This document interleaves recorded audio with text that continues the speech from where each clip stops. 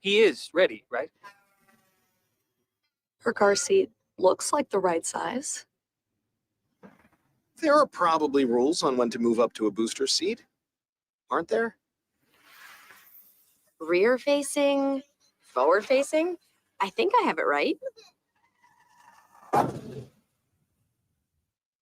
Car crashes are a leading killer of children 1 to 13.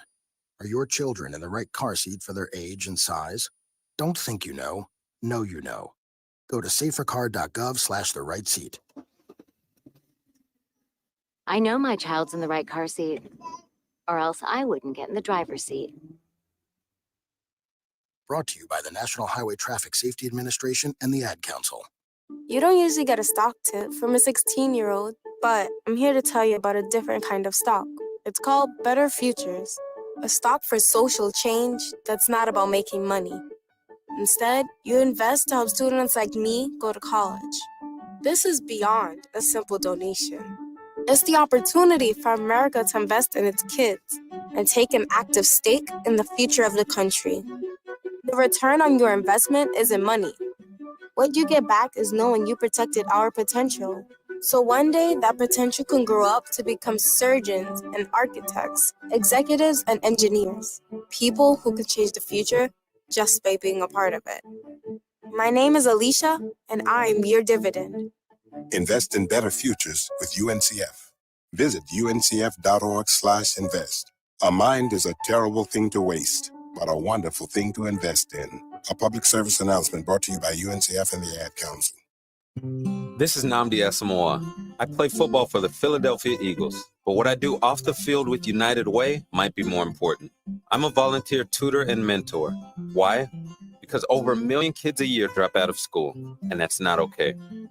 It takes 12 years to create a graduate, but it takes about the same time to create a dropout. And the difference between a child becoming one or the other could be me, or it could be you. Studies show that if we get to these kids earlier, their chances are better. And kids who read well by 3rd grade are more likely to graduate. So join me in United Way. Suit up and take the pledge. Become a volunteer reader, tutor, or mentor. Because when a child succeeds, we all succeed. Give, advocate, volunteer, live united.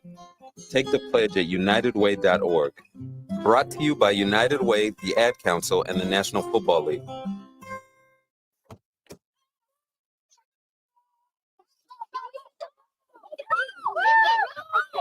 They'll challenge your authority. They'll try to break your will.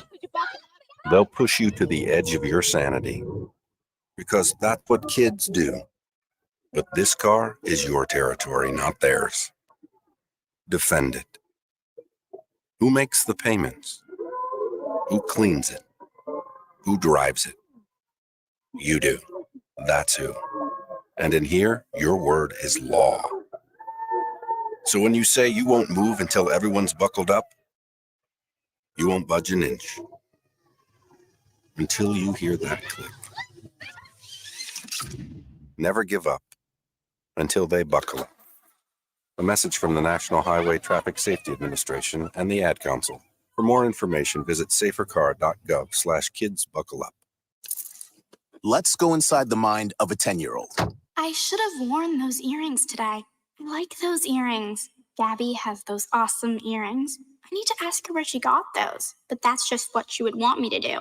I'll have Michaela ask her for me. Buckle up, Sarah. Yeah, but then Michaela will be like, why don't you just ask her yourself? That's just like Michaela. Sarah, buckle up. Michaela's such a great name. I wish I was called Michaela. There's like a dozen Sarahs in my class. Hey, we're not hitting the road until you buckle up, honey. Oh yeah, seatbelt. I forget sometimes because my brain is like busy, you know? I wonder if there's pizza at school today. Sometimes it can be tough to get through to your kids, but it's not impossible. Always make sure they're wearing their seatbelts, even on short drives. Remember, you have the keys, you have the power. Never give up until they buckle up. A message from the National Highway Traffic Safety Administration and the Ad Council. Visit safercar.gov/kidsbuckleup for more information. Take a look under your bed. Find stuff under there? What about jobs? No? Now try your basement. There's a pair of overalls that overall you're not so into anymore. A perfectly good laptop that hasn't sat in your lap in months. And even more stuff, but still no jobs? Well, you really have both. See, stuff is defined as household articles considered as a group. Sometimes this stuff is no longer needed. Wait, no longer needed? That can't be right. Because remember those jobs you were looking for? Those are really needed. And they're the stuff inside your stuff. Even inside that winter coat that moved with you to Phoenix. Our job is to unlock those jobs. And it starts when you donate your stuff to your local Goodwill. Here's how we do it. When you donate to Goodwill, we sell your stuff to provide job training for people right here in your community. So just by teaming up with Goodwill, you help create jobs. And isn't that worth parting with the leftover guitar from your 80s cover band? Goodwill. Donate stuff, create jobs. Find your nearest donation center at goodwill.org. A message from Goodwill and the Ad Council. Dear John, I was hoping it wouldn't come to this, but you've left me no choice. I'm leaving. Uncontrolled high blood pressure is really serious, and lately you seem to really not care. I've been there for you since day one, and I know you think I'm gonna keep ticking, but no, my friend, I can quit whenever I want. Why can't we get back to the good times, when we were more active and ate more healthy foods, and you checked on me every once in a while? Is that too much to ask? I don't want to leave, but unless you stop ignoring me, what else am I supposed to do? Remember, when I quit, you quit. Sincerely, your heart. Listen to your heart. Don't let it quit on you. Doing the minimum to control your high blood pressure isn't doing enough. High blood pressure can lead to a stroke, heart attack, or death. Get your blood pressure to a healthy range before it's too late. Find out how at heart.org/blood pressure. Check, change, control. A message from the American Heart Association, the American Stroke Association, and the Ad Council. It's the Worldwide Sports Radio Network. Haason Reddick requests a trade from the New York Jets. Colin Kaepernick says he still wants to make an NFL comeback. And the NFL likely won't suspend Rashee Rice before the season. And much, much more for a little bit later. Sports Loudmouth.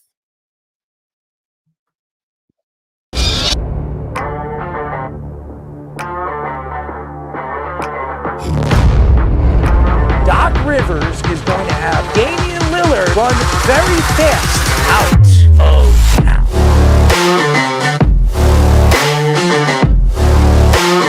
Does he help them win? You're under 500. Aaron Judge helps the Yankees win. You're paying the player $300 million. You better be sure that guy's going to help you get over the hump.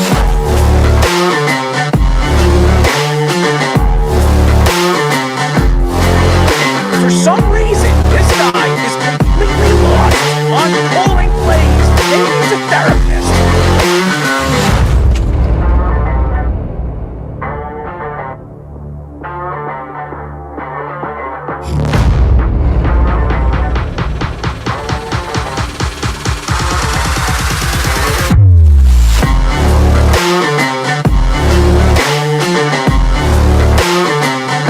Did you see Lamar Jackson cry to the referee? No, he didn't.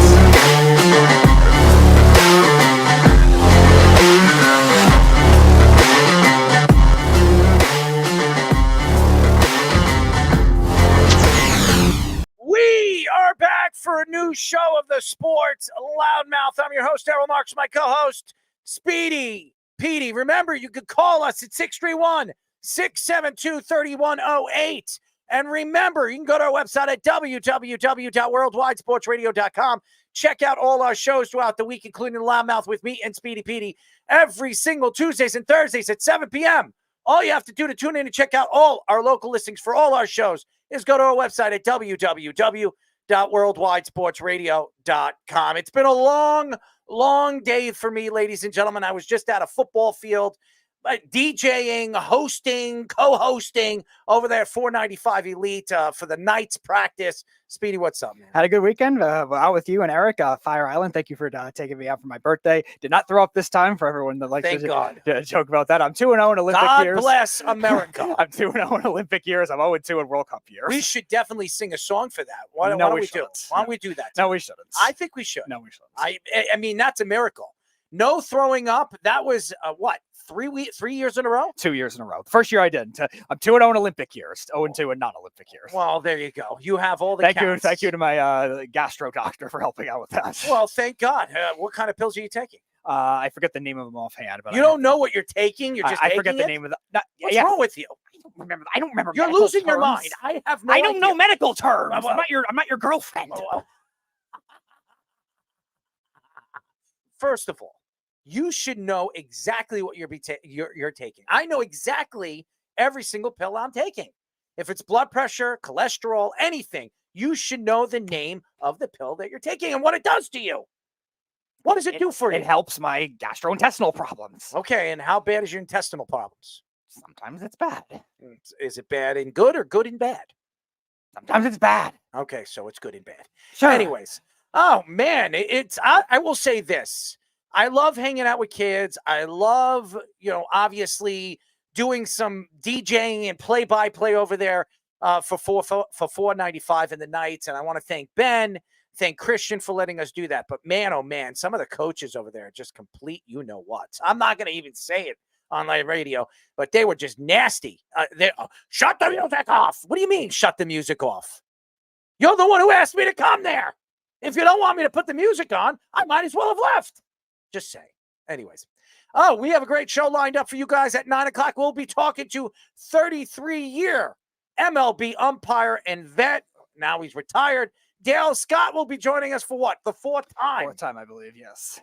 And at 9:30, we'll be talking to 3-time Super Bowl champion running back Kenjon Barner. We love Kenyon. Our fellow Swiftie. Yes, our fellow Swiftie. And we'll have him on. I know he knows how to dress. We enjoy each other because we like, dressing and going to the same places to shop. So looking forward to getting Kenyon on the show. But why don't we get into it? Because the New York Jets are the lead story right now here in the NFL. The NFL Network's Ian Rappaport reports that Haason Reddick officially requested a trade from the New York Jets. The Jets told Reddick they are not going to trade him, and he will keep being fined if he doesn't show up to practice. Yahoo Sports reports that Reddick could hold out into the regular season like Chris Jones did last year with the Chiefs. Colin Kaepernick says that the Jets continue to prove they don't know how to deal with crap. Boomer Esiason says that the Jets should add Reddick in a potential Davante Adams trade. Reddick has been asking for a contract between $25 and $28 million per year. First of all, for all the Jet fans out there on social media attacking Joe Douglas, this is Joe Douglas's fault. It's all because of him. Joe Douglas took a shot on this. Shot in the dark. And Haason Reddick sat down with the New York Jets and had a conversation with the New York Jets before the Jets made that trade. The Jets traded a third-round draft pick, and depending on if Haason Reddick plays a significant amount this year, it could turn into a second-round draft pick. Haason Reddick has not shown up to camp, has not shown up to OTAs. Obviously, the New York Jets look like a bunch of fools. They probably do. But that's not Joe Douglas's fault. He took a chance. And if Haason Reddick played this year or does play for the Jets this year, it makes their defense that much better. Now, I listened to Josh Silverberg the other day, and he mentioned Bryce Huff. If they weren't going to sign or trade for Haason Reddick, they should have just signed Bryce Huff. Bryce Huff, obviously, was not a guy that Robert Saleh believed that fit his defense. He was a third down defensive lineman. He barely played all three downs. Haason Reddick is a triple threat. He can play all three downs, even a fourth down. He's that type of player. They're two different players. And I know most Jet fans were excited when Haason Reddick was traded to the New York Jets, including yours truly. So I'm not going to sit here and cry about it that Haason Reddick is sitting out and moping that he doesn't have a new contract. What I do know about the New York Jets is the Jets organization for years have made terrible moves, and it's turned into turmoil. Turmoil for the organization. Does this turn into turmoil if the Jets can move Haason Reddick and get back a third-round draft pick? Probably not. If the Jets can get a third and a fourth, they win.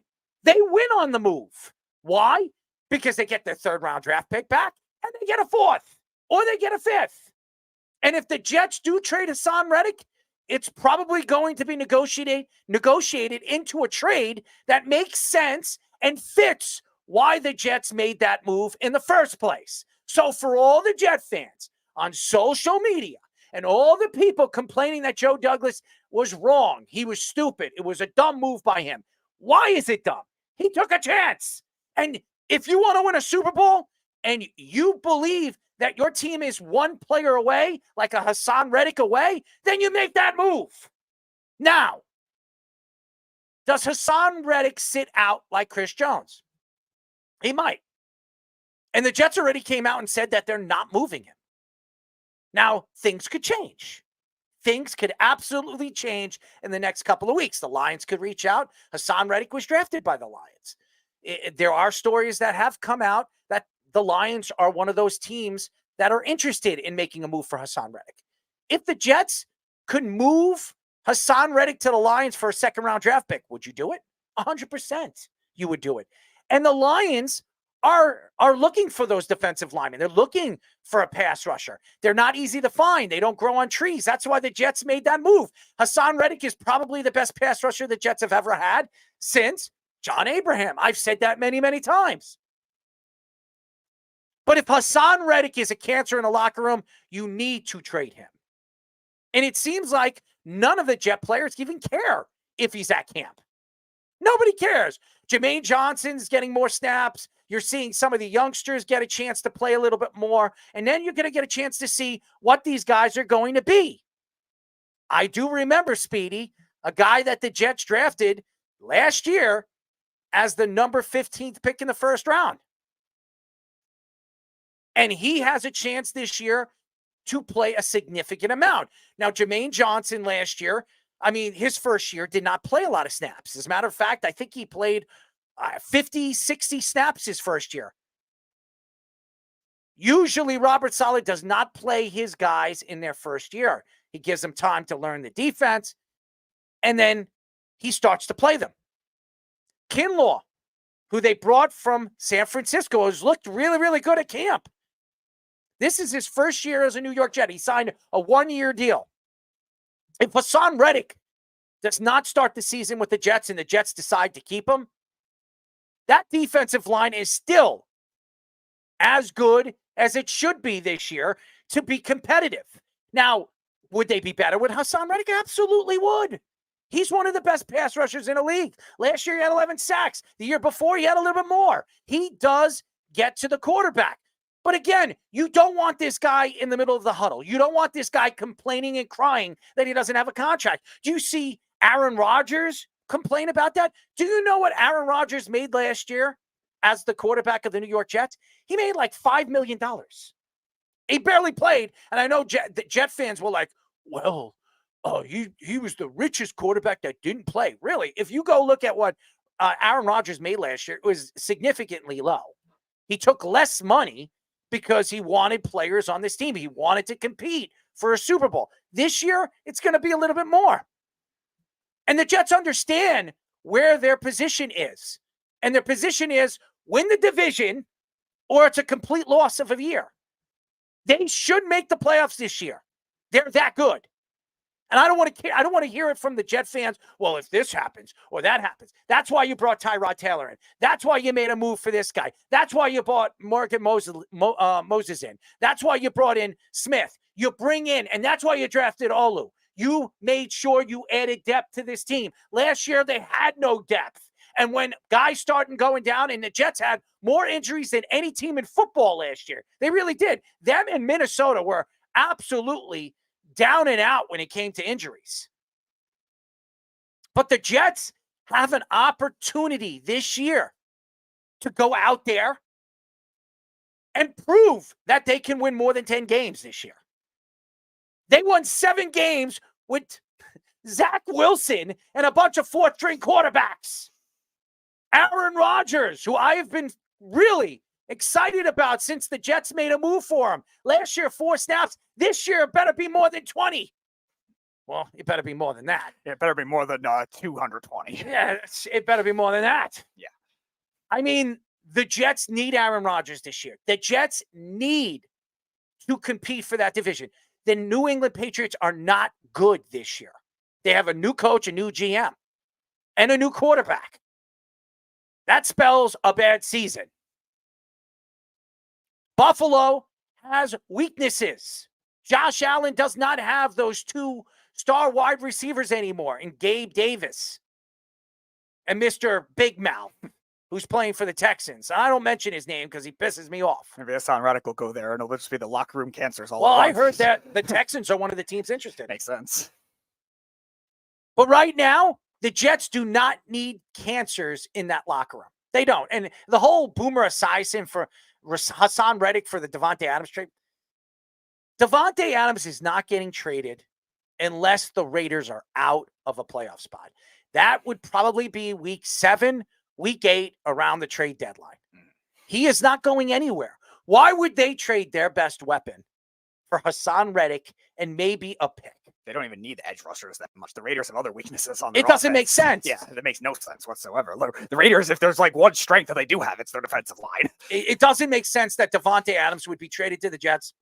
And there were stories coming out from the Raiders camp that they're not moving Davante Adams right now. They have no interest in moving him, which tells me they're going into the season with the roster that they have, including the Jets, with or without Haason Reddick. Why is everybody crying about this? Why is this a conversation? He's not Darrelle Revis. He isn't. He is not a guy that was really a Jet from the beginning and a Jet at the end. This is a guy that came to the Jets because he told the Jets to trade for him because he was going to play out his final year of his contract. He came out and said that. And Joe Douglas and Robert Damn Saleh believed him. Shame on the Jets. But that's not Joe Douglas's fault. He took a chance. You take chance to win championships. Look at all these teams, all these successful teams in the past, all these years of successful champions. You look at the NBA. You look at Cleveland, losing LeBron James, burning his jersey, never believing that he was going to come back. And then when he became a free agent, he goes back to Cleveland and wins a championship. Who would have thought that? Now that Haason Reddick does not, and that has nothing to do with trading for, Haason Reddick. I'm just saying, Haason Reddick is not LeBron James. He's not. He's a great pass rusher. He's not Micah Parsons. He's not a guy that I'm going to complain about where, oh my God, we don't have Haason Reddick. We're not winning a Super Bowl this year. We're not making the playoffs. They didn't have Haason Reddick last year. He wasn't part of this roster. Yeah, they're not the main weaknesses of the Jets. The New York Jets are in position this year, still, without Haason Reddick, to be one of the beasts of the East. They are. How many teams have the talent the New York Jets have? Kansas City, as good as they are, and how many championships they won in a row, and they're going for a three-peat, their roster has weaknesses. Most of these rosters in the AFC have weaknesses. The Jets, what is the Jets' weakness? What is it? I'm just speaking, not as a Jet fan. Honestly, when you look at this roster, what is weak about the New York Jets? Their special teams is one of the best in the league. They have one of the best kickers, one of the best punters in all of football. They have a good wide receiving core now that they added Mike Williams, Garrett Wilson. They have a ton of guys. Their running game, adding Allen in the draft with Breece Hall, a 1-2 punch. They're going to be a train wreck. Aaron Rodgers, and now you have Tyrod Taylor backing him up. The offensive line has a tremendous amount of depth. What is there to complain about this team? The weakness of the New York Jets. There is no weakness. Oh, there is. Robert Saleh's coaching staff. That's it. Yes. That's it. His unwillingness to shadow Sauce Gardner. Damn Hackett. And four coordinators, guys calling the plays. It's not one, it's not two, it's not three, but it's four. Yeah, you saw how well that worked for the Giants last year when Brian Dable was exchanging play calls in the middle of the game to Mike Kafka and the quarterback coach. You saw how well that worked for the Giants offense. To me, if you're a Jet fan, you should not be complaining about what Joe Douglas did. You shouldn't. And if Haason Reddick does not play this year, to me, the Jets will move him at the trade deadline and get something back for him. If you don't get a third, you get a fourth. So you lose out. You get 2 fourths, you move up to the third if you want a player in next year's draft. Cry about it. Oh, we didn't sign Bryce Huff. You were never going to sign Bryce Huff. You got to pay other guys. Garrett Wilson's going to ask for money. Sauce Gardner's going to ask for money. Elijah Vera-Tucker, if he has a good season, is going to ask for money. Eventually, Brees. But I don't think the Jets are going to bring back Brees. If there's anybody that the Jets are not going to bring back, it's Brees Hall. Because they have a 20-year-old running back that plays just like him.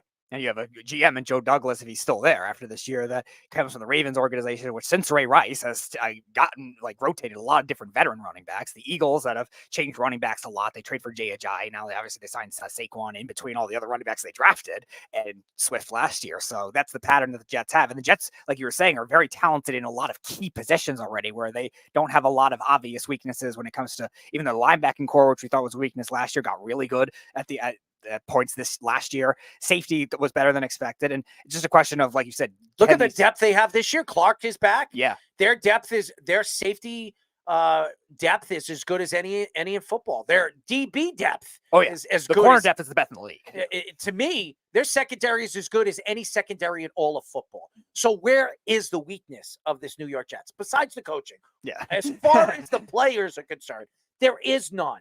There is no weakness to this team. That's hard to say about practically every single team in the AFC. Dolphins have weakness. Yeah, the Dolphins have a whole front seven weakness. Buffalo has weaknesses. New England. Yeah. Pittsburgh. Every single one of these teams. Baltimore. Every one of these teams have weaknesses. I'm going to tell you this right now. Besides the coaching, the Jets don't have a weakness. So losing Haason Reddick, if he decides to play, doesn't play, is it going to really hurt the Jets? For all you Jeff fans out there, and I'm not saying Jets, Jeff fans out there who come out and tell me, oh, look, Joe Douglas is an idiot. Look what he did. He lost the third round. Yeah, Jeff, tell me this. Is it going to make a big difference if the Jets have him on this roster? They don't have him on this roster this year. The answer, no, it doesn't. Because there's also no guarantee that he was going to, schematically. Even if he comes back this year, he missed OTAs, he missed practices. What is he going to do? How are the Jets benefiting off of him? How is any team benefiting off of him if he gets traded? He just missed practically all these OTAs, all these practices. That's a significant amount. Right. And that's why I think the Jets are saying they're going to have to ride this out because you're not going to get any value trying to trade him again for the second time. Because this is more of a Haason Reddick issue than it is with the Jets trying to take him on. The Jets took him on at a price that was attainable too. Okay, you have to give a conditional draft pick in 2 years. Okay, fine. It might become a second round pick, but that's only if he played well. So it's going to be a third round pick in 2026, which the Jets could get compensation picks for that back as well. So it's not a Jet issue as much as it is a Haason Reddick issue. This isn't with a lot of these other players that the Jets have had issues just maintaining and keeping them happy in the past. Keith, I'm not talking about you. I see you writing all this stuff and you say, I'm not talking about you, Errol. I guess, LOL. But again, we haven't read off any of your stuff. We're starting the show late. I want to apologize to all the fans. We were at an event doing play-by-play and DJing for the 495 Elite Nights. Very happy to fill in and do the things that we do here in New York and Long Island to be representing a very big organization like we do, and an organization that really represents the best in Long Island football. We're very happy to do that. So, but again, going back and finishing up with the New York Jets, I know everybody listens to Colin Cowherd. I know everybody watches Boomer Esiason and Gio, Boomer and Gio in the morning. To me, these guys are just trying to stir things up. And Colin Cowherd, the fact that he comes out and throws the Jets under the bus, weren't you the one that told the Jets to draft Sam Darnold? Oh, yeah. Weren't you the one that said Sam Darnold is going to change the game? Mm-hmm. That he is going to be one of the best quarterbacks to ever be drafted, not only from college football, but from USC, from all the crazy garbage that's come out when it comes to quarterback plays from USC. One of them, and Caleb Williams, who's coming from the USC Trojans, I think he's going to be the best one. There's no question. But nevertheless, you're the one who told the Jets to draft Sam Darnold. Who's stupid now, buddy? You're the dumbass. Yeah, he was the second biggest Sam Darnold. Where is Sam Donald right now? He's going I to start. rest my case. He's going to start for the Vikings because now JJ McCarthy's hurt. So Not that's fine with surprised. that. And you know what's going to happen with JJ McCarthy? He's going to lose his starting job because Sam Donald's going to win that job. Oh, don't worry. There's also the great Nick Mullins that's going to compete with that too. Oh, ooh, Nick Mullins. No more Josh Dobbs though, so we won't have that kind of fun with the astronaut meme. So we were having last year where Josh Dobbs beat the 49ers and all those other teams that were in playoff The contention. fact is, if any Jet fan's going to sit here and complain about the position that the Jets are in with this Haason Reddick, and again, I didn't want to speak about this today, but we're going to have to spit our feelings about it, and I'm going to spit it out because I'm a Jet fan. And for all the Jet fans that don't like this take, well, go sit on it because the facts are facts. Haason Reddick on this roster or not, the Jets should win more than 12 games this year. There is no excuses for this team and this organization. There is none. And for all you fans going to the practices and kissing ass, well, you know what? Now you got to put up and shut up, okay? I don't want to hear from the Jet players on social media. If we have this guy and we have that guy, we can win a Super Bowl. Well, now you have them. Yeah. Now you have them. Now let's see you win a Super Bowl. Before we go to break, Keith says that every team in football has a weakness. No, what we're saying, though, is the Jets don't have it obvious. The Jets' possession. weakness, the Jets' weakness is their coaching staff. Yeah. It's not even a question. The weakness of the New York Jets is their coaching staff. It's a fact. You go up and down that roster, there's no weakness of that team. Their secondary, their front seven is as good as any team in football right now, even without Haason Reddick. Their offense, the depth that they have with Mike Williams and all the players that they've drafted, the running back position, they have 3-4 running backs in there that are good, that could start on any other team or be a secondary running back on any other team. Their offensive line finally has more depth than they could use. So this team is stocked. Now they got to go out there and put up and shut up. Put up or shut up. That's what I mean. They got to put up. This is a team that has been always saying, well, we don't have this, and we don't have that, and we don't have this, and we don't have that. Now we have this, we have that, we have this, we have that. There is no excuse for this team, ladies and gentlemen. And for all you Jet fans out there in the middle of a season when the Jets go 1-5, and they better not go 1-5. No. But if they're 1-5, there is no excuse to this organization and team. It means that it's a crock. And all these Jet fans that have been all over the social media market saying Aaron Rodgers and this guy and that guy are going to take it to higher heights. Well, do it. When we come back, ladies and gentlemen, we will be talking to former 33-year MLB umpire Dale Scott. But first, our Sports Minute with Tommy Scopes. This is the Sports Loudmouth Sports Minute. Are you ready to get loud? With Tommy Scopes. Ladies and gentlemen, another week means another Sports Minute with the man Tommy Scoops. And getting straight into it, over in the NBA reveals in-season tournament schedule.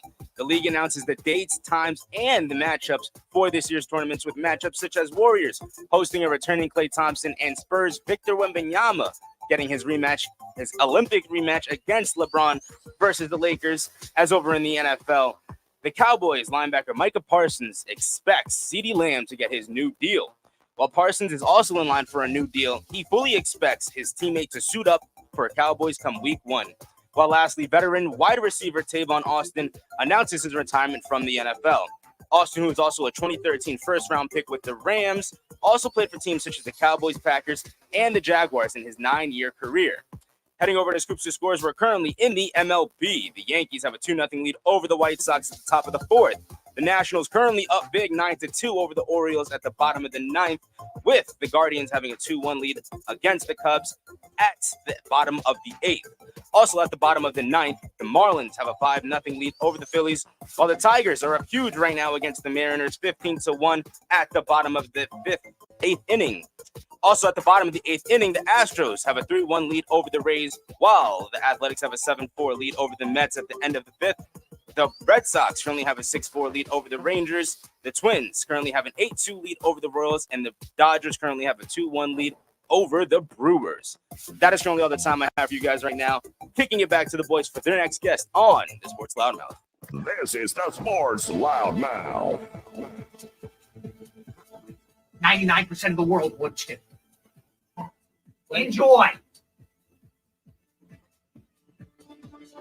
631-672-3108 is the number to call. You're listening to the Sports Loudmouth. I'm your host, Errol Marks, my co-host, Speedy Petey. Remember, you can go to our website at www.worldwidesportsradio.com. Check out all our shows throughout the week, including the Loudmouth with me and Speedy Petey every single Tuesdays and Thursdays at 7 p.m. All you have to do to tune in and check out all our local listings for all our shows is go to our website at www.worldwidesportsradio.com. Before we introduce our very first guest, go to Bovada, ladies and gentlemen, on our website, www.worldwidesportsradio.com. Hit the QR login link.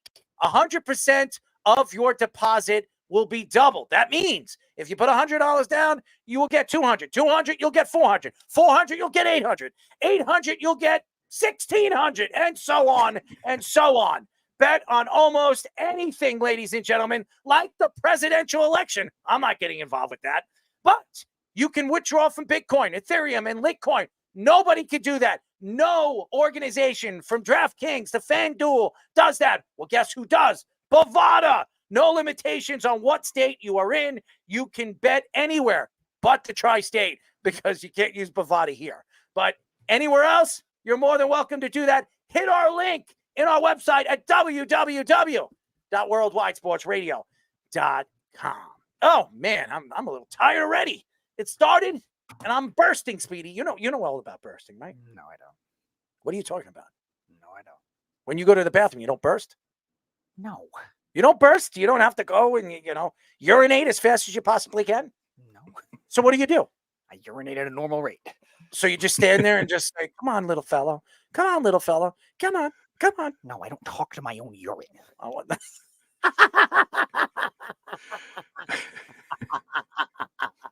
anyways, I don't want to scare off our guest. Please don't. Hey, listen, we had to stand out on the field for hours without taking care of our little fellow. So, I mean, it's, I can relate to all this. We're now talking to former 33-year MLB umpire, our friend Dale Scott. He's back and very happy to have him on. This guy has been one of the more known umpires throughout the years and very successful for 33 years in the major leagues. And we've had so many good conversations about his career. But I want to look at the league now as a whole with the new rules that have been implicated into the game. What rule do you like and what rule that you absolutely hate that the MLB has moved and implicated into the game? Well, that's a loaded question. There's a lot of new rules I like. A lot of these, the purists always talk about, there's no clock in baseball. Well, now there is. And I think for the most part, the players have adapted to it really well. The fans, for the most part, love it. And I think that has really enhanced the game, frankly, and taken out the dead spots that were kind of plaguing the game especially with, the attention span of people now with their phones and everything. It's pretty quick. So if you're going to develop more fans and try to build that base, especially with younger people, you need to have stuff going on. And I think baseball did that. So I applaud that. I applaud. There were several, not just the pitch clock, but disengagement. The pitcher can only disengage so many times, and all of that plays into it. And I think it's done really well. The rule that I don't like. I don't. One of the most misunderstood rules was the running lane and the batter runner and interference with the running lane. They did tweak that this year to make the running lane a little bit more, bigger. That you can be on the fair side of the foul line, which doesn't make sense, but the fair side of the foul line. And they've made it a little bit easier to understand, but it's still a confusing rule because it actually is there to protect the first baseman trying to catch the throw, which seems weird because everyone thinks it protect, or what it is a limit. What the rules there so you can eliminate the catcher, or usually the catcher, but not always, throwing the ball they have to make a true throw, whatever. But it's actually there because for the first baseman or the fielder that's fielding at first base. That one's a little tricky. That one's a little confusing to people. I think another one that's confusing that's been around forever is the infield fly rule. The infield fly does not have to be caught in the infield or by an infielder. It is, it's obviously a judgment call by the umpires as far as if a infielder with ordinary effort can make the play. And you can, it was really highlighted in that Atlanta playoff game a few years ago where you had, and it was called 100% correctly, but it looked very strange because you had a shortstop that went out. He faced up toward the infield. He was under it. And then right at the last minute was called off by the left fielder who did not make the catch. But the rule had been imposed because you had an infielder that was camped under the ball.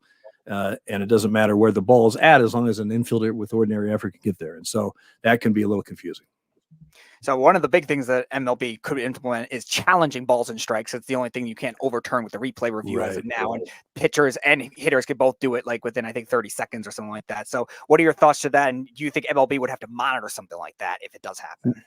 Well, the ABS, the automated ball strike system, ABS system, was used, in all of AAA this past season. It's been used in other leagues and stuff and AAA throughout the last couple of years as they've tried to fine tune it and all that stuff. But they use it almost exclusively this year in AAA. And until just a few weeks ago, they used it under if you had a 5-game series or whatever, 5 of the games would be with a challenge system and 5 of the games would be complete ABS, no challenges. The ABS system calls every pitch. And what they changed a few weeks ago is they said, okay, from now on, all the games are going to be ABS challenge system. And I think that's where they're going with this once they get it fine tuned and into the big leagues. Barring just a technical issue where they just can't get it to where they're comfortable with it, it is coming. Trust me. And I think one of the reasons it's coming, just getting off this challenge a little bit, just one of the thoughts is because with gambling now so prevalent from your couch right on your cell phone, on your app, on your Bovada app. On your Bovada app now. Come on. On your Bovada. Well, that's what I'm sorry. I meant to say Bovada. Yes, absolutely. A few years ago I couldn't say anything because I'd be struck down. I'm an umpire. I can't say that. Don't tell Pete Rose that. Or Shohei Ohtani's interpreter. Or Shohei Ohtani. With gambling so easy now to do, and you can basically bet every pitch or whatever, the plate work, all calls, but plate work, people want perfection. And as good as Major League umpires are, and that's, I'm sure some people will debate that, but as good as they are when they call hundreds of thousands of pitches in a year and have a 97, almost 98% staff-wide rate, that's pretty good. That being said, it's not perfect. I've got my misgivings on an ABS system. That's probably fodder for another day. As far as what you're asking about the challenges, usually, from what I've seen, pitch challenges are very fast. There's not that long delay of really the replay system now, the delays are not nearly as long as they used to be. Sometimes they're a little bit longer if you have to award runners with spectator interference or that kind of stuff that are a little bit more complicated. But a pitch delay is real quick. There's a challenge, boom, challenge, okay. Oh yeah, it's a strike, okay, boom, and they just go on. But it still will affect the game. I mean, you have runners at first and second, less than 2 outs on a 3-2 pitch, and they're running on the pitch. If the plate umpire calls ball 4, the catcher doesn't throw, it's ball 4, but now they challenge. Oh, it's strike 3. Okay, well, now you just had 2 runners that the catcher had no way to make a play on because, it's going to change things about the game. And replay has changed things about the game. So, just be prepared for that and ready for that. But I do believe the challenge system, if you're going to do a pure ABS or a challenge system, I think that's the way to go. How many challenges? I don't know. They got to work that out. Yeah, I do know that only, or at least at this point, only the catcher, hitter, or pitcher, I believe, can challenge it. You can't challenge from the dugout, and you only get very few challenges. So use them wisely. You keep them if you're correct, but use them wisely. But I think that's the best way to go because, quite frankly, guys, to call pitches at the major league level is a lot of focus and concentration. And if you're going to make a plate umpire go down on every pitch like he's going to call it, but he never does. He waits for the earpiece, for the eye in the sky to tell him what it is. But all of a sudden, when there's that glitch, and it doesn't happen often, but who knows? You never know when it may happen. If there's that glitch, he goes down and the pitch comes in, and they go, "Oh, it's yours." And you haven't called a pitch in 2.5, 3 hours and 8 innings, and all of a sudden, with the tying run on, they all of a sudden go, "Oh, we had a glitch. It's yours." And you go, "Whoa!" I mean, that's just not as an umpire that has done this for many years. That's not fair to the plate umpire to make him go through the motion without ever calling one, and then all of a sudden just dropping one on him out of nowhere. So I think let him umpire. Let the guys umpire. You have your challenge system, and then you can go from there. And of course, like anything else, if they decide there's 5 challenges a game and they say that's too many or that's not enough, as we get through, as we use the system, then you can tweak the rule a little bit. But I really think that's the best way to go if you're going to implement the system, is to have a challenge system. We are talking to former 33-year MLB umpire Dale Scott. He's been on a show before. It's been this is his 4th time on a show. We love having him on. He knows the game just as well as anybody. All the managers that we've had on in the game, especially some of the players that we've had, former and players in the league. I mean, Dale Scott has been in the game for 33 years. He knows the game really inside and out. But, Dale, there's a lot going on in the MLB right now. Obviously, we've heard that Rob Manfred is stepping down in 2025-26. They're going to be looking for somebody to fill in his spot. Thank God. That's one. And number 2, the money that is being divided out to these players now. We've seen Shohei Ohtani get deferred money over $700 million. Now they're saying Juan Soto can make something close to that. There are teams that are going to probably offer him that. He doesn't want to take deferred money. Do you believe in the next 5 to 7 years we're going to see the first billion-dollar player? Well, I wouldn't bet against it. I mean, the way media rights and everything go, and the way the money that's the only reason they can pay those amounts is because they're getting it on the other end with of course the TV deals stuff. yep. And spot right, exactly, and they call the shots. You see what just happened in the NBA with the media deal they got there, which was insane. But yeah, no biggie. So it wouldn't, I wouldn't bet against it. I wouldn't be surprised at all. My only concern about the money is just make sure it trickles down to the umpires. It's good. Here's my question to you. All right, there's a $1 billion player. Who right now that you've watched in the major leagues right now, take out Aaron Judge. I say Aaron Rodgers. I always do that. Aaron Judge, Juan Soto. Who do you think, and Ohtani, who do you think right now, what you've seen so far in the MLB, is worth $1 billion? Well, that's tough. I'm serious. If you were an owner of a team and say, you know what, I want that guy, I'm paying him $1 billion right now. Who would it be? Let me rephrase the question, because I haven't been on the field since 17, and I was only on there for 5 games. You still know the game just as much as anybody. I do, but I'm thinking about guys that I umpired that if they were playing in this day and age, would they be worth? Would they be worth something like that? In his prime, I think Ken Griffey Jr. Is somebody that could break that barrier. If he was there before he had his injury issues. I think that you look at guys like it's tough to think of this type of money for put back. Put the name in there, because I know you want to spit it out. Barry Bonds. Go ahead. Go ahead. Put the name You know, I out didn't. there. It's funny. I didn't have Barry a lot because I came up in the American League. It was the National League, and then had him in San Francisco once he was doing it both. But yeah, I mean, let's be honest. That's somebody that you could put on there. F you, Bud Selig. I'm just telling you, he's got. But again, this makes me sound like the old man. I walk to school uphill every day. But I remember when You can be my bus driver, Dale. Don't worry. You've never seen me drive. I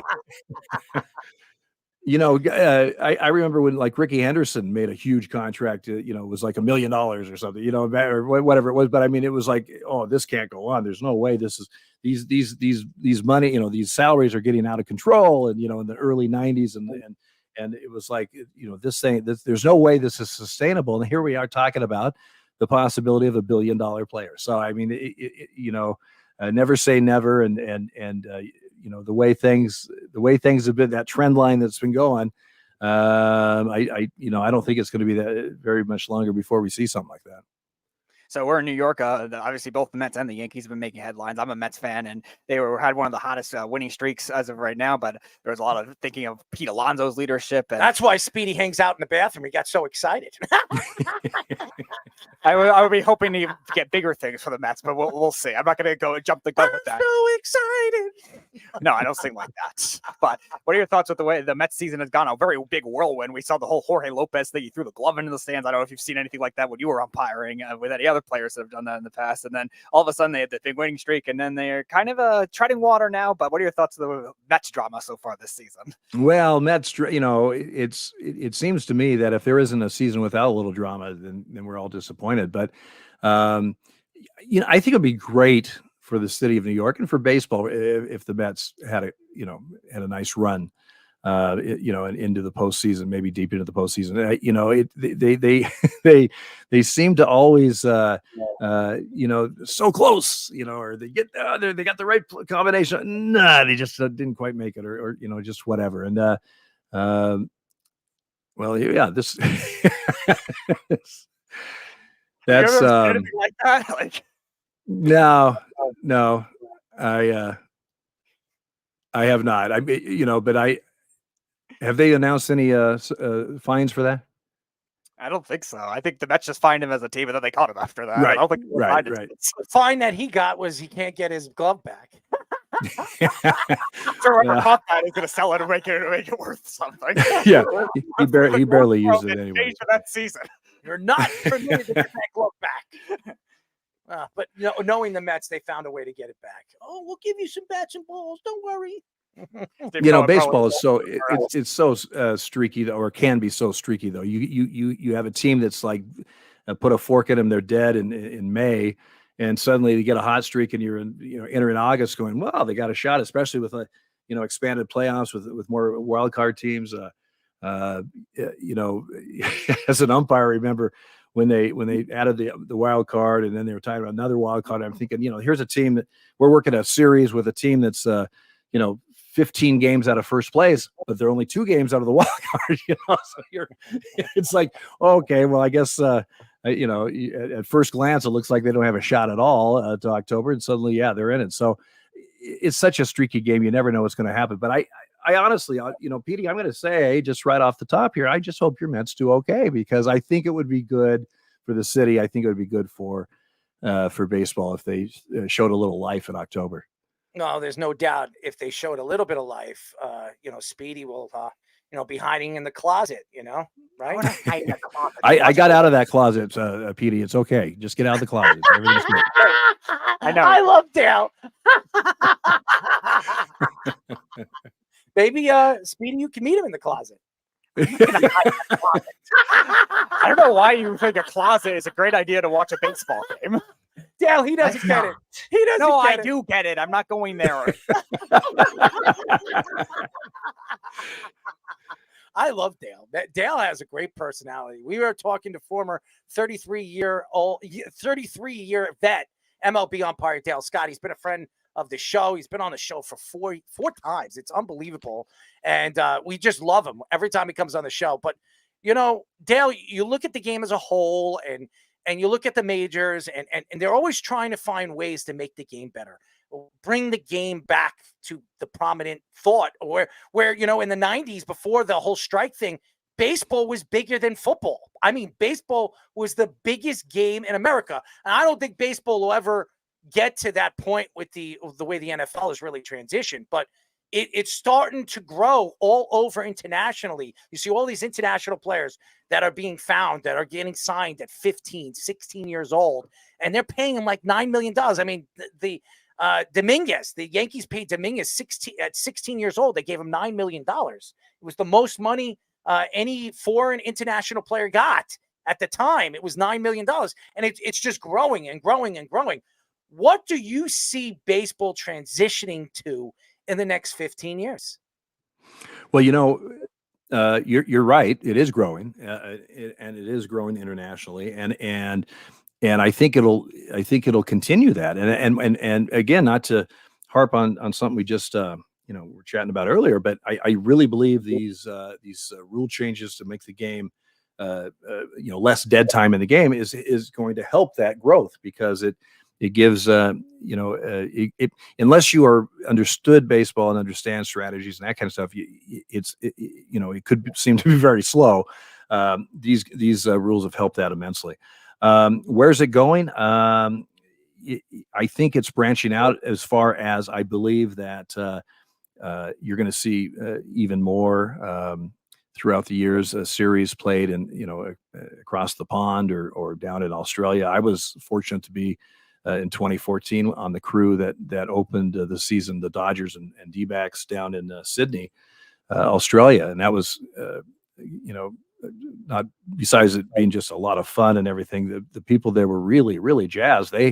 Baseball's very popular down there and is growing immensely, and we're seeing Australian players, a few of them making it to the big leagues. So that was fun to see. That was 10 years ago when I was down there, but they've been to London. They've been down to Mexico. I think as the game grows, as we go forward, I think you're going to see more of that. And I think it's a good outreach for the game, for people to learn it and enjoy it. So I know one of your stories, obviously you being the first umpire that coming out as gay. You mentioned it in your book as well, and we had a conflict with that over the weekend with Jaron Duran. He slurred something, and there was a lot of controversy. The Red Sox suspended him, but have you dealt with that? Obviously, experiencing that in your career as an umpire, and what do you think the MLB and the Red Sox should do with him? Well, I applaud the Red Sox for jumping on that pretty quickly, and reaching out to the community and saying, hey, listen, we don't approve of this, and this should not have happened. I think he seemed very contrite and remorseful, from what I've read. Like that. And I'm sorry, well, yeah, and you know what, you're right. You're right. They're vicious. They come from families that are disgusting. They raise them like that, and then they look at you because you're different, and they're going to correct themselves, because if they don't correct themselves, they're never going to play baseball again. That's the only reason why he was remorseful. Well, and I take your point. Absolutely, time will tell on that one. But I have seen situations where it went beyond the veneer of, oh, I'm sorry, I didn't mean to do that. They actually tried to show how much here's the thing though, guys, and you see this down, especially young boys, men in their teens or whatever, that, I mean, just a common put down, not thinking anything of it as, oh, you're so gay, or you're such a F, the F word. And it was almost like, and I think finally, well, not finally, I'm hoping that people understand that that's just not a throwaway word that it's it's just not a good thing to be saying that. And you never know. The thing is, I heard it all the time. Not directed at me necessarily, but I've heard it, and of course, this is before I was out to them, publicly, in locker rooms or wherever. And I've got pretty thick skin. I'm an umpire. I can take some shots, but after a while, it just kind of gets to you because you understand that even though they may not actually, they may be a good friend of mine or somebody I worked with, but they didn't know at that time who I was. And if they found out, they would have been mortified of saying that. Now, does it mean they will never say it again in other situations? No, it doesn't. But maybe it puts something in their mind that says, guess what? That's not acceptable anymore. Personality, we shouldn't do that anymore. Like, for instance, Dale, I hang out with my boys. Okay, I hang out with my friends, and we hang out. When we're one-on-one, I'll say some crazy stuff, but I'm not going to go out in public and say it. Like, I say a lot of crazy stuff. Speedy would tell you I'm one of the nuttiest people you'll ever meet behind closed doors. I'm just one of those awkward people. But when I go out in public, I'm not going to go out there and put anybody down with ethnicity, their any kind of views of their religion or any of that crap. I don't care if you're into men, women, into dogs. I could care less what you do behind closed doors. It doesn't matter to me. That's what I say. As long as you're in public, you act like a normal person. Who cares what you are? Okay, I look at it completely different than everybody else. And then you see these professional athletes. They say these things, they say derogatory things, and then they come back because they're making millions and millions of dollars. And if they don't correct themselves, they're never going to play baseball. They're never going to look what they're doing to Bauer. Look what they're doing to that guy. Look what they're doing to that guy. This guy, yeah, he made mistakes. He's made a lot of mistakes. Ohtani bet on baseball. I don't care what anybody says. He bet on baseball. He did. Pete Rose is not in the Hall of Fame, and Ohtani's still playing baseball, making $70 million. How is that fair? Are you going to tell me how that's fair? Because baseball, all they do, and just like professional sports, all they want to do is protect their players. They don't want to protect the people around them. They don't want to protect the people that they hurt. All they care about is the players that are putting money in their pockets. And that, to me, is disgraceful. And I don't want to hear it from the players. As far as I'm concerned, for any player that says something like that out in the open and say that, he should have been suspended for the season. He should have been like, you're not playing for the rest of the season. That was despicable. That's disgusting. It's like putting your hands on a woman and beating a woman. Domingo Haman. That, to me, is as disgraceful as hitting a woman. He just got reinstated, too. I think the Pirates just called him up. I think that's disgraceful. When you look at Kyrie Irving, look what he did. The anti-Semitic views. Look at the NBA. Adam Silver runs the league. He's Jewish. And he let this man put down Jews and say, hey, you know what? The Holocaust didn't exist. Blah, blah, blah, blah, blah, blah. It's disgusting. It's disgusting. And the only reason why Kyrie Irving's still playing, because he's a superstar. If it was me or you, look at that kid who was betting on Porter. Look what happened to him. Look what happened to that kid, because he's not a superstar player. He's banned for basketball for life. How is that fair?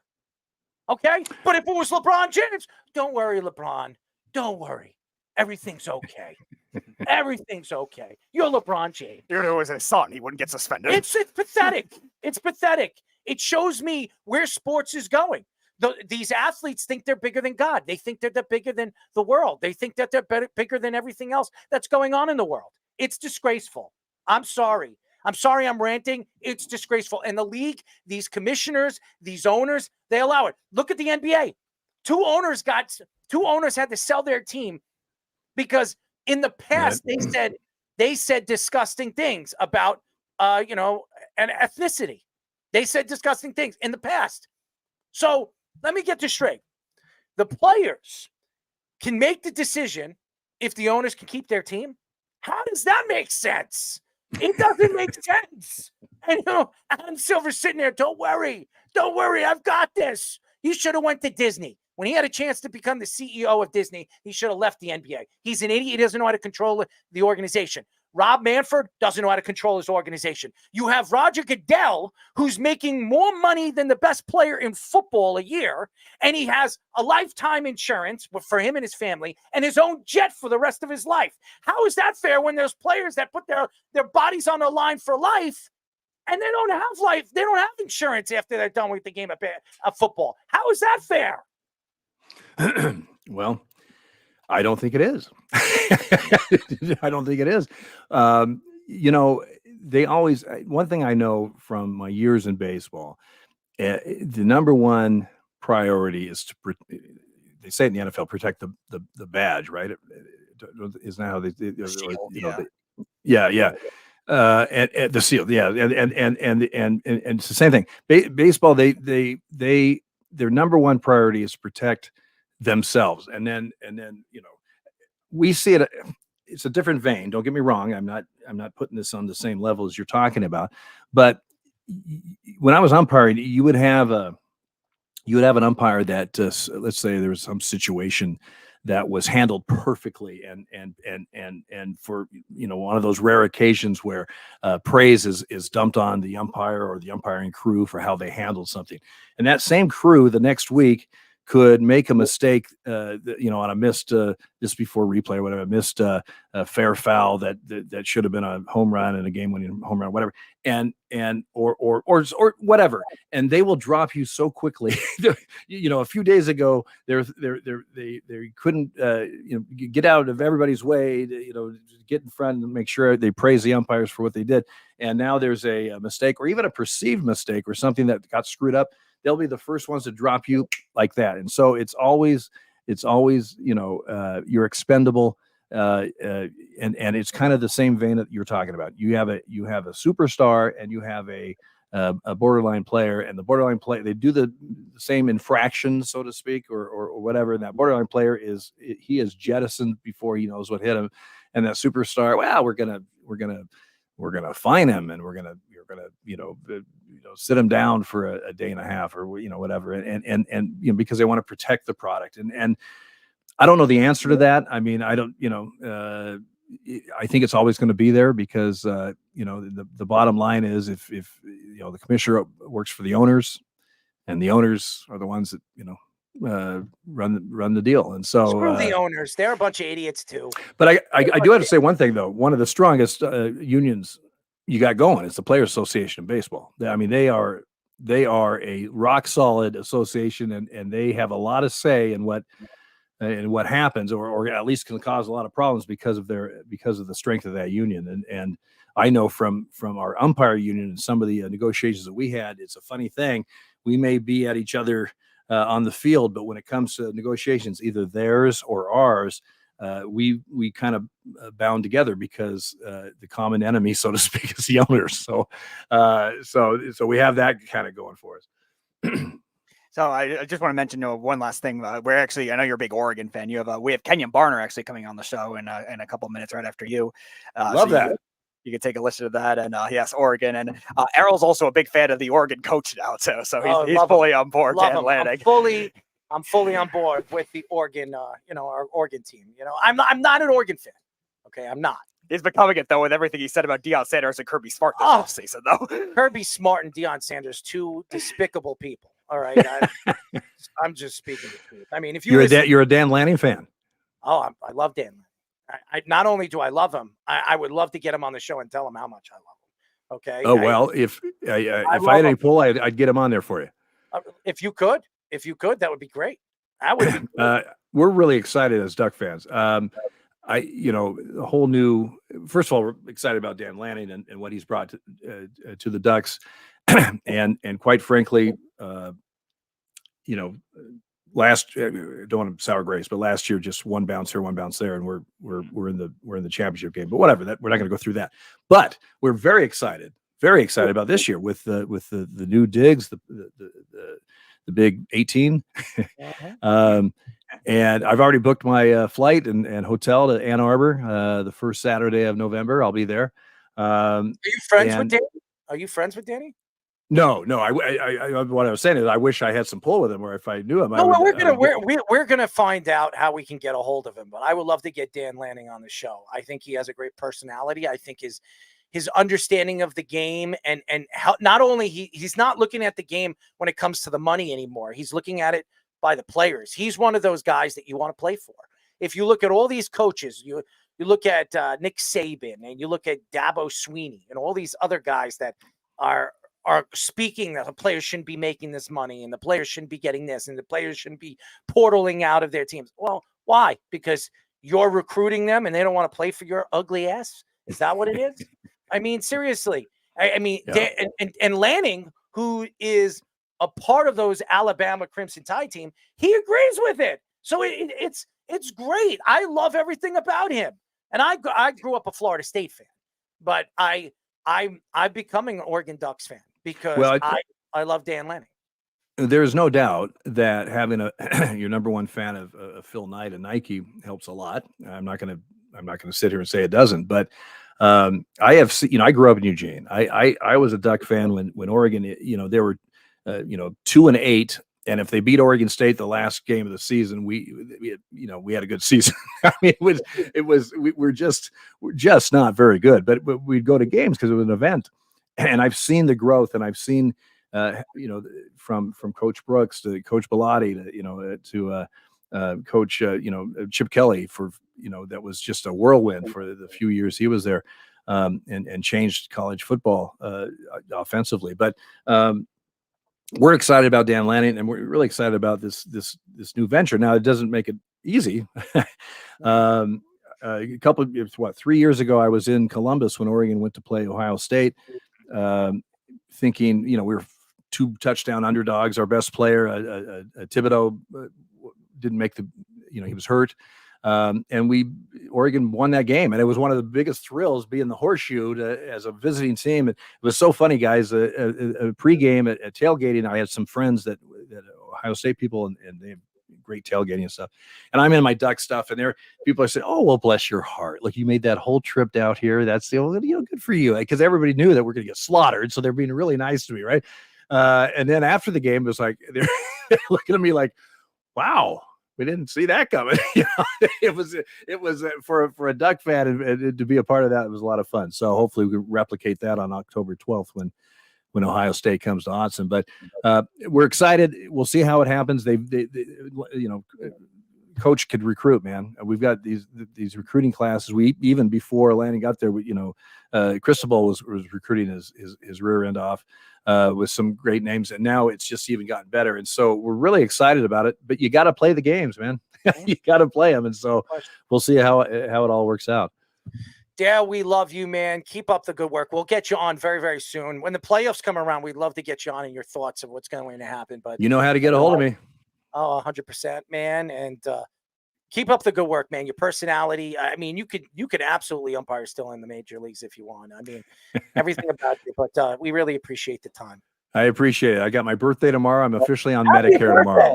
Happy birthday. Speedy, you better sing to him. Ready? Here we go. A 1, and a 2, and a 3. Happy birthday to you. Come on, let's go. Happy birthday to you. Being like you're out of a closet, right? Birthday, dear Dale. Happy birthday to you. He's saying that is a very unique rendition. Thank you. If I sang that in the closet, it would not sound that clear. Oh, damn. Hey guys, thanks again for having me, and you know how to get a hold of me anytime. Oh, thank you, Dale. Dale Scott, fantastic. Always, we love Dale. He's fantastic. Great personality, knows his baseball, and he knows how to have fun. It's sports radio, and I want to let everybody know something, because I don't think people understand. It's entertainment. You have to entertain people. You can't sit there and go, da, da, da, da, da, da, da. This is what I talk about. Da, da, da. It's boring. All those podcasts out there, I just want to let you all know that is garbage. That doesn't sell to the public eye. And if you want to watch that, good luck. I'm not going to sit there and watch your crap. You have to entertain people. And to get great guests like that and a person that brings out his personality, that's stuff you want to hear. And it's not, oh, you just said that? I can't believe you just said that. I mean, Speedy, you did get caught in the closet. You know? I did not get caught in any closet. You did. You I don't know where you get this You're idea. a little lost in the closet. You get lost in a condensed space. That seems pretty hard to do. It seems pretty hard to do, unless you're in the world's tallest closet and you're trying to climb and go through like a maze. Would you climb in somebody's closet? I mean, if it's like an escape room, it might be interesting. Besides that, I don't think so. I don't think 99% of the world would too. There's really no purpose besides that. I mean, you have to give some intrigue to it. Oh yeah, what kind of intrigue? I said like an escape room. If there's like dark places. I don't mind it. I don't mind it. No, I've never been afraid of the dark. How about dark holes? You like dark holes? Maybe, I don't know. Again, if there is some level of intrigue to it, I will be on board with that kind of I'm thing. sure you will. But otherwise, if I'm just gonna just enter a dark hole and just sit there, there's no purpose. Why not? It's sitting there is the best part of it. No, it's not. Why not? Because you'll get bored. No, you won't. If you're sitting in a all right, let's say a dark hole in a at night in the ground, eventually you're gonna get bored. No, I wouldn't. Okay, I guess you have a better level of entertainment value with that. What you could bring, I suppose. We are still waiting for 3-time Super Bowl Yes. champion running back Kenjon. Kenyon. Kenyon. I know his name. I always call him Kenjon. Yes. Yeah, he said he was stuck in traffic. He was running a bit late. Don't worry, we'll have him on. But we still have a lot more to get into before we have Kenyon on. I do want to get into the Colin Kaepernick story. Colin Kaepernick told Sky Sports that he still wants to play as an NFL quarterback. Kaepernick has been out of the NFL since 2016, but says he still is pushing and training. He added that it will take a lot for these NFL owners to open up. He added that he would be interested in joining the Olympic flag team in 2028. Many players and coaches, including Jim Harbaugh, mentioned there has been collusion against Kaepernick that was unfair and should have had, he should have had a job years ago. Kaepernick is 36 years old and will be 37 in November. Could you imagine that? You've been out of football as much as he has. He left football at the age of 30, 29. Yeah. I mean, listen, I'm not saying Colin Kaepernick was right for what he did. Okay. Because I could go back and forth on why he did it and the reasoning behind it. Okay. I don't think Colin Kaepernick is all there personally. I don't know him. I've never interviewed him. I would love to interview Colin Kaepernick. I really would, because I would like to know what he's thinking in his head when he shouldn't be thinking it in his head. But what I could tell you about Colin Kaepernick personally is what the NFL has done to him is wrong. And they threw him under the bus. There were other players that were kneeling. Why aren't they suspended? Why aren't they kicked out of football? He started it, so you're going to treat him like that? It's not fair. I'm just speaking the truth. If I was an owner of an NFL team, this is the truth. And I'm not saying Colin Kaepernick was right for what he did. I would never say that. But listen, there were other players doing the same thing he was doing. They all have jobs. They're all still playing in the NFL. Why is that fair? Because he was the first to do it. There were other players that have done it in the past in the NBA. Some of them never played basketball again. Now, isn't the world, we live in the United States, the USA, freedom of speech? Isn't that what is said? You're allowed to say what you feel. You're allowed to believe what you want to believe. Again, I'm going back to Colin Kaepernick.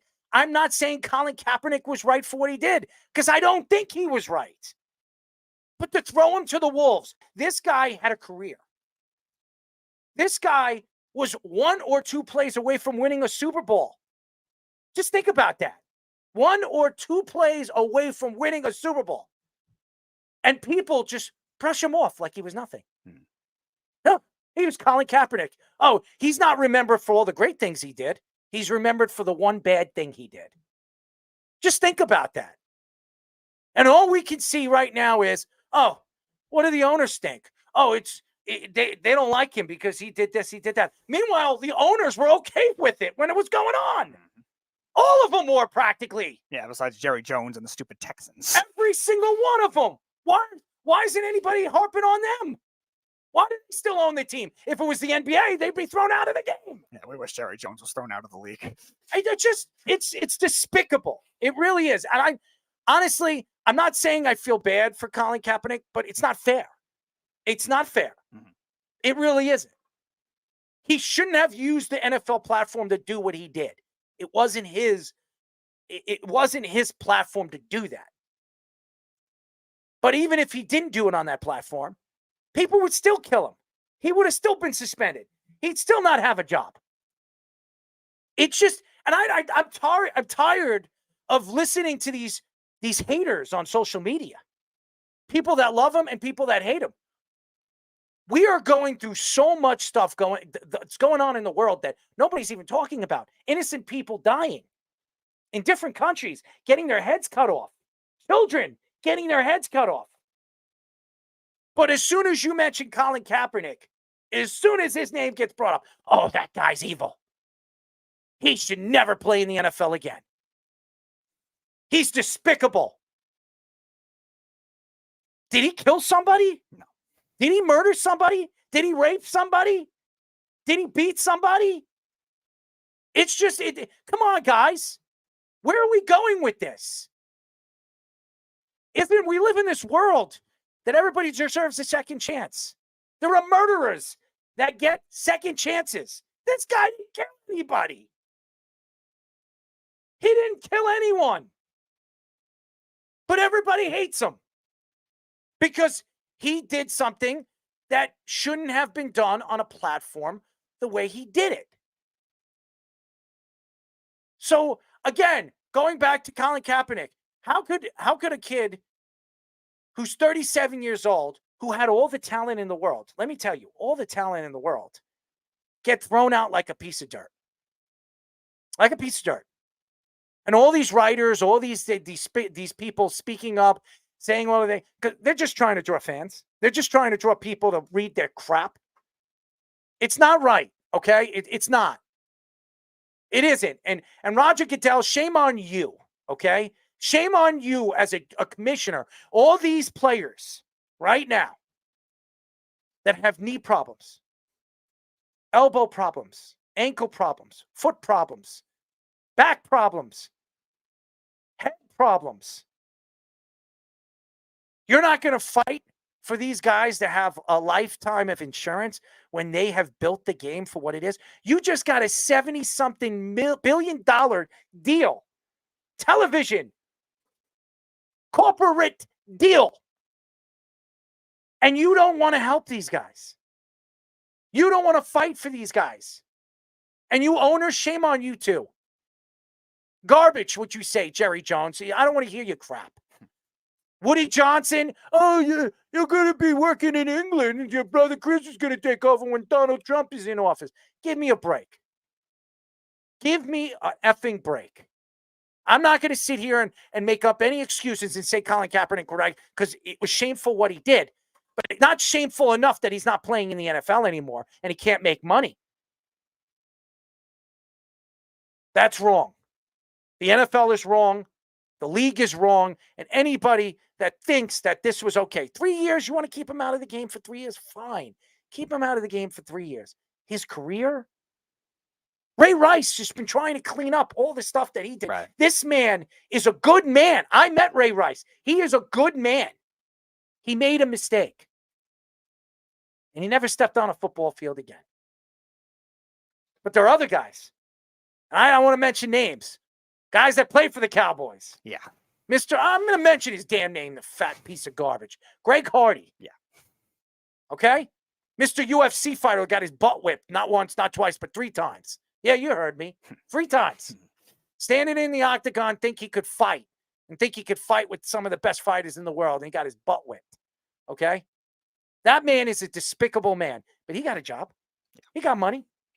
Millions and millions of dollars. From who? The great Jerry Jones. Mm-hmm. And there's plenty of other domestic violence cases in the league, too. And we were just talking about it with Dale Scott, too. Like the selectivity of the MLB with Trevor Bauer. Now, I'm saying what Colin Kaepernick did and Trevor Bauer did are 2 different things, obviously. Trevor Bauer should have a job. I'm not advocating for what Trevor Bauer did. But Trevor Bauer should have a job right now.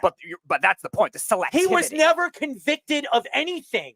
He wasn't convicted of anything. As a matter of fact, those girls were lying. Right. They were lying. And they proved it. His lawyers proved it. And this guy can't step on a baseball field anymore because nobody likes him. Mm-hmm. That's what I'm referring to, though, with the selectivity. Albert Bell is not in the Hall of Fame. Yeah. Because nobody likes him. Uh-huh. And that's where the selectivity of this goes on to it, too, with the football. Like, yeah, Colin Kaepernick, yeah, he came off a bad year that year, like those 2 years, but like he still was a good starting quarterback. You're going to tell me You're going to tell me right now, at the age of 30, Colin Kaepernick wouldn't have been one of the best backup quarterbacks in the NFL? Absolutely. He would have been. He would have been. But the NFL just brushed him to the side. Mhm. It's just despicable. It really is. And it's wrong. It's wrong. And I don't care what anybody says. You can hate on this take. Go hate on the take when we post it up on TikTok. I could care less. Right. On I don't care what you guys think. On the God's honest truth, I think he was wrong. He obviously apologized for it on that platform. So you completely push him away and banish him from the game of football. And like we were saying before, like the selectivity of it, like there were other players doing it too, other players that were joining the movement. We had one on the show. I don't know if Fish and Scoops, you were there for Nate Boyer, who was one of the ones, he was in the military that he was pushing for. He said he stood up for Colin Kaepernick. He was the main one pushing for him to make that protest. And they're like, all the military, oh no, it's un-American to do that kind of thing. And he came on our show and he was saying he was pushing the entire thing, supporting him the entire way. And he carried that over to the Seattle Seahawks when he played with the Seahawks, who had a rivalry at the time with the 49ers with Kaepernick, and they were trash talking him and Russell Wilson. That was a rivalry back then. All those players stood for him, and all the 49ers teammates, a lot of across the league stood for him, and they all kept their jobs or they got jobs other places, and they just had selectivity. And for the NFL to bury it like they did is just ridiculous. It's not the NFL. Roger Goodell buried it. Just like he buried those tapes from the Patriots, or the Patriots were allowed to bury those tapes so nobody can see them. Sure. Roger Goodell, the great Roger Goodell. And you know what he did? When Tom Brady really probably wasn't at fault for Deflategate, he suspended him for 4 years and dropped the hammer on him. Does that make any sense to you guys? For all you fans out there, all you football fans that want to kiss Roger Goodell's ass, I'm not going to do it. I don't care. Roger Goodell could kiss my ass. Everybody knows what he did in Miami to me when I was supposed to work the press, and how magically my credentials disappeared off the face of the earth. Magically disappeared. So everybody knows what I feel about the man. I think he's a piece of garbage. So, and I don't care. I don't care what he says. And if Roger Goodell ever wanted to come on this show and have his own take to it, because he doesn't have the balls to do it, but if he did want to come on this show, I would be glad to give him a thing or two. I would be glad to take him on with a 1-2 punch, because the man he was on drugs at the draft. I mean, this guy's making millions and millions. He goes on with tennis sneakers on a stage with a suit. He looked like he was stumbling. He babbled. He couldn't speak. I mean, come on. Anyways, I'm sorry. I know I'm spitting out, and I know Kenyon has been waiting for us, but why don't we go to a quick break? When we come back, our friend, 3-time Super Bowl champion running back, Kenjon Barner. But first, our Sports Minute with Tommy Scoops. This is the Sports Loudmouth Sports Minute. Are you ready to get loud?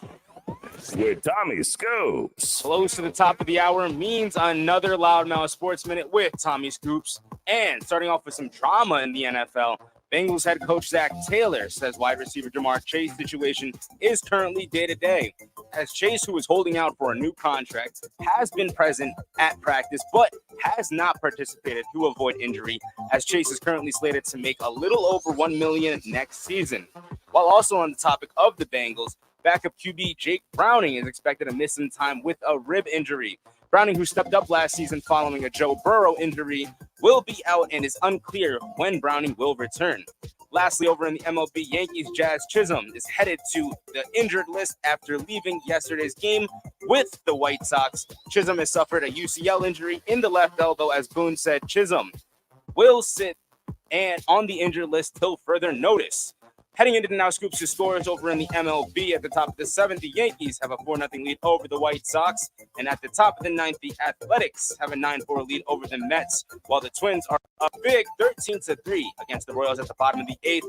And the Dodgers have a 7-1 lead over the Brewers at the top of the 7th, while currently at the bottom of the 1st, the Blue Jays have a 3-0 lead over the Angels.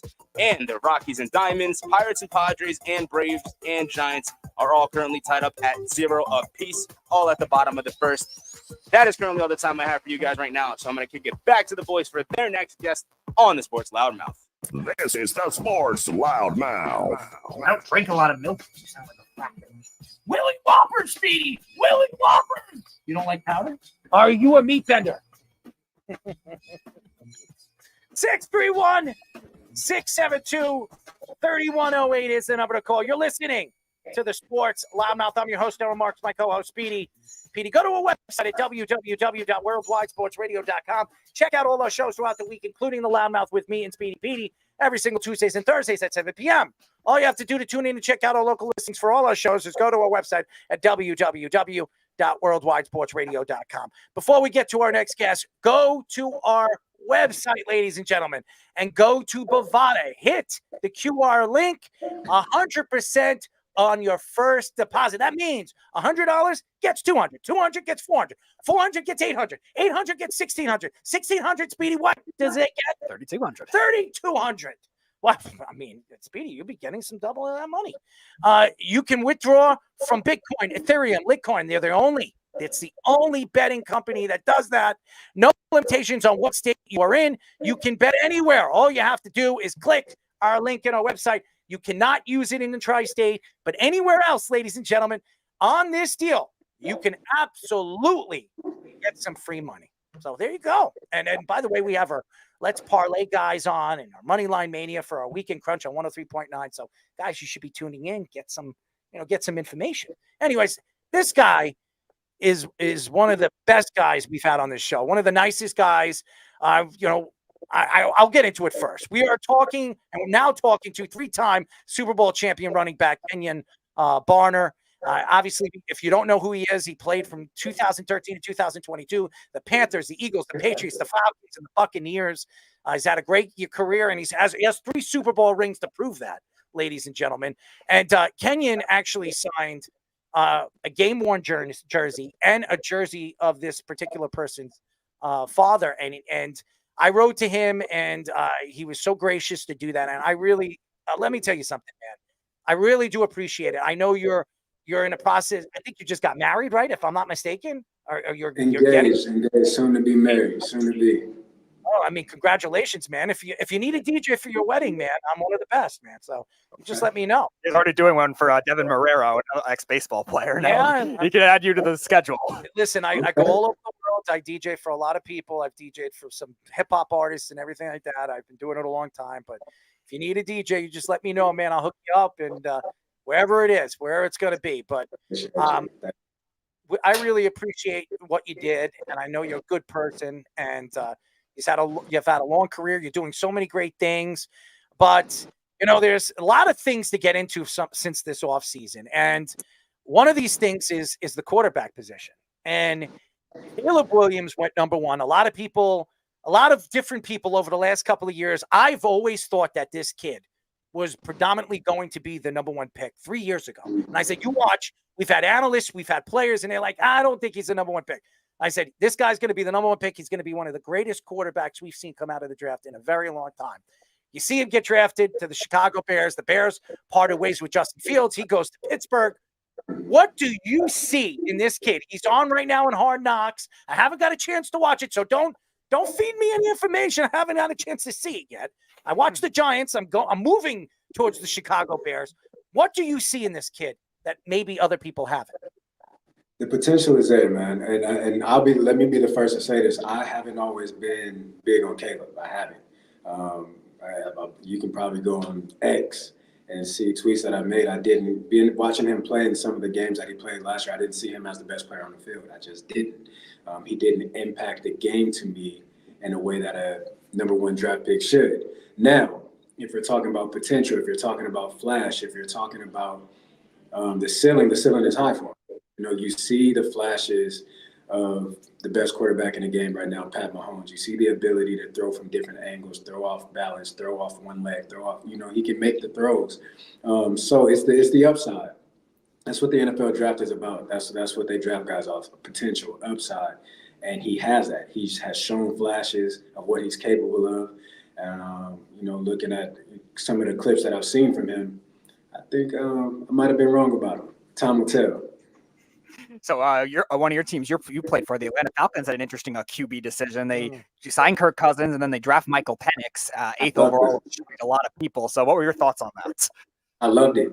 Michael Penix was a guy that I thought was the best quarterback in this draft. I got the chance to watch him up close and personal a few times this past season. And the kid can absolutely throw the ball. The kid can absolutely take over games. The throws that he makes, the windows that he throws in.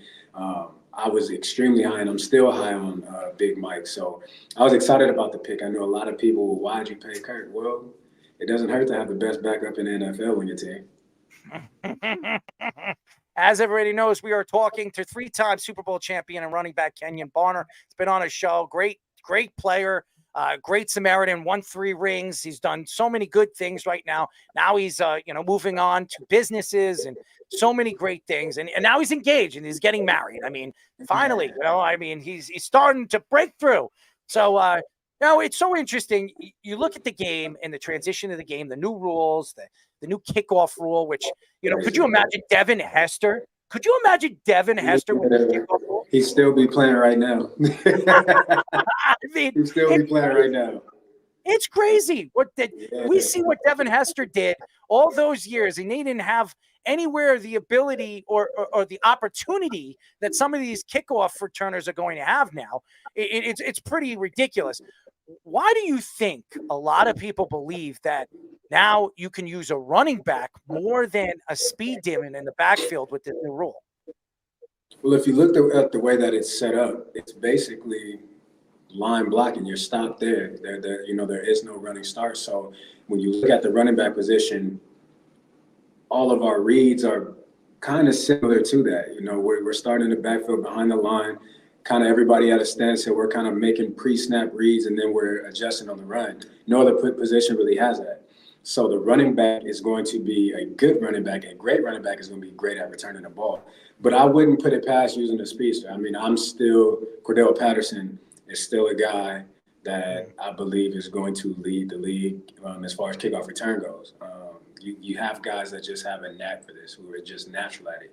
And he's one of those guys who, again, no matter what the rules are, how you shape it, how you try and make it, how you shift it, he's going to be great at it. But I do believe that based off of our position and our start and how the game goes for us, I believe it's prime prepped and ready for a running back.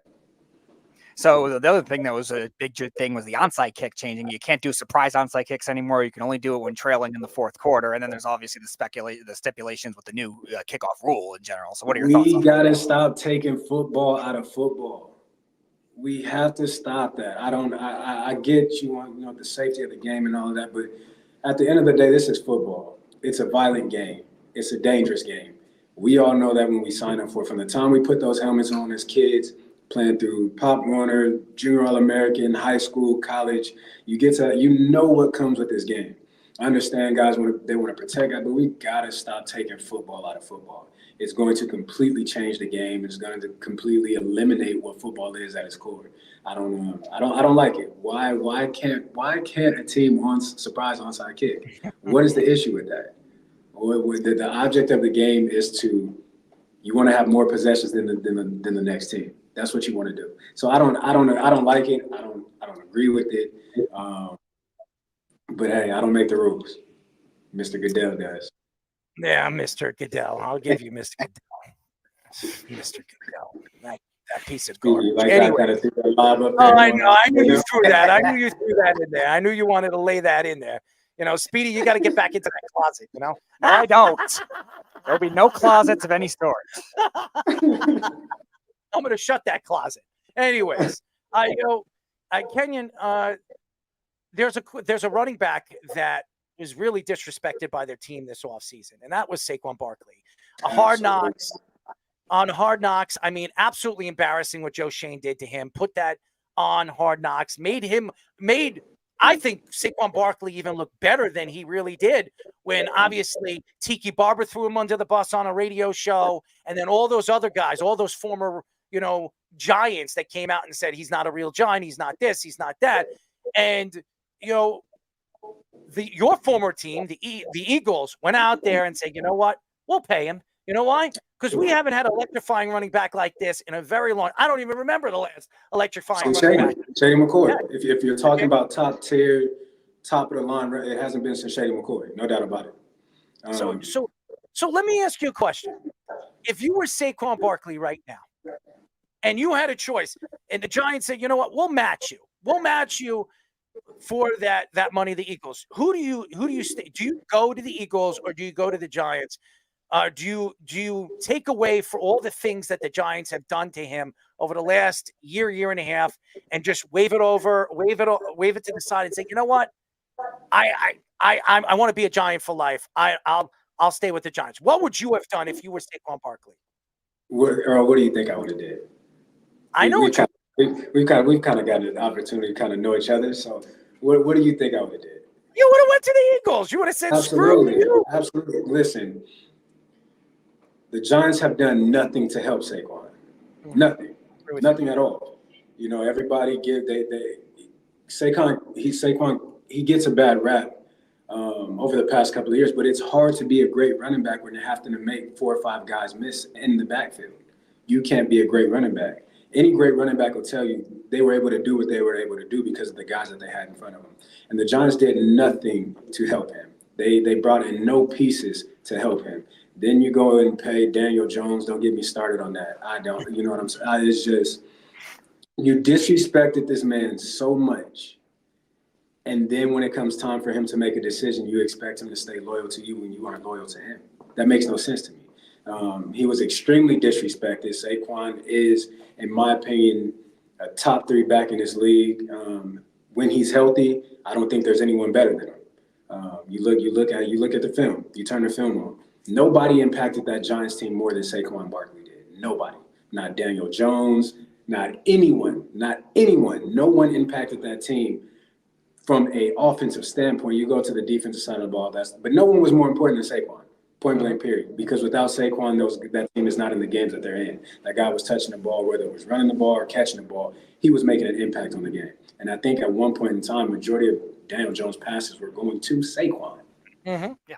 It was like, I think he would touch the ball, I think, on 61% of 2022. It reminded me of Le'Veon Bell in Pittsburgh. No one was touching the ball more than Le'Veon other than Ben Roethlisberger. When you have a guy that his usage is as high as it was in New York, how do you not pay him? How do you not show that guy respect? And then I got all the respect in the world for Mr. Barber. I do, but he was out of line for what he said. You go over there, you're dead to me. First of all, this is a business. And as someone who knows the business of this game, when an organization decides they're done with you, they're done with you. So for a player to take his career into his own hands and make a decision that's best for his career, for you to then turn and say, oh, you make that decision, it's crazy to me. That was absolutely absurd. And he was out of line for that. Completely out of line for that. So speaking of the Eagles, there were some rumors last week of fly, Eagles, fly. Yes, sir. Let's talk about it. Yes. Just so you know, Kenyon, I'm a Jet fan, but all 3 of these guys, my executive producer, Fish, Speedy, and Scoops, they're all Giant fans. So, and by the way, my second favorite team growing up, because I'm a Donovan McNabb fan, is the Eagles. Just so you know. I apologize to all 3 of those young men over there. No, you don't. No, you don't. I don't. Not at all. I don't mean it. I don't mean it. I'm sorry for lying. I'm mature enough to be objective on it, at least, Kenyon. Okay. And I wasn't exactly sticking up for Tiki Barber what he said at the time either, by any means.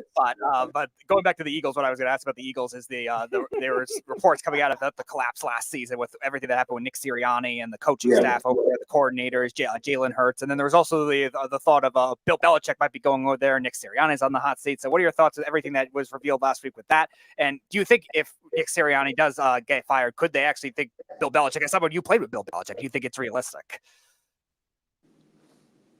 I think if Nick, you never want anybody to get fired. This is our livelihood. Let's get that understood. Let's get that out the way. You never want anybody to get fired and lose their way of providing for their families. So let's get that out the way.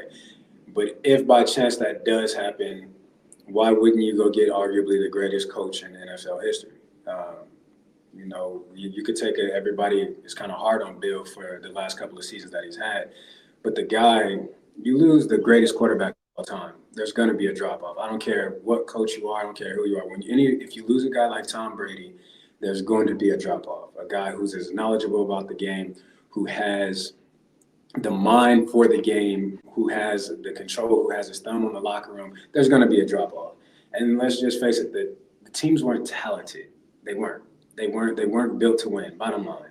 Anybody watching football can see that. But back to the Eagles, if that is the case, why wouldn't you? You know what you're going to get. You know you're getting a great coach. You know you're going to get somebody who's going to bring the best out of their players and who is going to set a standard that you won't be allowed to dip below, because if you do dip below that standard, he's going to get rid of you. You know, there was a saying in New England that New England is the only true revolving door in the NFL, because there's a constant shuffle of players. Okay, he doesn't fit, get him out of here. He doesn't fit, get him out of here, bring him in. That's what it is. Bill sets the tone, he sets a standard, and it's a standard of excellence that he's not going to allow you to dip below, and that goes for anybody. If it was Tom in New England down to JC, it didn't matter. Everybody was held to the same standard, and that's a coach that you want in your organization.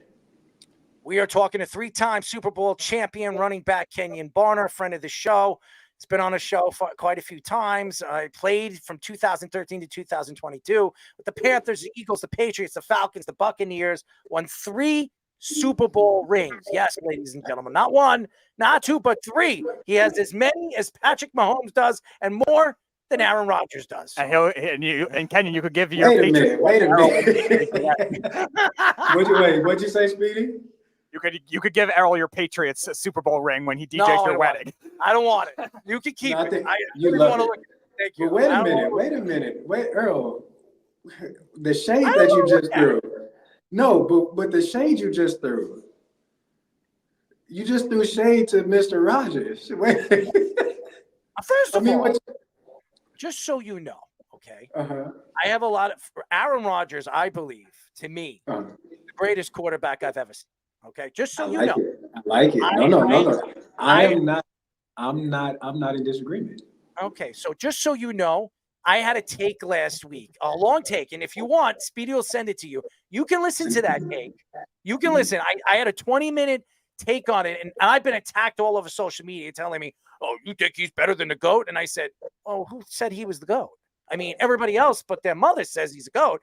Why? Because he won championships. Winning said Tom was the GOAT. Yes. Winning in numbers. But hold on. Now let me get to that.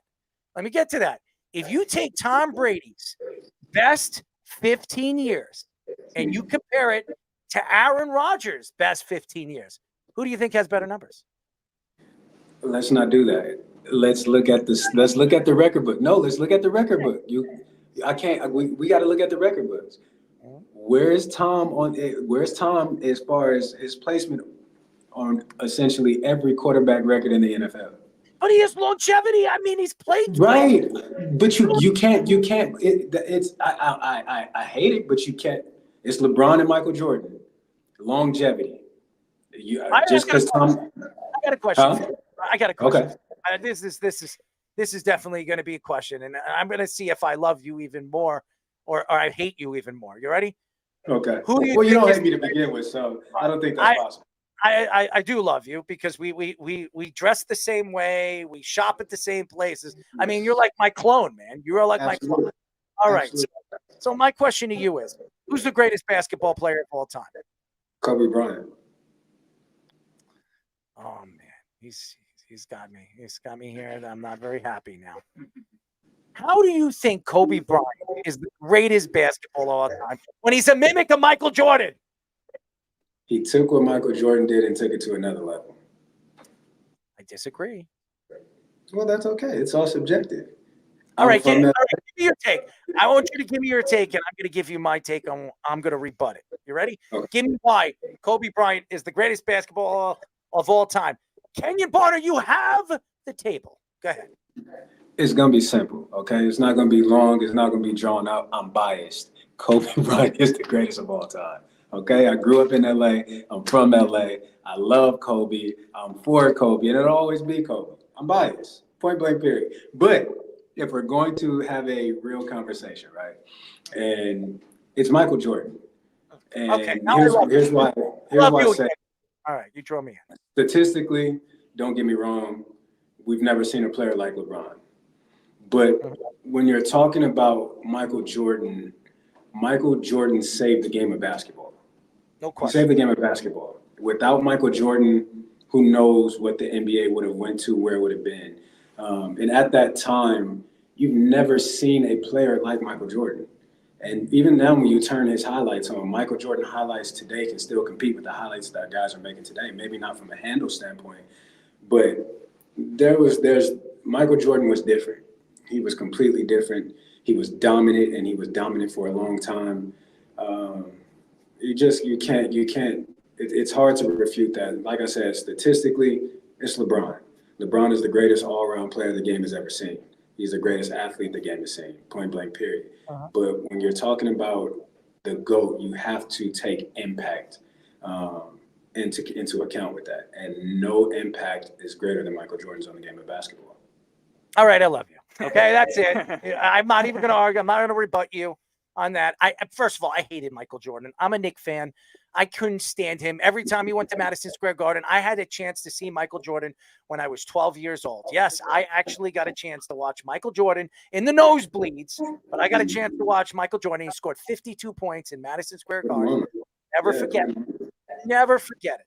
I'll never forget it. And the guy was amazing. But now that he's gone, I'll still say it again. The greatest athlete in any professional sport I've ever seen, and I think is the greatest athlete of all time, is Michael Jordan. I don't care what anybody says, because he changed the game.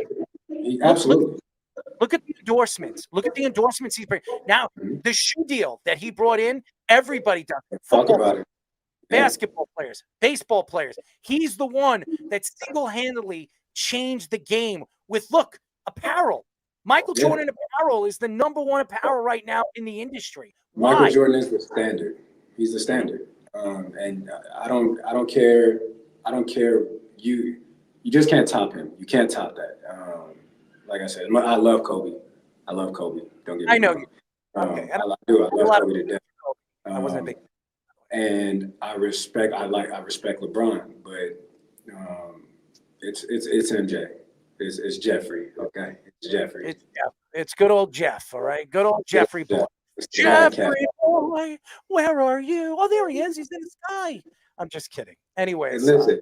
One more thing to that. I don't hear kids out here shooting fadeaway saying LeBron, but I still hear him saying Jordan. You know what I'm saying?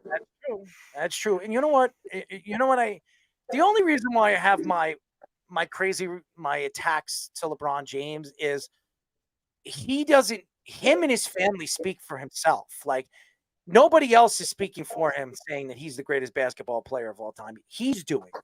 His wife's doing it. His kids are doing it. I want to, and I'm not saying that's their right, though. That's their right to do that. That's LeBron's right.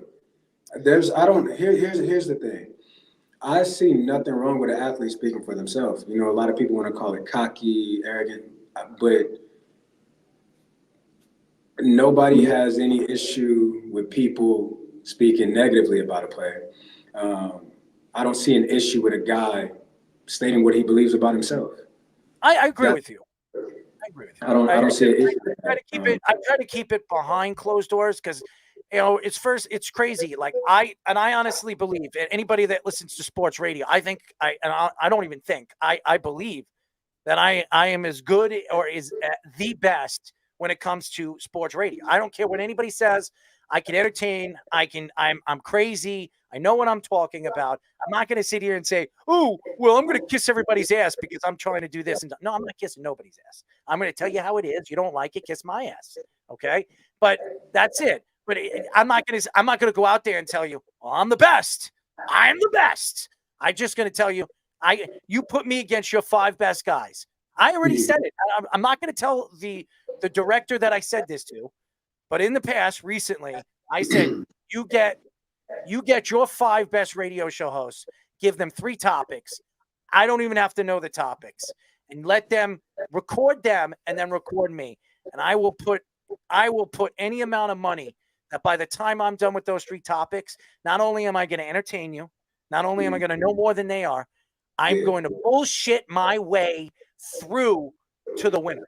And not one of those guys at the end of anything, if you have a panel, is going to say any one of those guys.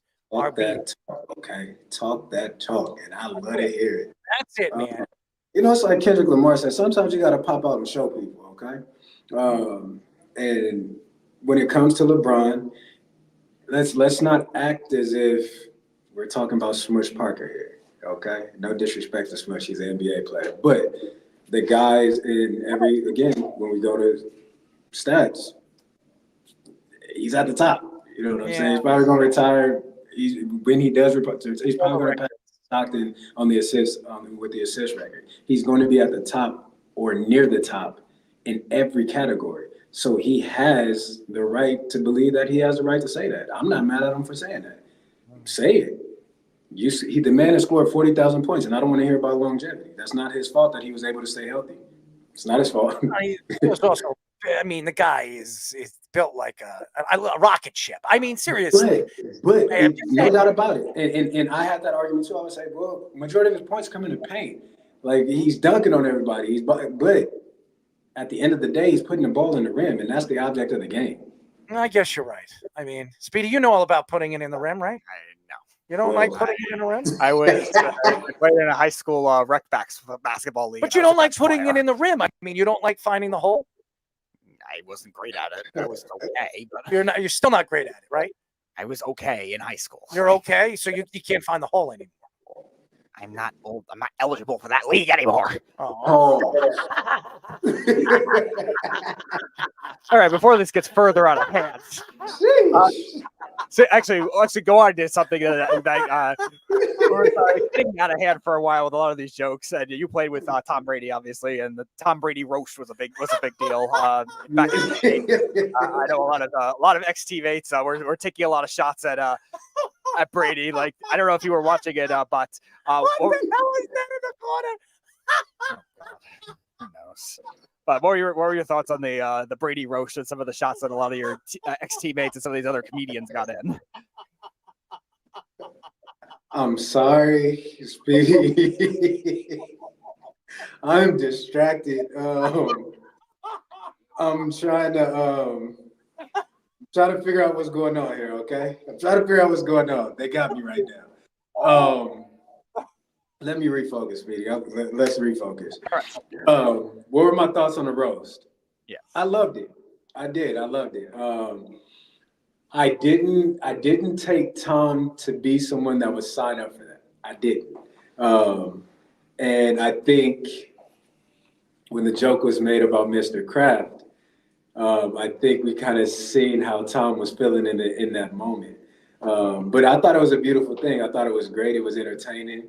You got a lot of laughs out of that. I don't know the young lady's name, and I hate that I can't call her name. But she was funny. She was by far the best one there. Yeah, no question about it. Absolutely killed. Kevin Hart, all of them. She killed it. I thought it was dope. It was really cool. It was really cool to see. I'm not a big Kevin Hart fan, anyways. I don't find his jokes to be really that funny. No offense to Kevin. I think he's talented. He's made a living doing it. By the way, I was crying laughing. I mean, I'm still cleaning off the tears. But I'm not a big fan of his. I never was, but I watch a lot of comedy, and I'm kind of a comedian myself. So I'm not gonna sit there and say, oh well, he's bad. He's obviously one of the best in the business. I mean, the guy's making a ton of money. But when you look at all those comedians that were there, I would say Kevin was like the fourth best or the fifth best. A lot of them were really, really funny. A lot of them were. They really were. Randy Moss, please stay away from comedy. Please. He was horrific. That was the worst. I mean, I wanted to throw Julian Edelman was so much better. He was Julian was there. Yes, yeah. Julian did his thing. What is the obsession with the Kardashians? I have no idea. I didn't understand it. It was just out of place for me. It was that which one of these do not look like the others? Which one of these do not belong? That's what it was to me. But overall, I love the show. And Speedy, to your point about Kev, we all got different tastes. My favorite comedian of all time is Bernie Mac. I love Bernie Mac. Bernie, yeah, rest in peace. Legendary. But we all got different tastes in comedians, and there's nothing wrong with you saying that you're not really on Kevin Hart. He was the real king of comedy, just so everybody knows. And I'm not going to mention names that people, screw it. I am going to mention Cedric the Entertainer, all the people that were pushing Bernie Mac out and treating him like he was a secondhand Samaritan. Bernie Mac was so much better than they were. They were so jealous of Bernie Mac. DL said, even Steve, he was the guy. Bernie was the guy. Bernie was the guy. Bernie, and he was naturally funny. It was natural. Hey, listen, I try to be naturally funny too, Speedy. Am I think naturally? I don't. You're out of pocket a little bit though. What did I? I got you back. I got you back.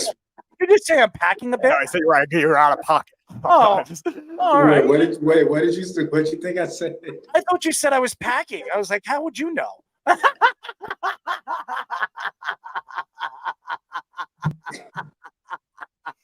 This is out of hand. This is out of By hand. the way, ladies and gentlemen, Bovada.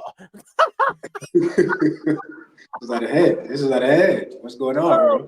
Listen, to me, life is just a joke, and I'm just in it. So I'm a part of the joke. So it's crazy, but before we let you go, man, you understand the game how it's completely changed. What to you in the game, if you can change the game right now, if you were the commissioner and you had the ability to change the game right now, what would you change in the game and why? I would change the refereeing. I would. It's hard to get guys that have played the game, but I would use players because we see the game different. I would definitely change the way that the game is officiated. That would be something that I would change because I think far too often games are blown by officiating. And if you can correct that and if you could change that, I think football becomes a little bit more exciting.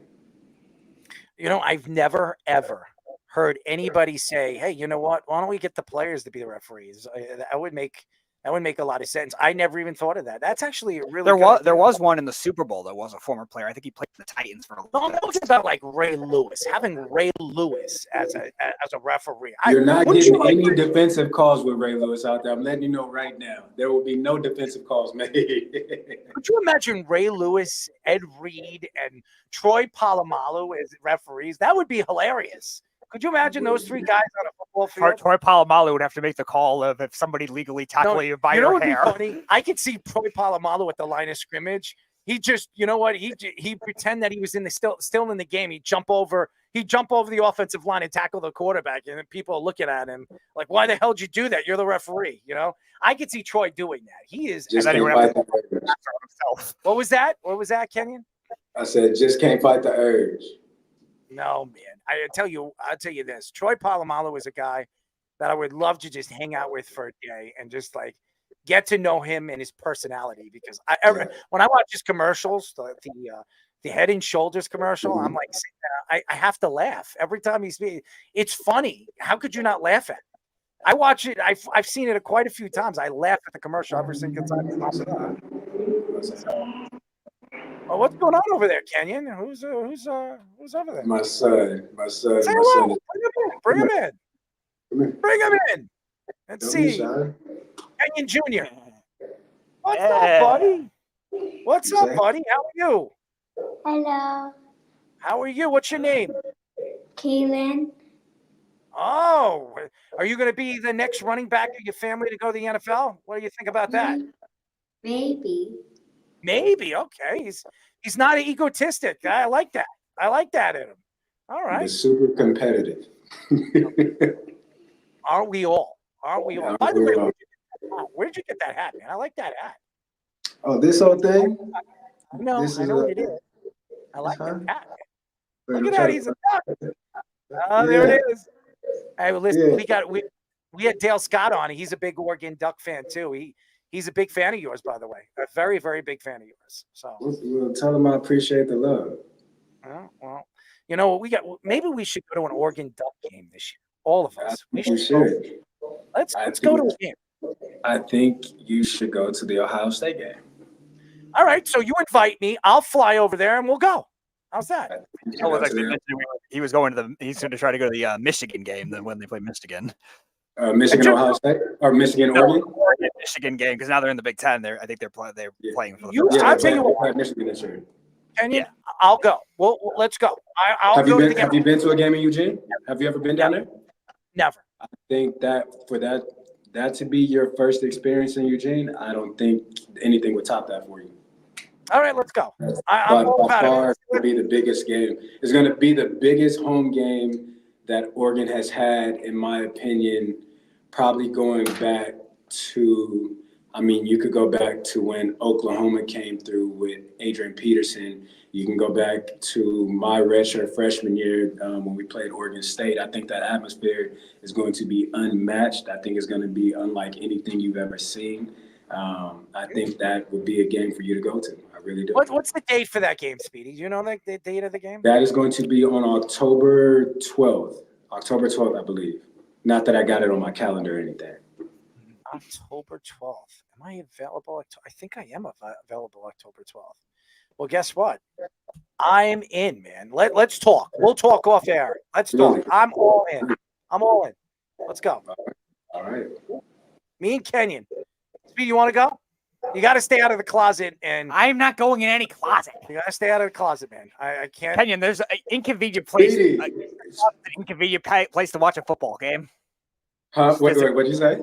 Don't you think that a closet, sitting in a closet, like all claustrophobic, is a convenient place to watch a football game? Really convenient. Super. You're going to sit in the closet and watch a No, that's the joke. I mean, Speedy, you got to come out the closet. Kenyon's going to have this graphic in his nightmares now. Yeah, this is crazy. This is absolutely crazy. This is nuts. This is nuts. Well, just so you don't have to give Kenyon any more nightmares with that. Just so you know, okay? We are a crazy show. This is a crazy show. Absolutely, I want to tell you, I love it. I've taken this guy out every single year to Fire Island. Every single year. This is the first year that he didn't throw up. The first year. You know why? Because he didn't drink as much as he usually does when he goes out. There you go. You got to know your limits. You got to know your limits. Speedy doesn't know his limits. Well, yeah, it's also like I went to the gastro doctor a couple of weeks ago, which helped out with that a lot. So I have these pills now. And what did he stick down your throat? Nothing. Okay. And it was a What? Hey, you want to join this here? Join his OnlyFans. Is there any way that we can mute Earl's mic? There is. I will gladly do it. I will gladly do it. I will take a stand for you. Hey, listen, you want to follow Speedy on the OnlyFans? No. No. Take a stand. Join the fight. And listen, whoever is coming up with these graphics this quick, they need a raise. That's our executive producer, Mr. Aaron Fishman. You know, he's Fish. You need a raise, buddy. You need a raise. And Speedy, I wouldn't be mad if you punched him after this, okay? That's not going to work. He used to be a fighter, so that's not going to work. Don't do it, Speedy. Don't do it. Don't do it. So that combination is not ideal. Listen, I apologize for even putting that out there for you to do. Okay, don't get choked out on my behalf. That will not end well for me. Just you could join taking a stand against the OnlyFans. That's what I do. I'll stand against that. There you go. Enjoy. So now I have you, and I have Antoine Harris. Another former football player who also used to play for the Falcons and the Eagles as well. You two are on my side against that all stand. They started it about a month ago, and now every guest zone on it. They've had to show it. Kenyon, we'll be in touch, man. We definitely got to. I'm interested. Let's go. It'll be fun. It will be. And you know what's crazy? You could do all the drinking. I'm still the craziest person there. I don't even drink, and I don't need to drink. I'm still going to be crazy as hell. So, you bet. I have no filter at all, so you'll have a lot of fun. Listen, if I don't know anything else, I know that. And listen, we might have to check out. You know, we got to make sure we're not dressed up the same way. We got to make sure we're not wearing the same thing. It would be. Well, listen, we think alike, so you know the chances of that happening. It might happen. And Oregon also has a 100 jersey combination. Just pick a different one. I'm not wearing no jersey. I'm gonna dress. You had an Oregon jersey, didn't you? I do have an Oregon. You know what? I might wear the Oregon jersey. I do. Why not? I just bought. You're at an Oregon game at Alton in Eugene. Why not? Why not? I mean, I'm a Florida State fan, but you know what? I do I'm like sorry. Dan. I like Dan. I like Dan. Well, they got screwed last year. They got screwed last year. They got screwed? No, they screwed. didn't. No, they didn't. No, they did not. No, they Come did on. not. Here we go. Here we go. Okay, listen. Can you honestly sit here and say that after the quarterback got hurt, that they deserve to be in the college football playoff? Can you say that? They were undefeated. No. Watching them play, I'm not talking about a record.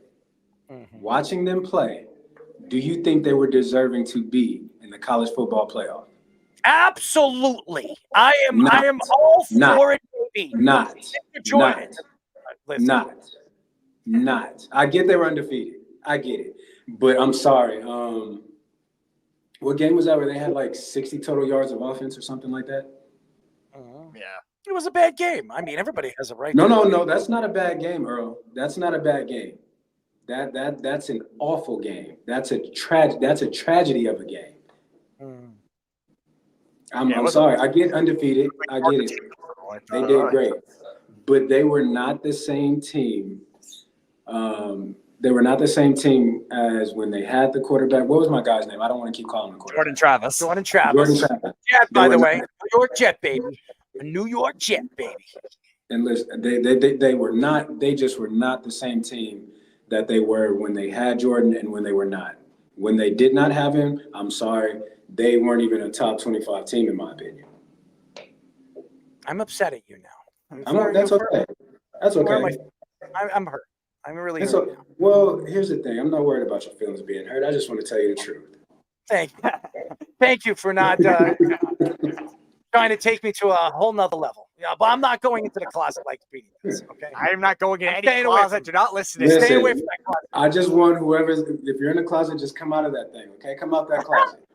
That closet is no safe space. Come out that closet, okay? I am not in any closets. Same room as him. Why is he a puppeteer playing a piano with sausages?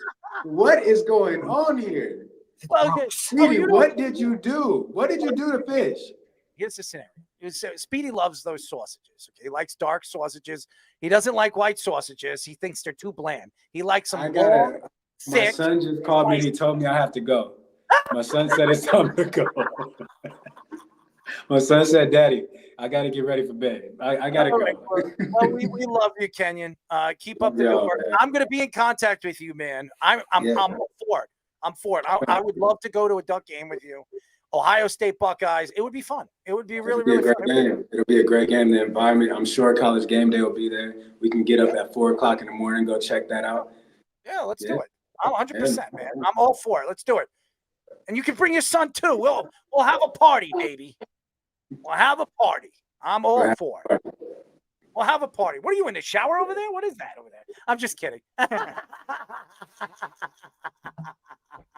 No, we've interviewed ex-NFL players in the shower, just so you know. It was pretty fun. How did that work? How did that work out? Well, I don't know. You can ask him. And then he joined us for 3 months. Okay, well, I guess that kind of tells me how it went. Well, he didn't like Speedies. Yeah, that was the problem. Clearly. That was a problem, Speedy? No, I wasn't. That was not the main issue. It had nothing to do with any showers or any closets. Okay. Well, that's good to know. I'm glad. Might have something to do with some sausages. Anyways, Kenyon, we love you. Keep up the good work. Say hello to your family. Congratulations on the engagement, and we'll talk. I have got your number. We'll be in contact, man. I'm all for it. Let's go. Right, man, I love you guys, and I always appreciate you guys having me on. It's always a good time. Always. Kenyon Barner, man. It's fantastic. He's the best. He's the best, Speedy. Look at that. You're smirking. Look at that smile on your face. Yes. You okay there? Yes. You lost? No, I'm not lost. I'm sure entertained. Did I entertain you or did he entertain you? Both. I mean, I'm seriously a little lost here. Yeah, I guess. I'm sure you're lost in your thoughts of all these random scenarios. Well, there's a lot of random scenarios I go through every single day of my life. you know? Yes, there is. I'm a little lost, but I'm here and I'm ready to squat. You like to squat? No. I like it. Pro Football Talk reports that the NFL is unlikely to suspend Rashee Rice at the beginning of the season. Reports say that the NFL has not met with or interviewed Rice since the incidents back in April. Rice has 8 felony charges that are still being discussed in court related to his street racing incident that left multiple people hurt. Rice was also accused of assaulting a photographer at a nightclub a few weeks later. The NFL can still suspend him without pay or put him on the commissioner's exempt list if they want to keep him from playing week 1. Rice had 79 catches for 938 yards, 7 touchdowns in his rookie season. First of all, I have no idea what the NFL is doing with this. I really don't. This is a guy that has been in trouble not once, but twice with the law and almost killed people racing a car. Now, he didn't kill anybody, but I don't know if anybody knows this. After he raced his car and crashed it, he left the car and he went to a nightclub and hung out, got drunk, and did all even more crazier stuff in the club. I mean, I don't know Rashee Rice in a hole in the wall. I don't know him personally, and I'm sure he's a nice guy. Maybe he's a party animal. I have no idea. He's a young kid that obviously is making millions and millions of dollars and has a chance to really become a superstar in this league because he's playing with a great quarterback in Patrick Mahomes and a great coach in Andy Reid. This particular situation is disgraceful for the NFL. And we've been talking about a lot of disgrace things that the NFL has done over the last couple of shows, including this show. This is one of the biggest ones. The fact that this kid is not suspended for at least 4 to 5 games is despicable. How could you not suspend this kid? And why? Because he's playing for the Kansas City Chiefs? Yeah. Is that what it is? Mm-hmm. Because he's playing for the great Kansas City Chiefs, Andy Reid? I mean, no offense to Andy Reid, and I love Andy. Andy Reid has coached a lot of bad people. Tyreek Hill, I mean, why was Tyreek Hill drafted in the 6th round? He was drafted in the 6th round because while his girlfriend was pregnant with their baby, he kicked her and he beat her. Okay? Now, I don't know about you guys, but if it was me doing that to a woman, I'm going to jail for at least 5 years. That's the fact. But because I'm not an NFL or a future NFL superstar, everything, all this stuff gets waved off. Kareem Hunt, this video of him kicking a woman, beating a woman. He's still in the NFL. He's playing for the Browns. We had one on our show last year that played for the Chiefs. Then after he had on the show, he got arrested. Now, we're not going to get into that. I mean, this is a big problem. And again, I don't know Rashee Rice, and I know he's a young kid. He's made mistakes. Everybody makes mistakes. Does he deserve a second chance? Yeah. But this is 2 times in a row in weeks. He thinks he's invincible. He thinks he's untouched. He thinks he's going to get away with everything because he plays for a Super Bowl champion Kansas City Chiefs. And why do you think the Chiefs went after a wide receiver in the 1st round? Because they believed that Rashee Rice was going to be suspended. That was the only reason. I'm telling you right now, they would have probably went after another player at another position if they didn't think Rashee Rice was going to be suspended. And they definitely wouldn't need to trade up, I guess. No, either. 100% no. They did that because they wanted to protect themselves. Now, I'm not saying they made the wrong choice or the right choice. I don't know. Only time will tell. But, I mean, how could you sit here today and believe that Rashee Rice is deserving to have an NFL season this year? I don't think he should play at all this year. I would have suspended him for the season. Look what they did to Deshaun Watson. Deshaun Watson was getting hand jobs in the back room, and he gets suspended for a year. I mean, okay, maybe he was doing the wrong thing, but hey, he was paying for it. I mean, Rashee Rice was trying, whatever he was doing on the road, it wasn't likely that he was trying to be nice or he was trying to get any fun pleasure out of it. No. Okay? And as far as him beating up a photographer, what was he doing?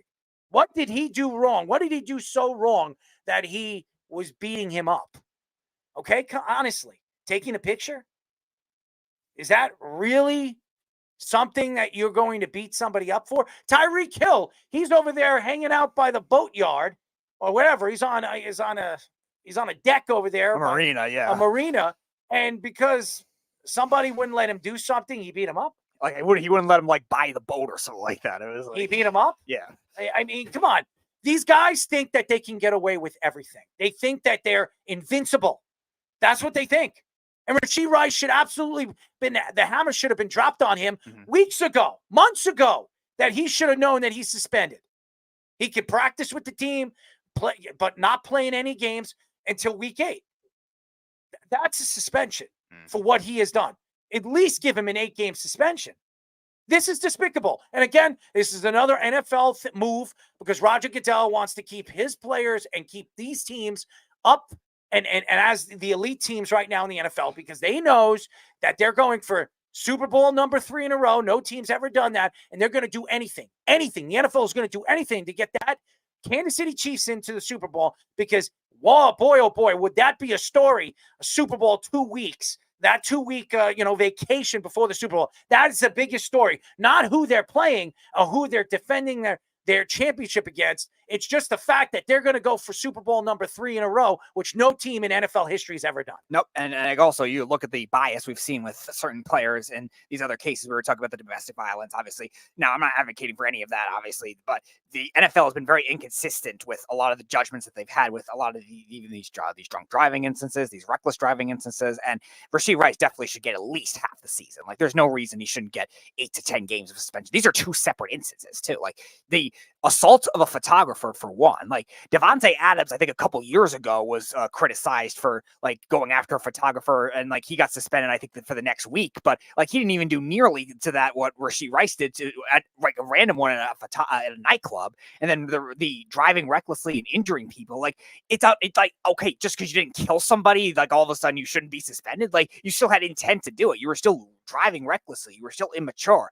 Like Henry Ruggs, we were talking about with him a couple of years ago. Like obviously that was tragic what happened to those people in the car, but he's not play. He's in jail, like, and he's not going to play in the NFL probably until like he gets out, if he does get out, and he probably won't play in the NFL again. Like, never. And Rashee Rice is just going to get off scot-free because of that. It just makes no sense. By the way, we do have Keith on the phone. Keith, what's up, buddy?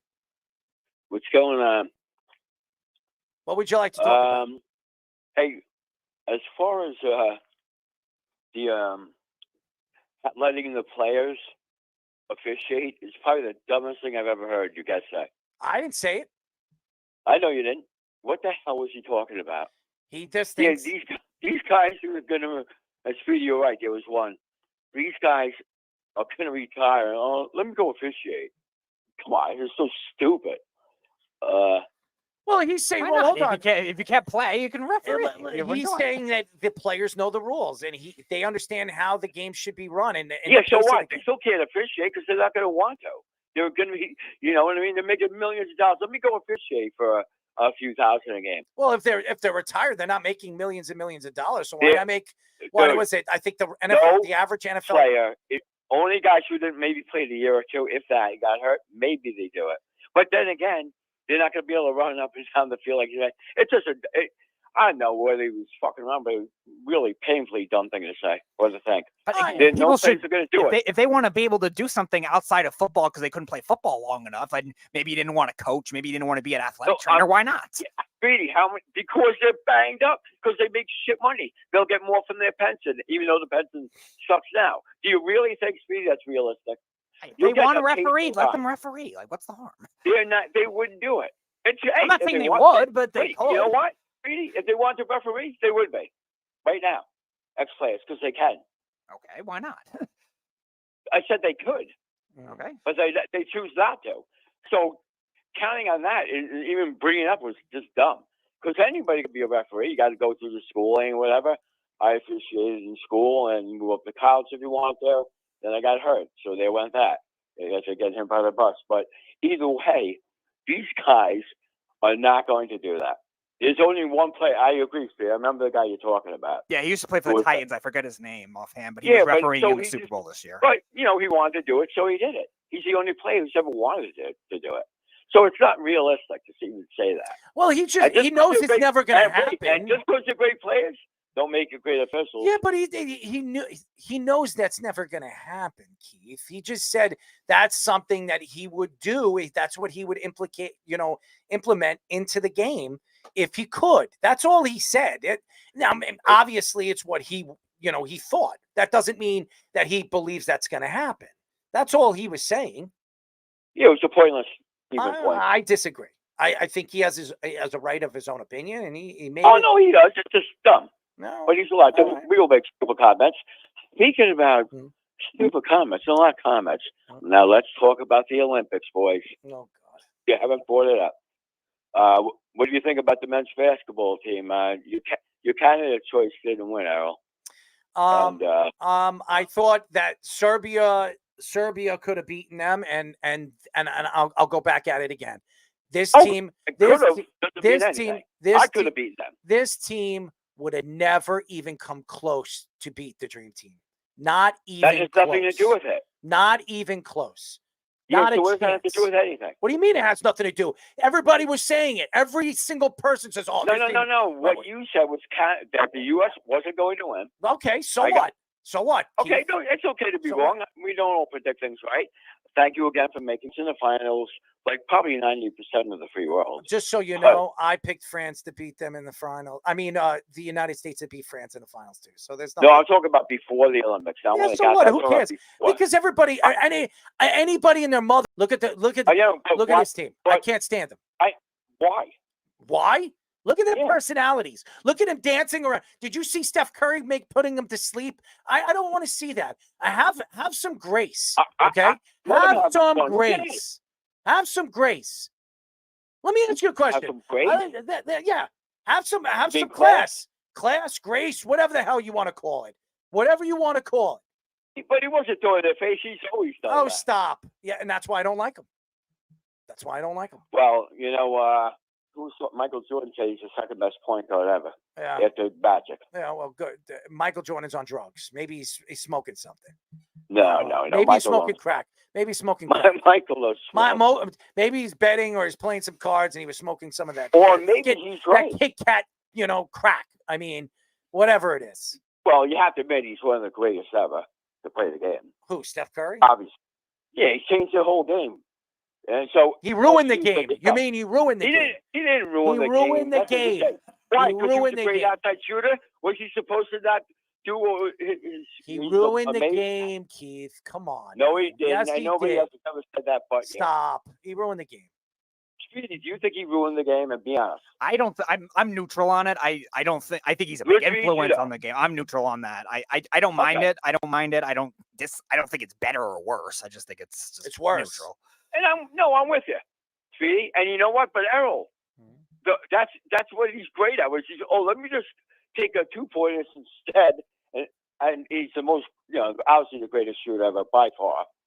Okay, and his range is sick. I didn't say that he wasn't. You got to admit, the last 2 games, LeBron, him, KD, and Davis, but especially Steph and LeBron. Yeah, and it just shows you how stupid Steve Kerr is. Just shows you how stupid Steve Kerr is because he never played Jason Tatum. You know what? If I was Jason Tatum, you know what? If I was Jason Tatum, I would not even try to play for Team USA basketball in 4 years. I would say, you know what? Screw you. Screw you. No way. Jason Tatum sucks. Jason Tatum is one of the top 7 players in the NBA, and you didn't play him. Not during the Olympics, he wasn't. He didn't get a chance to play. He never got a chance to play. I don't care what Jeff. He did play. When he played, he did shit. Because he barely played. How are you going? Because he barely played.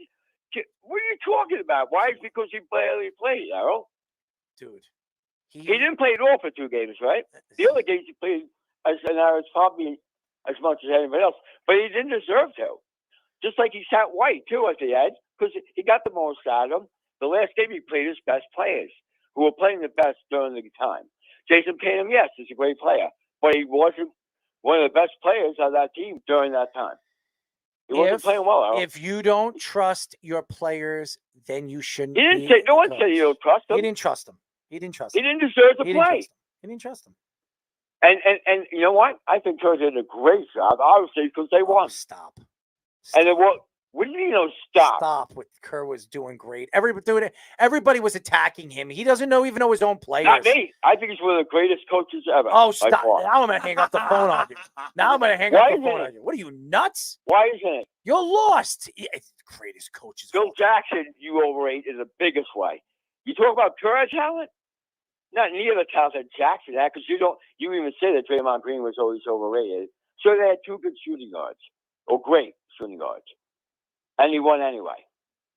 4 times. So you got to give credit where credit's due. No, I'm not, because 2 of those championships, they bought that with Kevin Durant. Stop it, Keith. They bought it with Kevin Durant. Wait, what about Kevin Durant? They bought those championships with Kevin Durant when Kevin Durant 2 was of them. Two. I mean, all right, he won 4 of them. So he really only has 2 of them. Okay? Durant won Stop. 2. No, he doesn't. He still coached the teams. What are you talking about? Me and you could have coached that team and we would have won a championship. Stop it, Keith. Stop it. Oh, Stop it, Keith. Stop Listen, it. Stop. In the NBA, I've always said, it's not even about the coaching anyway. No, you just got to know who to put on the floor when. If you have great talent, you win. That's why Phil Jackson won. Keith, I could have been taking a dump in the back every Same single here game. with the Lakers and the Bulls. 82 games, and I would have still won 70-something games, not even coaching the team, and would have gotten the credit for those championships. But Errol, Stop. I don't know if you saw it. Did you see when I actually overheard Kerr said to Steph Curry, where Errol being whispered in the Kerr's ear, can you believe Errol Marks picked us to lose? Did you hear that? Are you hanging out with Jeff and seeing the stupid crap that he's sending you? Is that what No, you're doing? I haven't got anything. Seriously, what are you talking about? Well, here's my serious notion to that. Steve Kerr can What kiss notion? my ass. Here's my notion. Steve Kerr can kiss my ass. Team USA Why? can Don't kiss you my like ass. Why don't you like Durant? Because what do you mean I don't like Durant? Because Durant is one of the most overrated players I've ever watched. And that's one of the most ridiculous statements. That's I've ever fine. heard. That's your opinion. I think he's an overrated Dude, player. you even said he's one of the greatest players. You know That doesn't. First of all, I said yes. I said he's a top 20 player, but I still think he's overrated. Top 20? Yep. Top 10. No way. Errol, the guy can handle the ball. No way. Shoot past 3, like great range. Inside. He's automatic. He's clutch.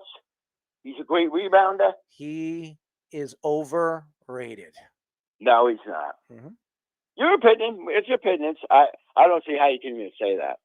I think. Why would I? No, I don't know. Let me ask you a question. Wait. question. How many championships have he won? How many championships did he win first? You know what he won. You're going to ask me that. He won 2. That doesn't mean anything. He won How 2 many championships. Now, how many championships? did How many Charles great Barkley teams? win? How many? Charles Barkley. Let me tell you something about Charles Barkley. You could say whatever you want about Charles Barkley. He's I great. would take Charles Barkley over Kevin Durant any day. Right. So you're making my point. Really? How am I making your point? Because Barkley never won a championship. Yeah, because he never played with talented teams like Kevin Durant. Kevin Durant played with Russell. No, he didn't. He never played with talented teams. Dr. J. Who? Moses Malone. Yeah, at the tail end of their career. Great. He still played with talented players. Great. And then when he went to Phoenix? Who? Kevin Johnson? Get out of here. Stop. But Stop. who did Durant play with other than Russell Golden State? Westbrook, James Harden. Let's go. Yeah, let's when go they to were rookies. Obaka. 2 years Dude, in. let's go. Let's go to Michael the teams that he's Jordan played didn't with. win the Oh, I'm championship sorry. by Kyrie himself Irving, either. James Harden. He's played with Who all did great Michael teams. Jordan win with? Overrated. Overrated. Who did Michael Jordan? Who did Michael Jordan? Michael Jordan made everybody around him better because he had that instinct. Yeah, of course he did. But I'm saying, who Kevin did he play Durant with? didn't do that. You know what? Phil Jackson never won a championship without Michael Jordan. So there goes your greatest coach theory. Stop. Michael Jordan never won without Phil Jackson. Yeah, and also they also did. Right. Michael Jordan never won without Scottie Pippen. That's true. Yeah. It all goes hand in hand. You can't. Nobody wins by themselves. My point was, he's still great. Whether I don't care how many champions he's I won. just gave you 3 teams that he had He had 3 great players on a team, and he only. If you talk about the Nets, I'm going to blow my He face. did. I He hope had you James don't- Harden and Kyrie Irving. That's what he wanted. He got what he and wanted. do you think James Harden and Kyrie Irving They good players. They were At the elite time, players. they were elite players. They were elite players. They're elite Yeah, players. and that whole team, we all know Dude, that. he's that didn't work. overrated. Keith, he's overrated. No, He in is your an opinion, no, he's overrated not. player. He's In your overrated. opinion. Yeah, that's If my you opinion. listen to the announcers, you heard him say that one of the greatest players in the world. I He do. has the Tell fucking the record announcers for to kiss my scoring. ass. He has a scoring record in the Olympics. Tell the The most announcers to fucking kiss my thing ass. from the Olympics. Tell them to kiss it. Tell them Right? to kiss it. I can kiss it. I'll stick my He's ass the out. leading scorer in Hey, Olympics. Steve, well, you want to history. kiss? I'll put a. I'll. You know what I'm going to do? My next tattoo is Steve Kerr's lips on my ass. Okay, that's what I'm going to do. I'll have a nice little kiss that. Steve Kerr would be so upset. I'm sure he would. He'd probably He'd take love it as it. a compliment. Yeah, he probably would. Probably. A little. But you got LeBron was incredible. That's fine. You know it. It's fine. Good for him. It's just amazing at his age, though. I'm not a LeBron fan, but I got to tell you, he made me realize that he's a lot even greater than I ever thought he was. Just because he kept his point, he's the reason that team won. Ultimately, they would have lost without him or Curry being there. Probably. But how we know You that? know? They didn't play a lot of their guys as much as they should have. Wait, they did. Should have. They won they won. Listen, so they barely beat Serbia. Stop this shit. I'm gonna open They barely beat them. They barely beat them. They got lucky. They got lucky. They got lucky. They got lucky. They got lucky. They got lucky. Serbia has one player. One player. Could you tell me besides Jokic, could you give me another player that played on that Serbia team? Oh, all I have to do is say whatever. Could you? I'm one great player. One great player. France is obviously the second best team. But you know what? It just goes to show. That's not always about those talented players out there. Serbia played great together because they beat France, and you knew they controlled the whole game. You knew they were going to. France still played a great game, and they're good. The rest of the world is catching up in a big way. There's no question. You know and watch what's going to happen in 4 years. He's going to be the greatest player ever. Watch. When all is said and done. I don't think so. I don't. You don't think so? No, did you watch him? Yes, I did watch him. I don't think he's okay. Errol, what is he, 20? Yeah, okay. I like the kid that's coming out from Duke, man. He's amazing, dude. What weakness does he have in his game? I didn't say he has a weakness, dude. Here's his weakness. So wait, you don't think he has? I'm not saying for sure. Wait, but you don't think he has a chance to be the greatest player of all time? Wait, that's what I think is his weakness. A what? His weight. Oh, he'll add weight on. We'll see. But he's still great despite his weight. Kevin Durant's not heavy. He's always thin. He's still a great player. But come on, his range, the way he handles the ball, his passing, he's amazing at his age. I never said that he isn't. I'm just saying. No, okay. I didn't say that. I'm not saying he's going to be. He has a good chance to be. And you know these guys always put on. I think this. I'm not saying that. I'm telling you, watch this kid Cooper Flag. I'm telling you right now. I'll mark my words. What? This kid Cooper Flag, he will be the #1 pick in next year's draft. And if he isn't, of course he is. Everyone already knows that. They know that he was in 10th grade. I'm just telling you. Watch that kid. I know that. I've been following him since he was fucking. I have too. I have been too. Yeah, everybody. But he's the next big. He's the next big superstar in the NBA. Well, after Wembanyama and the other guys, I think he's going to be. I think he's going to be better than Wembanyama. Oh, I know, but he could be. He's going to be a great NBA player, most likely. Mm-hmm. We don't know for a fact. No, we don't know anything. But I could definitely see it. Dude, he was when he played the Team USA practice with the Team USA team. Everybody said he was outplaying everybody on the court. So that's against LeBron James, Steph Curry, and all those other guys. They said he looked the best. So, well, out of that on the guy of the new guys, yes, they did. I saw that. They said he looked the best. Yes. They said he looked the best. So, but well, if you go by the pros word, then Michael Jordan, who was the greatest player ever, Steph Curry's the second best behind Magic. I disagree. All right, but it's hard to say. You can't. People do all the time. Even LeBron and Michael Jordan, we'll never know because these guys never played against each other. Mm-hmm. And comparing errors is stupid because Oscar Robertson was amazing before that. Elgin Baylor, Mm-hmm. So you can't. We'll never know. It's all guess. Keith and hypotheticals. Keith, I call up on Thursday. I want to finish up the topics that we need to get through. Listen to the show because we still have a lot more to get into, and we have a little bit more time to go. So tune in and call up on Thursday, bud.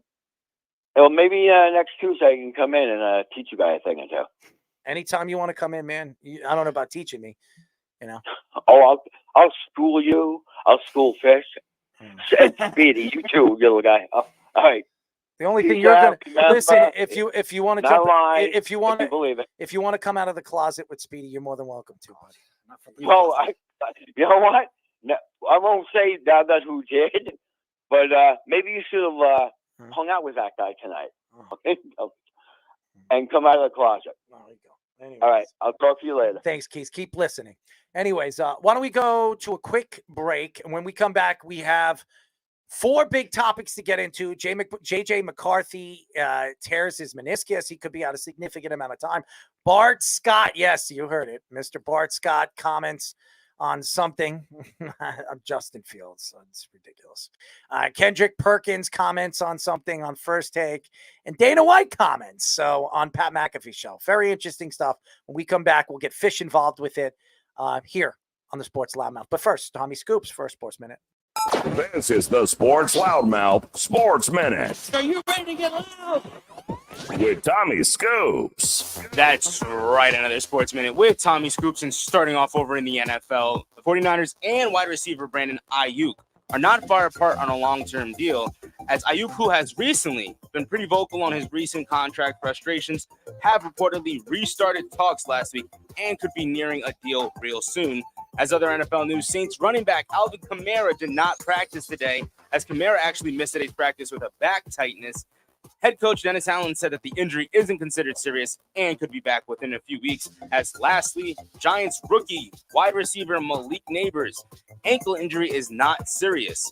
Neighbors, who sprained his ankle a few weeks back, head coach Brian Dable said Neighbors' injury isn't serious and is expected to be ready come week 1 of the Giants season. Going now to Scoops and Scores, as in the MLB, at the bottom of the 5th inning, the Blue Jays have a 5-0 lead over the Angels, while going now into the bottom of the 6th, the Rockies have a 3-2 lead over the Diamondbacks, with the Padres having a 2-0 lead over the Pirates at the bottom of the 5th, as the Braves currently have a 3-2 lead over the Giants at the top of the 6th right now. That is all the time I have for you guys right now. Kicking it back to the boys for the continuation of the Sports Loudmouth. This is the Sports Loudmouth. I'm not licking anyone. Are you a meat bender? Shave the ass. Shave the ass, Speedy. 631-672-3108 is the number. You like that, right, Speedy? Flo shaving the ass. Right? You're listening to the Sports Loudmouth. I'm your host, Harold Marks, my co-host, the Speedster. Just got out of the closet, right? No. Hanging out there in the dark. No, I'm not Aaron Rodgers. www.worldwidesportsradio.com. Check out all our shows throughout the week, including the Loudmouth with me and Speedy Petey every single Tuesdays and Thursdays at 7 p.m. All you have to do to tune in and check out our local listing for all our shows is go to our website at www.worldwidesportsradio.com. Oh, man, what a show. What a show. And we still have a little bit left. I do want to get into this. Vikings head coach Kevin O'Connell says that JJ McCarthy suffered a torn meniscus in his right knee. The Vikings have no timetable yet for his return, but it is expected to be around 6 weeks. McCarthy played 30 snaps in the Vikings preseason game versus the Raiders. It is unclear whether McCarthy will need surgery, and said he didn't feel any pain during the game. If McCarthy just has a trim in his meniscus, he will be able to have or return this season. If it is torn, he will likely be out for the rest of the season. Sam Darnold will be likely the starting quarterback for the Vikings, and still they have Nick Mullins and Jaron Hall as their backup quarterbacks. This is terrible. I mean, think about it this way. This is an organization that decided to let Kirk Cousins go. Goodbye to Kirk Cousins to bring in a new age of quarterback in JJ McCarthy, who Jim Harbaugh came out and said that this guy is the best quarterback in this class, hands down. You're going to see this kid really develop into a superstar in this league. Kevin O'Connell on 30 snaps lost his starting quarterback, his rookie quarterback. For now, could be at least 7 to 8 weeks of the season. Now, if I were right now the Vikings, I don't play him this year. I don't play him this year. It's sad. I know everybody's going to say, why wouldn't you play him this year? Why would you bring him in the middle of a season and put him in harm's way?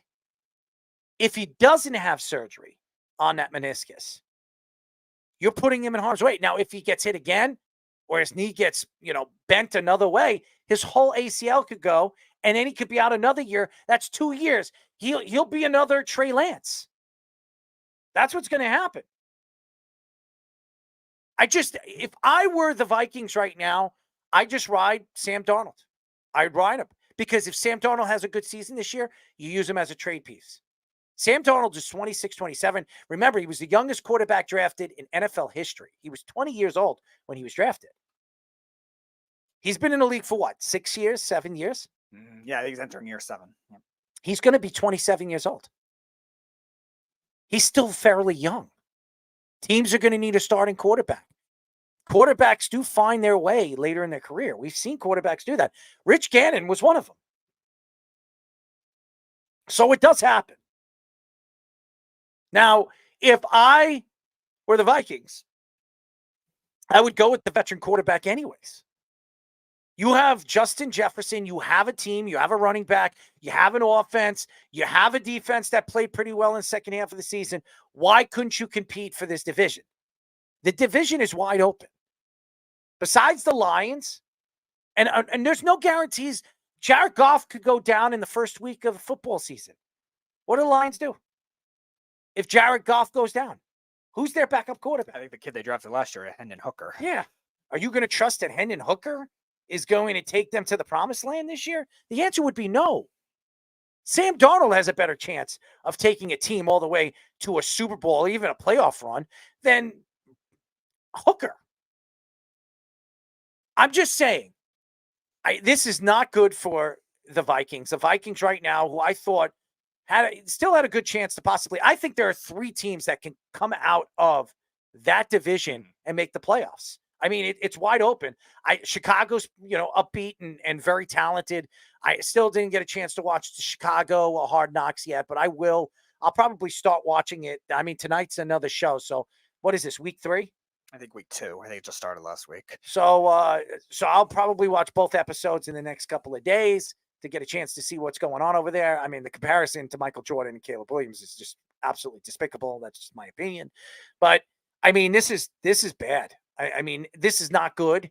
And again, if I'm the organization right now, and you believe JJ McCarthy is your future, don't put him in harm's way. I think this is a bad move if they do that, and you don't want to bring him into the middle season. And by the way, I don't know what their schedule is, but doesn't their schedule get a little bit harder in the season after week 7? If I'm not mistaken, I haven't at Speedy. I'll look it up right now, the Vikings schedule, but I'm willing to bet you that their schedule it gets harder as the season prolongs. Yeah, I thought they played the Packers twice later in the season, so maybe that it could be. I'm not sure exactly the timetable of the Lions, but yeah, judging on McCarthy, it's always that tricky dilemma. Like, do you play your guys in the preseason and try to get them developed, or do you try to rest them? And Sean McVay, I think since he's come in when he was coaching the Rams, he'd probably come back in the bye week. Okay. After the bye week, which is after October 6th. Okay. Yeah.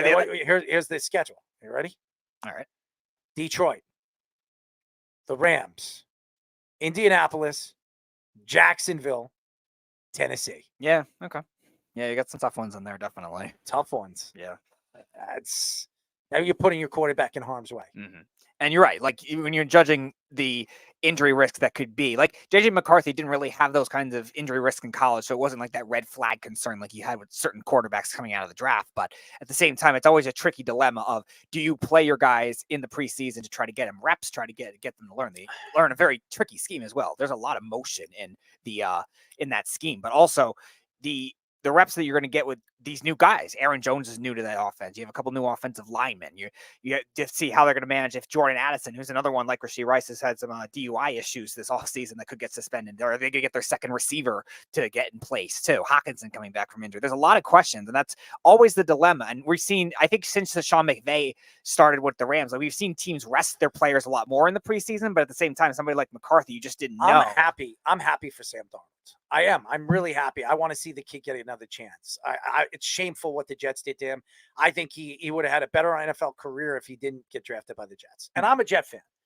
If the Jets never drafted him, I think Sam Darnold's a successful quarterback in this league. It's interesting, too, because I was reading in that same article where they're talking about McCarthy that I think they were saying Sam Darnold's development from what he was last year with the 49ers and the stuff he learned from Kyle Shanahan could help him get that kind of second chance to be able to succeed. And the Vikings have very good offensive skill players to try to make that work, and a good offensive line. They just locked up their star left tackle and Christian Darrisaw. They locked him up on a big contract, and they have a very good arsenal of skill players if they can stay healthy and don't get suspended like Addison. Let's bring Fish in because I want to know Fish's opinion. Obviously, he's a football coach.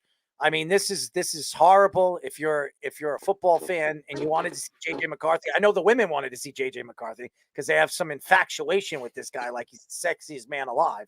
What are your thoughts of losing JJ McCarthy for a significant amount of time? You look, he's the All-American boy coming off a national championship from Michigan.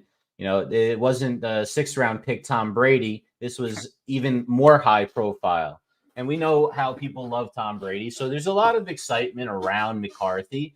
He went a lot higher in drafts. There was buzz of him going as high as 3. He obviously fell to the Vikings. But it's a big problem when a guy tears his kneecap, basically, is what he did with the meniscus here. And he's going to miss a lot of those reps. He's going to miss learning by experience. And that's a real big thing. You know, when we have a new high school quarterback, and we have a couple of those this year on my team, it's all about getting them those reps because you know they're going to take their lumps. Now, obviously, it's different at the pro level. It's not as bad as what I may have to deal with this season in some facets. But I'll tell you what, it's a lot harder, as we all say. There's a big jump, and it takes rookie quarterbacks a while. So now I have to agree with you, Errol, about sitting him this year. I don't know if you want to bring him into that buzzsaw of that really difficult schedule off of that knee without the reps. You know, you want him to build up those reps against the weaker teams. Darnold, this is a great opportunity. This is a second chance at his reviving his career. A lot of people have said his metrics have been pretty decent the last couple of years. Wasn't terrible. Had an injury. Started off pretty well one year. Forget exactly. It might have been Carolina first couple of games. He had a lot of rushing touchdowns. They were 3-0, I think, to start the season. Or something He played like very that. well. I think he had 5 touchdowns all season. Oh, yeah, there was a great stat. He led the league in rushing touchdowns at one point. Yeah. Yeah, he was doing some real interesting things that made you think if he's not a starting quarterback, he's going to be one of the best backup quarterbacks in the league for a little while. So there's a great chance for him. There's a lot of room on rosters. You know, we talk about Kaepernick wanting to get one of those backup jobs about 10 years ago. This would be a similar situation where he'd be like a little overqualified to be a backup, but maybe not what you want as a winning starting quarterback. Let's see what he can do. It would be nice to see that. I think the Vikings are going the wrong direction. Now, think about what happened if the Giants took McCarthy now and he tore his meniscus. Think about the calamity that would have been.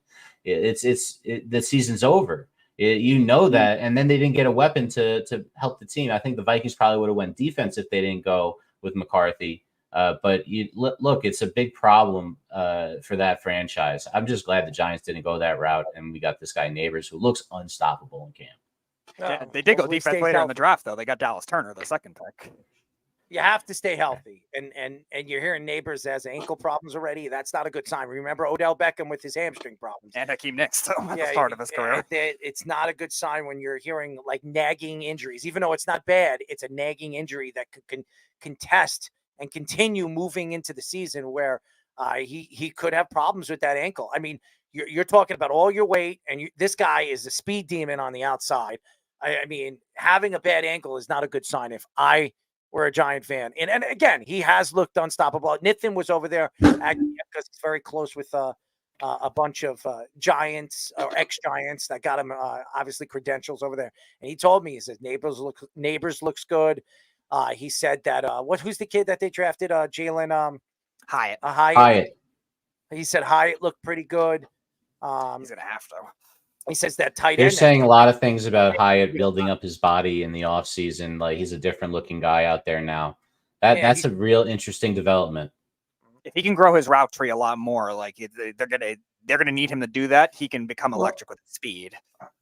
It's the physicality, though, because he's going to have to play X receiver. Neighbors is going to be in motion a lot. He'll be the Z on the other side, with it to the tight end side. You want Neighbors in that Tyreek Hill type of move him around type of shit. Nable's going to be throwing to Neighbors like 13, 14 times a game. Oh, hell yeah. 100%. Absolutely. But as far as like an X receiver, that's a guy like we were talking about with Brandon Ayuk last week. You have to be physical to get off the line of scrimmage, right? So Hyatt really wasn't physical last season. If he put on some weight and now he's getting off the ball, now he can run a better route tree because he hasn't been, stuffed in the first couple of steps of it. You've got to get to that mark where you're making those breaks to be consistent to set up defenders as a receiver. And he just never really got into that. He used his speed to blow by people last year. But as you know, Daniel Jones and every, Tommy DeVito and all those guys didn't have time to find him.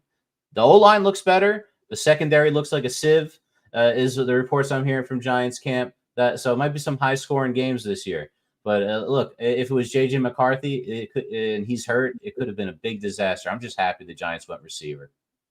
Bart Scott said on Get Up that Justin Fields is not doing himself a favor winning the Steelers' starting quarterback job.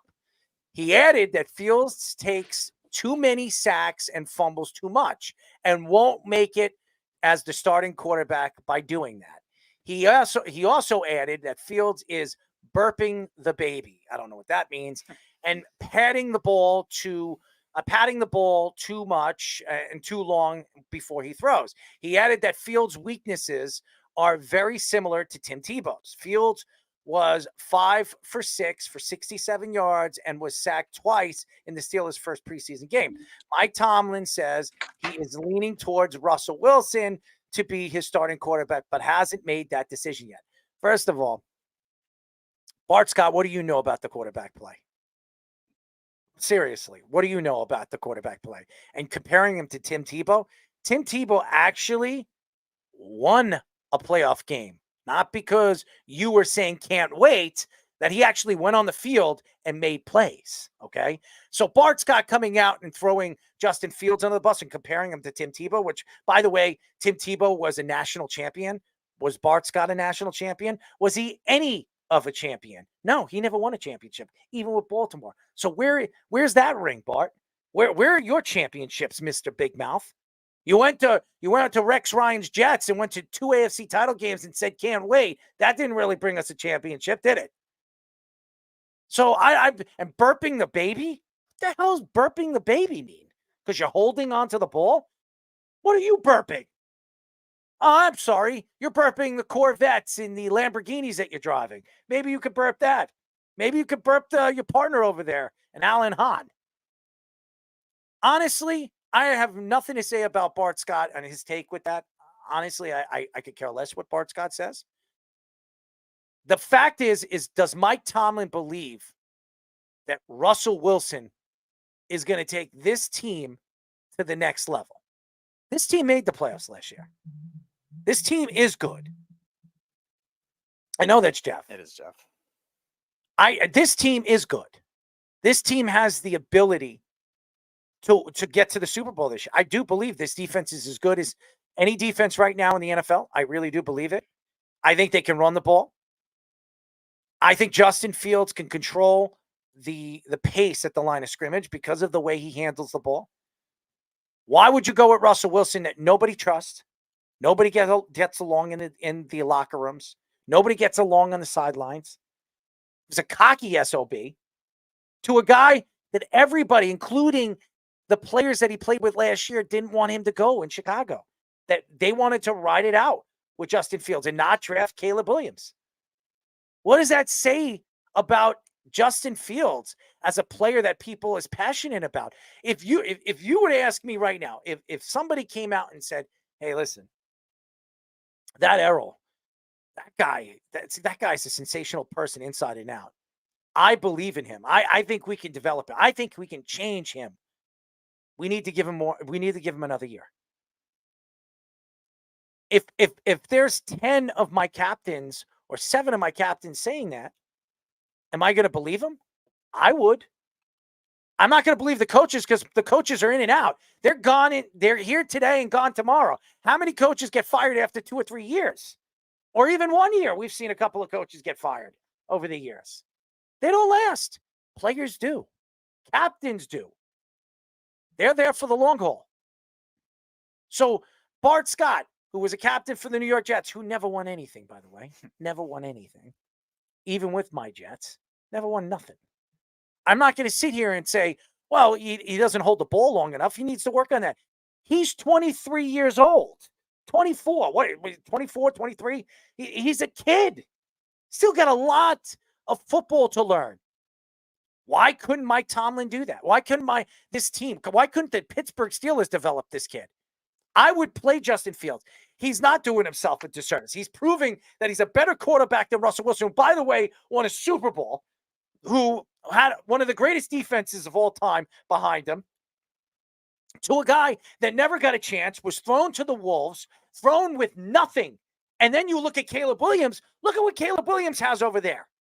He's got weapons all over the place. This kid had nothing for 2 years, and then they give him JJ Moore. And they knew they were going to go after a quarterback in that draft the next year. They knew it. If they had the number 1 pick, but Carolina being as bad, they were drafting that quarterback. They knew it. And Justin Fields knew it. He was never given a chance. This man is going to be a great quarterback in this league. He's going to be a great quarterback in this league. It's a shame. And I'm going to tell you this right now. If they give him a chance, he's going to fly with this. I think that Pittsburgh could be the best team in that division this year with that defense. I do. And if Justin Fields just has enough in him to get the ball out quicker, I think they win a lot of their games. I think they win 10, 11, maybe even 12 games this year. It's interesting because Bart Scott's also praising a quarterback at the same time that's had the same issues at the beginning of his career with Russell Wilson. Russell Wilson, until he really got that elite quarterback form, maybe in 2015 or so, always held the ball too long for a while. Now, granted, Seattle didn't have a great offensive line either, but their line was still better than what Justin Fields had with the Bears his first couple of years of his career. And those development trajectories are very similar to what Russell Wilson was at the beginning of his career too. Now, Russell Wilson had some better passing years than Fields did by a little bit, but it's not by much. It's not like Russell Wilson was in a massive passing volume at the beginning of his career. It was really only that 2015, that second half of that season when Marshawn Lynch got hurt. Then he started throwing the ball more. And then 2015 on until he got hurt with the finger injury. That's when he started to peak. Justin Fields can get that peak with better coaching, with better offensive stability, which the Steelers had in comparison to 2021 He's the best quarterback Chicago. in that class. There's no question. I think he's the best quarterback in the class. And he's going to prove that. And Trevor Lawrence got a lot of money, and I'm not taking down or putting down Trevor Lawrence. He could be a good quarterback. He's not an elite quarterback. He's not what they said he is. I think Justin Fields has the ability to become that elite quarterback. I really do believe that he could be that guy. I think Chicago made a mistake. Yeah. Now, I'm not saying Caleb isn't great, but you don't just give a guy away that he could be a future quarterback for nothing. A 6th-round draft pick. Yeah, and again, I credit to them for giving him a service, a team that he wanted to go to as well. Like Justin Fields, they were using classy by that because they know they had a tough decision and they wanted to make sure that they didn't do him wrong completely. We've seen a lot of other teams have these ugly quarterback endings too. But going back to the Steelers situation though, Russell Wilson, if he actually wants to actually mentor people and be mature about it, that's a good guy to learn from what Russell Wilson did in the beginning of his career. Like Ryan Tannehill. Maybe not. It might not work. I'm not saying it will. I'm just saying that's a. Why would you train or work with somebody that you know is going to take your job when you still think you have another 5 good years left? Why would you do that? No. I'm not saying he should, but I'm just saying Russell Wilson, you never know with his maturity, but nevertheless, that's a good guy to judge the trajectory of. First of all, Keith, are you listening to me? Lawrence right now is a better quarterback than Justin Fields. That's because Justin Fields was never given weapons like Trevor Lawrence. Are you listening? You have the Jets. You have the Jeff effect. That's the Jeff effect. You come out with things and you say things that I said when I didn't say it. I said I believe Justin Fields is the best quarterback in that class if given a chance. Is that better for you? You want to sink that in your ass? Yeah, and this is his chance. Like, if he still has those same issues this season, maybe you could start to have that conversation because it's year 4. But still, even so, like the Bears gave him nothing for the first 2 years of his career. Finally, they gave him stuff last year, and Matt Eberflus was giving problems. All right, so we put Jeff on now. I think it's more complicated than that, guys. You know, as far as what Fields has been given, it's not really the type of offense that a guy that holds onto the ball and I guess burps the baby, according to Bart Scott, needs. What's Bart Scott saying? He's the type of guy who pats the ball when he double pumps it, and that makes you not good on a timing offense. Now, there's a lot of offenses that are dependent on 1, 2, 3 out of your hand. Or if you have a 5-step drop and there's certain timing, there's windows that you have to be at certain times. However, if you take a look at Jalen Hurts, for example, who runs more of a college-style offense, I would say if Justin Fields was running the Jalen Hurts offense, he wouldn't be putting up bad numbers. He would be similar numbers to Hurts. I don't know if he's as good as Hurts as a leader, but I will say this, it's the same style of offense that he needs. He did not get that in Chicago. First off, they didn't really know what they were doing early on, and then Eberflus is not an offensive guy, you know. So what really needs to happen? He needs to have more of that plays that develop later on in the play call. You know, he has to be able to be on the move, out of the pocket more. He has to do more play action. There has to be a good running back. All things that you see Philly doing that because they have a good old line, they can get away with longer passing trees. If Jalen Hurts didn't have time, he would be terrible. And it's pretty clear what happens when their line is hurt. They really can't do anything because Hurts' style of play is really effective if you have time. And Fields needs that. He didn't have that in Chicago. Maybe he'll have that here. Maybe he'll be able to. So that criticism, I think, look, he's a limited quarterback. That's what it means. Bart Scott's not wrong about that. But what he's wrong about is that it can't work. It can work if you cater to what he's good at. He's your player. Do what he's good at. And I think Tomlin will. All right, bring him in. All right, Jeff. All right. Number one, burping. I realize you're not familiar with it, but burping the baby is an old saying, right? How do you burp a baby, Errol? You hold it with one hand against your chest and you lightly pat it with the other hand. That's how you burp a baby. That's what he's saying he's doing with the football. He's just patting the football. I know what he's saying, Jeff. Right. As far as McCarthy goes, you may be right with his injury, but you may be way off. They don't know the extent of his injury. If they just have to trim the meniscus, that could be a few weeks. If it's a full tear and they have to do a full repair, he's out for 4 months. So just do the math, right? It's just a math problem. Fuck the 2 weeks in August. There's 2 weeks left. Just say it's September 1st. September, October, November, December. That's 4 months. If it's a full meniscus tear, he's out for the year. He said that. He said that. I said that. Right. So, and he wasn't going to play anyways. He was considered a project quarterback. It was going to be Darnold's job anyways. So as far as Minnesota goes, nothing has changed.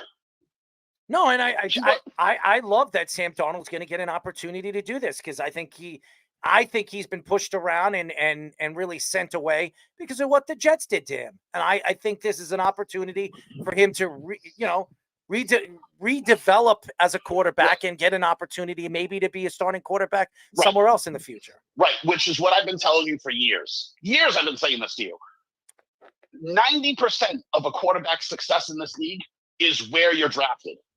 That's just period, right? Like, look at all the terrible quarterbacks that are considered terrible that Cleveland drafted. Were they all terrible? I don't think so. They just were with the worst franchise on the planet.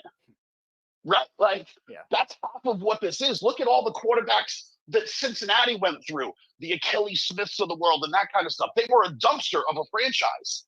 So that's what you've gotten with some of these guys. They've been lucky enough to hang around. We'll see what happens with Justin Fields. But yeah, he's the victim of being drafted by, like, that's the problem with being a good quarterback in college. You're going to the worst team. Yeah. That's just what it is. No, and there's a lot of bad quarterback franchises. So I have one of them that I root for. We'll see what happens with Justin Fields, but I'm not hopeful for him just because of now where he's gone as well. Look at what's happened in Pittsburgh the last 2 years. They were chanting to fire the offensive coordinator last year. Mm-hmm. So they have a new offensive coordinator. 2 new quarterbacks. They're in a fight for Brandon Ayuk because they don't believe in their receivers. Their receivers know that. How much better do you think their offense is going to be? Probably not much. I disagree because I think they believe in George Pickens. I think he's a really good player. You like George Pickens too? He was there last year. Yes, and I like him. And they were still running around, right? But they're still in the same boat. It's the same as last year because he was there last year. I love George Pickens, right? Great Georgia Bulldog. Great Georgia Bulldog. You know what I'm saying? I like him too. But the problem is he was there last year, and so like I said, not much has changed. No, it hasn't changed.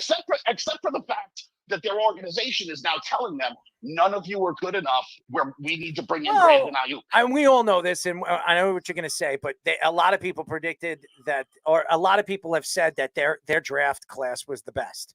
So I know it's just draft, and we don't know what these guys are going to be, but what they said about how they drafted, they had the best draft out of any NFL team this year. So that says a lot. If one of these or two of these players become stars from this class, I mean, they did what they needed to do. It's all lottery tickets, man. Yeah, I know. Like, it's all like if we knew what these guys were, Cooper Kupp wouldn't have been a 6th rounder. He'd have been a 1st rounder. Same with like Puka Nacua, who lit the league on fire last year. We don't know what they're going to be and what they can develop in. It's all who wants it and them developing their potential. Yeah.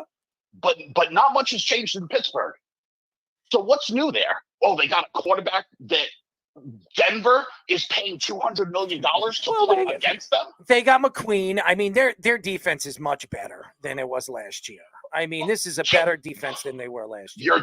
You're doing nothing for the argument. You're talking about Patrick McQueen playing defense, and we're talking about how that's going. But you say defense, but defense. They made the playoffs last year. They made the playoffs without their best player for 3 games. Right. Good for the Pittsburgh Steelers defense. I'm glad that they're going to give the offense the ball more so we can see more 3-and-outs from Russell Wilson. Buffalo was having problems beating them in the playoffs with a 4th-string quarterback.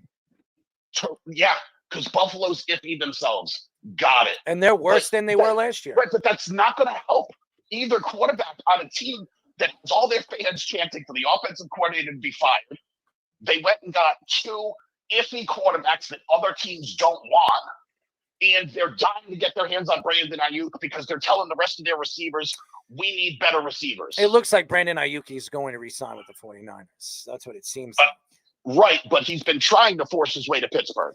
Yeah, and it's now, I mean, if you listen to what Scoop said, I didn't read it yet, but they're saying that they're very close on closing on a deal, which great. You want to know what? I'll believe it when I see it because he was also close to being traded to New England. He was also close to being traded to Pittsburgh. And he was also close to being traded to, who was the other team? New England, Pittsburgh. And, Washington was the other one recently. No, there was a third. No, there was a third. There was a different one. And there was another rumor during the draft that the Bills were very close too. Yeah, it was like New England and someone else were competing for him during that, like a week ago during that trade period. Oh, the Browns too was the other one. I would have loved to see him. Right, you're right. Yeah. It was the Browns. It was the Browns because they were talking about Amari Cooper going the other way. That was Amari Cooper's tweet. Like, I wouldn't mind at all. Of course you were. Right. Play the 49ers. Yeah. Right. So like that's like the whole thing. And he looked around and dude, New England offered him $32 million a year, and he looked at them, and New England's terrible, and he was like, "Nah, I guess I'll take less because no one else wants me." Because like think about it. I'll take $5 million less a year to not have to have Russell Wilson attempt to throw me the football. I'll take $5 million less not to see a pass from Jacoby Brissett. Sounds great. or play with the one that likes to do the hand jobs and Deshaun Watson. Right. So think about that for a second. You literally have a guy dying to get out of this situation and get paid, and the organizations that stepped up to pay him, New England and Pittsburgh, he went, "Fuck that, I ain't doing it." Yeah, seems like he's going to Washington or signing back to the 49ers. Yeah. He was trying to force his way to Pittsburgh, though, too. And then when he saw what Pittsburgh had, he was like, "Get me out of here, bro." That should tell you something about the 2 quarterbacks that Pittsburgh has and the kind of offense they run. Again, they'll probably be better than last year, but last year was historically bad for their offense. Historically bad. I'm interested to see what they're going to be this year. I think they're going to be a lot better than you think. I really do. That's just what I've seen and what I've heard, and I've seen what I've heard at their practices, how constructive they have been with the coaches and everything like that. How they're connected. Everybody is on the same page. Great. I hope they all get together and sing campfire songs. They still got to play Baltimore twice, and they still got to play Cincinnati twice. Mm-hmm. How many wins in division do you think? They got to play the Browns twice, too. Right. So how many division wins do you think they can possibly come up with? All right. So they're playing 6 games. I think they win 3. So you think it's a split between all of them? Yes. I all due respect, sir. That is wild. Well, they play very well against Baltimore. They've beaten Cincinnati, I think, once every single year for the Ravens. last 3 I think years. they've beaten 6 times in a row. And they've beaten Cleveland. They've beaten Cleveland at least once a year for the last 3 years. So, yeah, I think they're going to split. I think that. Yeah. And last year, I think they won 10 games last year? They won 10 games last year. They quarterback. Swept the Ravens. With They quarterback. swept the Ravens and the Bengals. Granted, Burrow was hurt. Also, let's not go off of splitting with Cincinnati last year. They had to play Jake Browning twice. No, I know that. I'm saying that's the exception to the rule type thing, but they still swept the Ravens. So it took the entire offense of Baltimore to get hurt, right? With no Odell Beckham and no Mark Andrews and all of that. Yeah, all Andrews, yeah. And then Joe Burrow had to get shot in the wrist by a sniper and miss the whole season. And they were like, oh, we can finally split with these guys. Well, they're all healthy, and Pittsburgh's in trouble. We'll see. I'm interested to see it. Jeff, thank you for calling, bud. They're paying Russell Wilson $200 million to play against them. How is that a good thing? Nobody said the Broncos were smart. No, the Broncos are smart because they're getting out from under that contract. That's how bad he is, that they're willing to take that cap hit and be terrible until that money comes off their books. That's how bad he is. You don't think he's that bad? Oh, I'm not anymore big on Russell Wilson. Not anymore. There's a reason why Seattle didn't want him, and within he doesn't get along with anybody, man. Denver didn't want him. He doesn't get along with anybody. Right, because he's a douche. That's what I've heard. So how many weeks do you think it's going to be where his douchey attitude rubs Deontay Johnson the wrong way? Deontay Johnson got traded already. Oh, did he? He's in Carolina now because they couldn't pay everybody. So Jesus. So who's there for receivers besides Pickens? So they have Pickens, they have Calvin Austin, who they drafted last year. They just drafted Roman Wilson this year. Terrible. I'm not sure if they brought in any other veteran guys. I do like Freiermuth a little bit. And then they also have another Georgia Bulldog who drafted last year as tight end is Darnell Washington. I think could be good. He was playing hurt last year. Yeah. Come on, Speedy. You know what to do. Who's that coming down the track? Finish it, Speedy. What? God damn it. It's the Mean Machine in the red and black. And then you got to bark, Speedy. Bark? Oh, God. See? That's the Georgia Bulldogs song, bro. You don't know the Georgia Bulldogs song? I did not know the Georgia Bulldogs fight song offhand. You notice I figured that's what it was a reference to. I didn't know the lyrics, though. Exactly. Speedy's bark is better than his bite. No, I'm not going to bite anybody. No, Jeff, I did not know the Georgia Bulldogs theme song lyrics exactly. I figured that's what you were going for, though. Of course it is. I made them great. As soon as I became a fan, they started winning national championships. Is that not what happened? Yeah, I would agree with you on that one. And week 0 is only, I think, 10 days away or something. Yes. So that's great as well. Yes, it is. Jeff, call. We'll talk to you, Ben. We got to finish up the show. Got 15 minutes. But we really appreciate Jeff. He actually was normal tonight. Yes, he was. He was normal. And I think there was a lot of takes that he made that I would agree with. I still think Pittsburgh's a lot better than he says they are. I think they can win easy 10 games this year. I wouldn't be surprised if they went 11 or 12. Their defense is good, man. The defense is good. Don't sleep on Tomlin, man. Tomlin's been great every year he's been there. He's just one of the best ever. His whole career. Is that a 500 record his whole career? So why wouldn't he have a 500 record this year? Their team's better. I do believe they need another wide receiver. I do think he's right. And if Devontae Adams does become available, don't be surprised if you hear his name being brought up over there too, because that makes a lot of sense too. Kendrick Perkins said on First Take that he can see Steph Curry teaming up with either LeBron James or Kevin Durant in the future. He added that all three of their teams are in a downfall. And if things go wrong, it would be good for all of them to get one last chance at a championship. He added that all three players are still playing at a high level and played at a high level during the Olympics. He added the relationship with those three players was as strong as ever on any of the Olympic teams. He also said all three players have 2 years left on their current contracts. The Team USA beat France 98-87 in their final game, the finals of the Olympics, which was their 5th straight gold medal. I do not see Steph Curry, LeBron James, or Kevin Durant playing with one another ever. 70 assists or something like that. He's going to break the assist record. Yeah. I mean, he's going to break every record. He said he wants to play with his son for at least 2 years. There's no way Steph Curry and him are playing. So take that out of the picture. He only wants to play with his son. Now, Bryce, he is going to be an NBA player, but that's not going to be, he's 17. It's not going to be for at least 2 years. When LeBron James was going to retire, Bryce will probably be in the NBA. So that's never going to happen. So, I mean, I understand what Kendrick Perkins is going to say. And I know he knows his basketball. He thinks he knows his basketball. But I just think he's trying to sell something that's just not going to happen. Now, Kevin Durant and Steph Curry, why would they play together again? First of all, Steph Curry has always had it embedded into his head that he wasn't the best player on the team when he played with Kevin Durant. Why would he want to play with Kevin Durant on another team? It doesn't make sense. How would that work?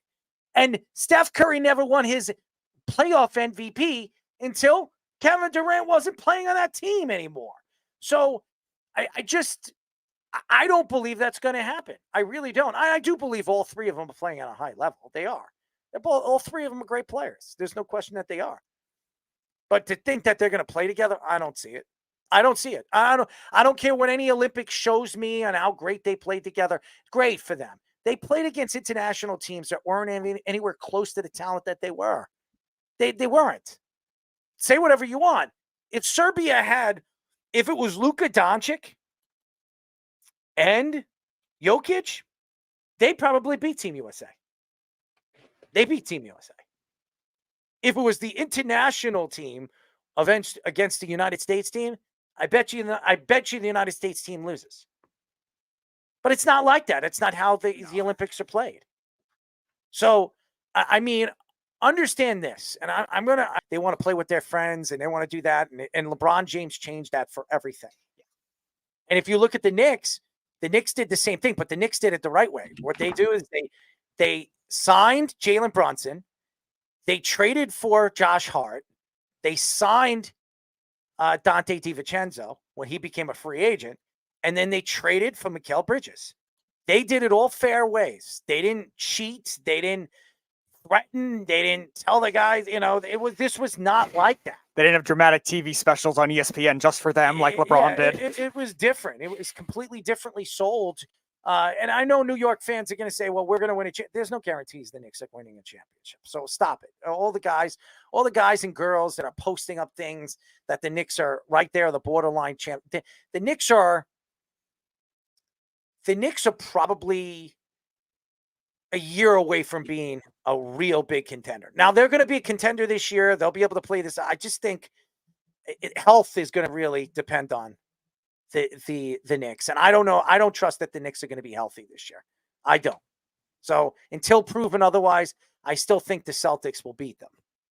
Now, if they stay healthy this year and they have Robinson and they can, they're going to be able to rebound and all that other stuff. And Randall stays healthy and actually he's not the bricklayer that he is in the playoffs. I think the Knicks could compete. We'll see what happens. But as far as the LeBron James, Kevin Durant, and Steph Curry, that's not going to happen. And I'm telling you, it's not going to happen. I don't care what they did on the Olympic team. LeBron's going to be done in 2 years. I'm predicting 2 years he's gone. And Steph Curry, how many years does he have left? He's had ankle problems. He's had hamstring problems. He's had foot problems and ankle problems. Why would he be playing any longer than he needs to? He's done everything. People are comparing him to the greatest point guards of all time. What does he have to prove? What does he need to prove? He's won how many championships? 4 championships? He doesn't have anything to prove anymore. Nothing. So I don't believe he's going to play. And Kevin Durant, nobody wants to play with Kevin Durant. I'm just being honest with you. Nobody wants to play with Kevin Durant. Kevin Durant is a cancer. He is. It's a proven fact. Everywhere he's gone, he's been a cancer. Him and Draymond Green didn't get along. Yeah. After Draymond Green was the one that sold him to come to Golden State. He goes OKC. Why did he leave OKC? Because he didn't want to be, him and Russell Westbrook weren't getting along, and he wanted the ball more than Russell Westbrook, and Russell Westbrook wanted the ball more than him. It wasn't going to work. That's why he went to Golden State. Then he went to the Brooklyn Nets, and he realized he wasn't the guy. Kyrie Irving was the guy. So he didn't want to be there anymore. It's like a spark, and now he's over there in Phoenix. How long is it going to take for him to realize that Booker is the guy? If he isn't already. It's just, this is who he is with his, whatever, how many Twitter accounts. I mean, the guy, and I'm not saying Kevin Durant isn't a great player. I think Kevin Durant is a great player. To say he's one of the greatest of all time, that's ridiculous. It's ridiculous. And everybody keeps saying comparing eras. You can't compare the eras. And I don't believe Steph Curry would be the same player if he played in the time in the 90s, because the game was different. And I don't think LeBron James would be as healthy as he's been in his career if he played in the 90s. It was a different game. So I just think defense was completely better in the 90s than it is now. So nobody wants to play defense. They're all bitches. That's what they are. They're all bitches. So as far as I'm concerned with LeBron, Kevin Durant, and it's never going to happen. So stop putting it in. Kendrick Perkins, stop with the sell of this. It's never going to happen. It will never happen. None of these 3 players, none of these 2 players out of the 3 are ever going to play together again, ever. Yeah, it doesn't make a lot of sense for both LeBron and Steph Curry. Like, their legacies are pretty cemented as it is already. Yeah, okay, maybe they could win another championship if they bring another star in, but it doesn't seem like it's, for the Lakers especially, who are very cash strapped, it's going to be very hard for that kind of thing to happen. I just can't see the relationship working with Kevin Durant going back to the Warriors again. LeBron already said, Keith, that he's only playing 2 more years. Yeah, and LeBron's only going to play the 2 years with his son, like you were saying before. He's got, 2 years left? He signed a 3-year deal. All 3 guys have 2 years on the deal that they have. Yeah, so he's done. It doesn't make sense for either thing. I don't think Steph Curry's leaving the Warriors to go to another team. I don't think Kevin Durant will go back. LeBron will be 43 when he's done. I mean, with that contract. Mm-hmm. He's going to be 41 at the end of this year. He's going to be 43. Right. LeBron's not playing after that. And I think LeBron would have left if it wasn't for his son either. Like, I think LeBron wanted to maybe... He's going to get his son acclimated on the team, and then he's going to part ways. He's going to retire. He's got so much going on for him right now. He's a multi-billionaire. What does he have to prove? Yeah, LeBron and Steph Curry. I think LeBron would have left if it wasn't for his son, because his son was comfortable there. He obviously went to USC, and he had the house there. And maybe LeBron would have gone back to Cleveland maybe one more year and then retire or something like that otherwise. But nevertheless, he wasn't leaving the Lakers with his son there. And Steph Curry's not going to leave the Warriors because he's just beloved there. Kevin Durant's not going to go back to the Warriors because it's going to be awkward. Draymond Green's going to still be there probably because nobody's going to take his contract. So that's going to be awkward. So realistically, it doesn't make sense. Plus for the injury risk for all of them. Now, granted, LeBron and Steph Curry, I think longevity-wise, have done a very good job at maintaining their injuries. But Kevin Durant, not as much. So will it work for that reason either? No. Well, look, Bronny could be packaged in a deal with his dad to the Warriors, and I think that's the only way that any of those 3 guys could team up. Because, like you said, KD's not playing with Draymond again. That's just not happening. And Steph isn't leaving Golden State, so it would have to be LeBron, who's well-traveled, maybe not as much as Durant, but well-traveled, and he'd have to come back with his son. I don't see it happening. I do have one place though. And I was thinking about this while you guys were going, and I watched this during the Olympics, and I was disgraced by watching Jimmer Fredette be our best player on our 3-on-3 team. But imagine 4 years from now, they're all retired. Let them be the 3-on-3 team for the United States. Who cares? They'll win the gold medal. You know they will. Let them do it, because it was an embarrassment watching Jimmer, the guy who couldn't play even minutes on the Knicks, and was just chucked like 35 to 40 footers like he was Steph, but none of the other skills. It was ridiculous. So I would like to see that. If they ever come together again, that probably is the only way it would happen. Jimmer never got a real chance in the NBA. I'm sorry. I'm He was sorry. good in China. He never got a everywhere he's gone, he's been good. But the NBA, why? Because the NBA never gave him a chance because he's the Tim Tebow of the NBA. That's what I've always said that. He is the Tim Tebow of the NBA because he can't do this or he can't do that. How do we know he can't do? He's Steph Curry-esque. He shoots a lot of threes, shoots deep threes. He's very consistent. Why couldn't he play in the NBA right now? Steve Novak could play in the NBA. He's a better player than Steve Novak is. And Steve Novak was in the NBA for what, 7-9 years and made a lot of money. Why couldn't Jimmer Fredette do that? He's a better shooter than Steve Novak. So But why he's a dribble off the ball guy like Steph, right? And he just didn't have the athleticism to get his shot either in the did NBA. Steve Novak, either But- did Jeff Hornacek. But they made But no one was asking those guys to players. dribble, right? No one was asking Novak to dribble. All he was doing was coming off screens and Well, trying why to get can't wide open Jimmer threes. Fredette- Why can't Jimmer Fredette do that? Short. Yeah, and that was it. That's all it is. He doesn't have the athleticism. If he had Steve Novak's body, he would have had a much better career than Steve Novak. He's just, unfortunately for him, just a little undersized, a little unathletic. But let's get those three guys in the big three. All right, but before we finish up with the Dana White thing, I'd like to hear Scoops' thoughts to that. Truthfully, I know you kind of just said it, you can't really imagine, these guys playing together and everything, but I don't know, just for the sole fact that of what we've seen in the past few years, Harden and Kyrie and KD, that weird mess of team, and then, you got, of course, LeBron, AD, Russell Westbrook when they had Carmelo Anthony and those slew of random guys that they have. So truthfully, I do think it's a weird matchup. I mean, I don't really see, the fact of getting Curry to play with LeBron and who's, of course, like you guys said, is going to play with his son coming up. To get Curry over there, it wouldn't make any sense because nobody in their right mind over there in the Warriors front office is going to actually trade Steph Curry over there. And then on top of that, KD isn't going to go back to the Warriors and that's not going to happen because he's not going to play with Draymond. So I don't know. Kendrick Perkins, I think, likes to make up these weird narratives only to try to stay relevant in the news as of right now. So I don't know. I don't know what he kind of smoked before going on first. I want to smoke it. Can you share some of that with me? Maybe he should. I don't know. That's the only reason. I mean, Fish is all about that too. I mean, seriously. Maybe it'll help us make more outlandish takes. How about that? Maybe I've got a couple of them, man. We'll be on his level. What do you think? I have no Would idea. you hang out with a Kendrick Perkins in the closet? Hell no. Why not? He's huge. He might be huge in many different ways. Exactly. That's the problem.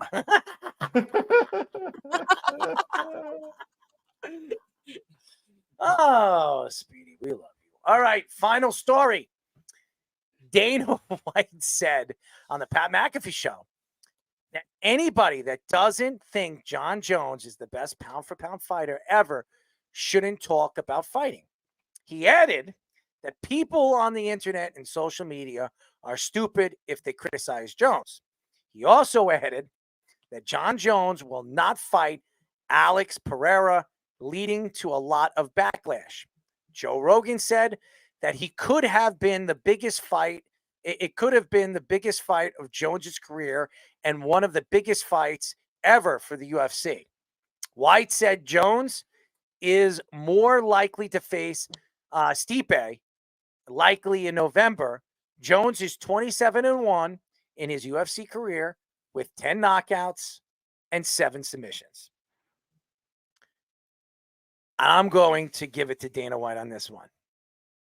Dana White, John Jones is not the greatest UFC fighter of all time. I'm going to tell you why he's not the greatest fighter of all time. There's a lot to get into this, and I don't think I have the time to go back and forth. Anderson Silva is the greatest fighter to ever come out of the UFC. He's held the belt longer, and he's beaten a lot better fighters than John Jones. John Jones took him 5 years to get into the heavyweight division, and who did he beat to win that belt? What did he do to win that belt? He beat nobody. And now look at the heavyweight division. He knew that he couldn't fight at 205 anymore. He knew he couldn't fight at 185. He had no chance. So what did he do? He moved up in weight. You know why?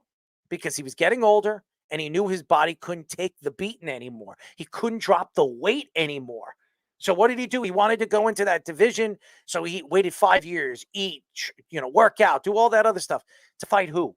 At the time that he was ready to fight, all these other heavyweight champions or the heavyweight fighters that there were, Cormier was done. All of these guys were done.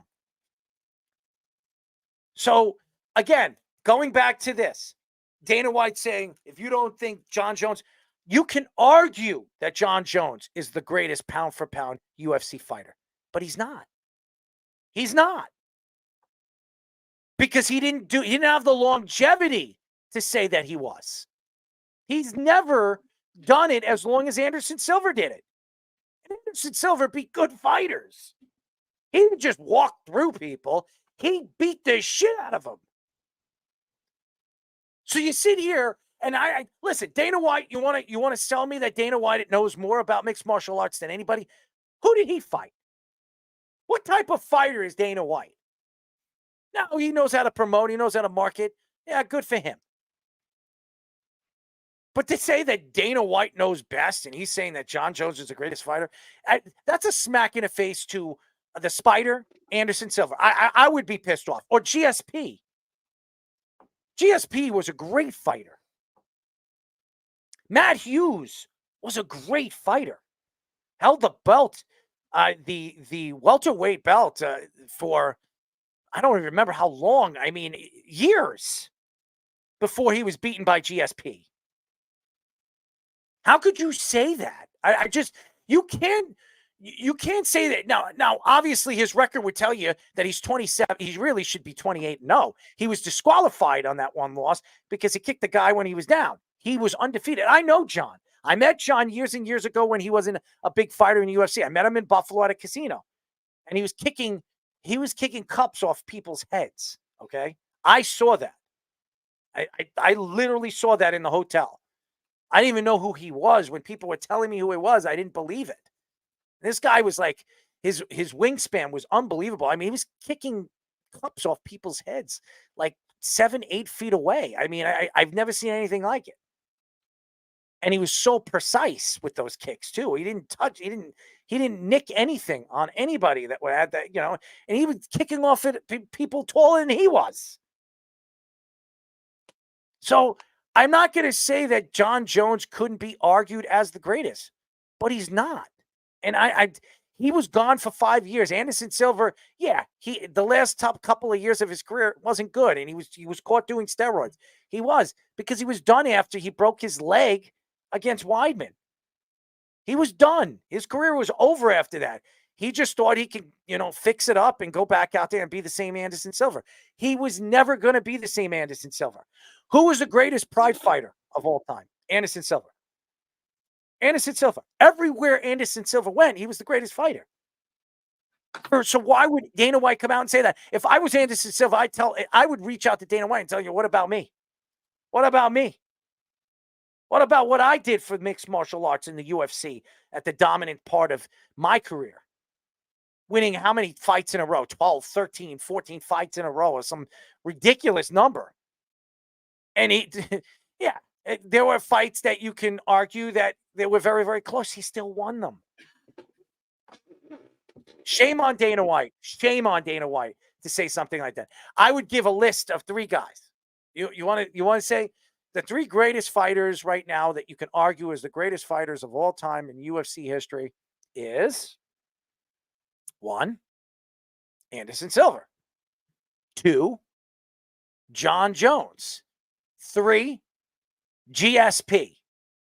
Those are the 3 guys that, honestly, when I was really embedded into the fight game as much as I have been over the years, those 3 guys were so dominant in their divisions. They were almost unstoppable. Unstoppable in their divisions. And those are the 3 best. And I wouldn't say that pound for pound, Jon Jones is the greatest, because at Anderson Silva's top of his game, I think Anderson Silva could have beaten Jon Jones. So I think he's wrong. I think it's an absolute joke, and And people, you can attack this on social media too when Speedy cuts it up. I could care less because it's true. I watched the fight game. I was a part of the fight game, and I understand what people are saying. That doesn't mean I don't think John Jones couldn't be argued as the greatest pound for pound, but you can't say that he is when there were a lot of great fighters before him or after him. So I think it's a bad take by Dana White. But again, Pat McAfee show, Dana White's on it. He wants to go on all those shows. Dana should come on this show. Dana should come on the show because I got something for Dana. I got something. I don't think he'll like me after that, but I got something for him. I'm not going to kiss his ass. I'm not. You don't have to like me for it. I don't listen. I care less if somebody likes me or hates me. Honestly, it really doesn't matter. Dana White's always kicking the ass of your least favorite It fighter. seems like everybody hates me, so it's better that. It's so funny. I think everybody hates me, but I have a tremendous amount of good friends. So I think I'm lucky to be hated and lucky to be loved. That should be a shirt I make. Dana White always lucky to be hated, but also lucky to be loved. We know Dana White will kiss your ass when he's kissing the ass of your least favorite fighter. Who was that? The one in Ireland. Yeah, the one in Ireland. I think everybody kisses that piece of garbage's ass. Not me. We know. I would love to fight him, man. I know everybody thinks I'm crazy and you can't be. I would love to fight him. I'd fight him in any weight. I'll fight him at any weight class. I don't care. I won't drop. I'm not dropping. I'll drop to 205, but that's about it. I'm not losing any more weight than that. I would love to fight him. I think he's all talk and no pull. I think he's honestly, I'm going to use this word. He's a pussycat. That's what he is. He purrs and he opens his mouth. And when it comes down to it, he's nothing but a scared ass little punk. That's all I'm going to say about Conor McGregor. Conor McGregor. I think he's a puss. He's a puss, and he's not. If you're going to run from people, why don't you run for somebody that actually won't be scared of you? So that's all I'm going to say about that. Anyways, it's been a great show, really great show. Oh, there he is. There's that little punk ass, punching and driving. Listen, I'm not saying. McGregor has not been a good fighter and a good Samaritan to mixed martial arts in the UFC. I think he thinks he's better than what he really is. That's all I'm saying. He's got a left. And if you know how to fight that and you know how to beat his left, you'll beat him. That's it. He's not good on the ground. He has no stamina. If you just last the first round and you stay away from that left hand, you beat him. That's the secret of beating Conor McGregor. That's the secret. Anybody want the secret? I just gave it to you. No stamina. P.U. That's what I'm going to say about him. That's his new name. Conor P.U. McGregor.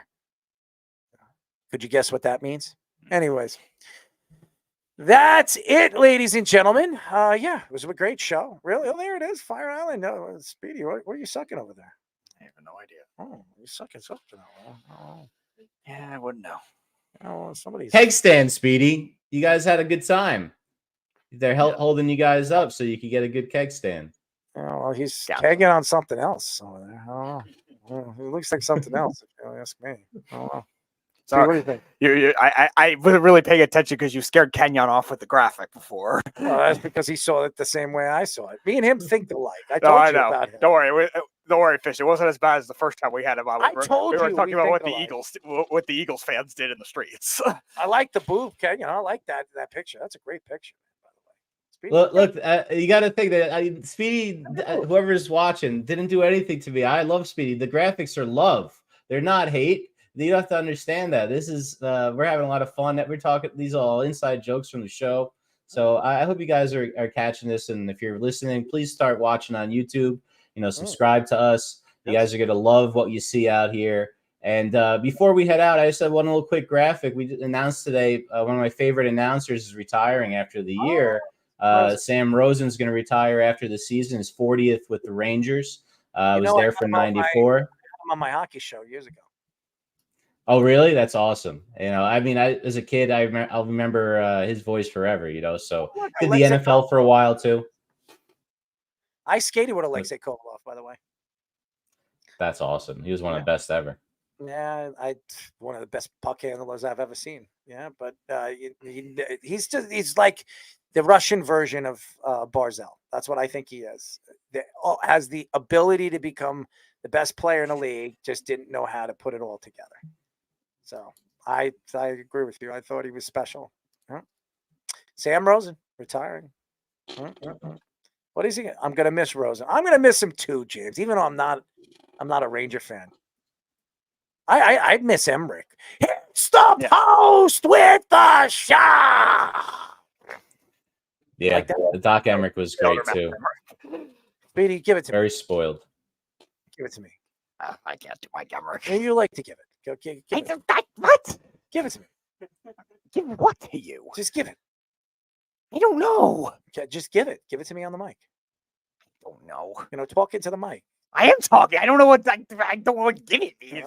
You're trying to do some stupid closet crap all over again. I'm not doing a closet day. I didn't say anything about the closet. Why? I don't know. It seems like you want to go in a closet with me tonight? No, I don't. Well, I don't want to go into a closet. I don't want to think about a closet. Why? You afraid of the dark? No. So what is it? I don't want to think about the word closet Why? for another week. What's wrong with the closet? Every context. So you're not going to go into your closet tonight? I don't do it anyway. First of all, second of all. So what do you do? How do you find your clothes? Drawers. Oh, so you don't have a closet? I do, but I have drawers. So you have drawers, but you don't go into your closet, even though you have stuff in your closet. The closet is all like dress clothes in there. Oh, so you wear dresses? What kind of dresses do you have? Oh my god, that's not what I said. Do you wear your grandmother's muumuu like you did last time? That was 6 years ago because I lost a bet with the beef. I mean, you did look good. Oh no, that wasn't the beef. That was Matty Cap. You did look good with that, by the way. I know you guys enjoyed it. I'm serious. I mean, if a person didn't know that you were a man, I think you could probably draw some good-looking guys. I guess. I'm not trying to do that. I lost a look bet. at him. Look at him. I lost a bet. There's no place like home. Look at that. I mean, seriously. Click your shoes right now. I mean, your feet. Not your feet. Come on, just say there's not no place. happening. Just say there's no place like home. There's no place Do you want like me to, home. Let's just do it. Do it together with me. There's no place like home. There's no place like home. Do it 3 times. Close your eyes. There's no place like home. There's no place like home. There's no place like home. All right. Now you got to get into the closet. That's your home. That's not it. You said there's no place like home. The closet is not my home. We just talked about that. No. That was part of your home. It's a part of my home. Could you sing like The Wizard of Oz? Do you know the Munchkin song? No. You don't know that? I don't remember the lyrics. You want to do it? No. Why can't we sing it? I want to sing it with you. You want to sing like a munchkin? I didn't say I want to sing like a munchkin. I like eating munchkins. You like munchkins? Yes, but what's your favorite munchkin? The chocolate. The chocolate. Of course you like chocolate. Yes, scoops. Chocolate's a good favorite. So there you go. Yeah, the chocolate glaze has always been my favorite type of donut. Yeah? Yeah. What do you like to do with the glaze? Eat it! You like to do? I like more glazed donuts. Yeah, you got another one in there. But you don't like jelly? No, it's fine. Jelly's all right. Does it squirt in your mouth? You like that? I like it. If you eat a jelly donut, yeah. Do you like it when it squirts in your mouth? I like it. It would hope so. It would hope so. Is it alive? The jelly donut's alive. No. Then what is it? It's liquid. Not liquid. It's jelly substance going into your mouth. So yeah, it would. Yeah. But how does it go in your mouth? You eat it. Well, obviously you eat it. Oh, good. You got the literal part. I don't drink a lot of milk. Have you ever smelt your dirty shoes before? What does it smell like? Like what kind of like scent does it have? Stinky dog. I don't know about that. Yeah, it's a lot of like dirt and like outdoor. Did you ever like the smell of your shoes one time and you just I never felt like that. No, you never smell. You know, the other day I went through my shoes and I was smelling them and I was like, oh man, those things really smell disgusting. You know. All right. Would you ever drink out of your shoes? Ew. Why? Hell no. Why not? My feet were in there. So what? They were your feet. Disgusting. So what? They're your feet. It doesn't mean there's not tons of germs in there. So you're afraid of germs? No, but I'm not like gonna drink something out of my shoe. Would you drink anything out of your underwear? No. Why? First of all, it's a bad surface for liquid. Second of all, how do you know it's a bad surface for liquid? Because they're underwear. They're soft. If you put any liquid in there, it would absorb. But what happens if it was hard? Then there's a better chance of it not absorbing. That doesn't mean it won't. It's still Not stopping you from doing it. It's still fabric. It's still like if you put liquid in your underwear, it's you going know- to absorb. Do you know what they do when they race? You know, What? when they race, the track and field, they wear headbands. You know what they do with them? Okay. And they soak it in water. Okay. Okay. What does that prove? So if you soaked your headband in something very juicy, would you suck it down? No, Why? because I still would sweat. Okay, you sweat, but what has that have anything to do with your headband that you're wearing? Because I don't need those extra stuff on there that don't need to be in my liquid that I'm drinking. But you're drinking. You're saving yourself. From what? You're saving yourself from people. I mean, what?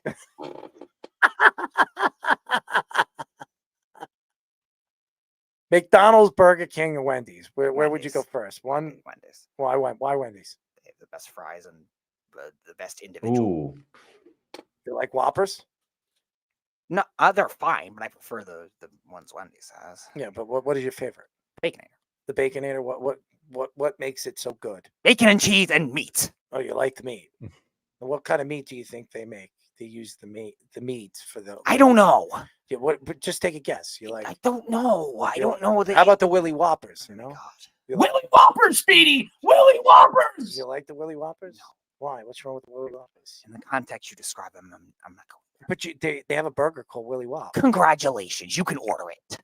I have. Okay. Very good. You know it has avocado on it. You like avocado? I don't like avocado. Oh well, now you're gonna have to try it. No, I'm not. You know why? No, I'm not. You've already had it. I'm not You had it when eating you- any more you had it for- avocado. You had it for 3 years of your life. What? I'm not eating avocado for 3 years of my life. No, you had some of that. I don't like avocado. I didn't say that, but you the Willy Whops. You had that for 3 years of your life. That doesn't mean I'm going to do it now.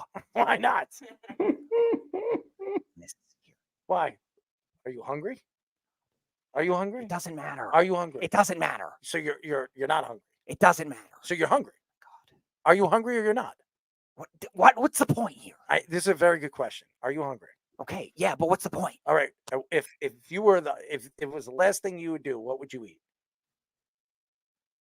Depends on my mood. But Oh, so wait a second. The last thing you eat, you're going to depend. So if you're going, if I had, you're talking about if I had a choice, yeah. the electric chair, and you're about to die, what are you asking for your last meal? Ooh. That's a good question. That is a good question. I like this. This is the last question.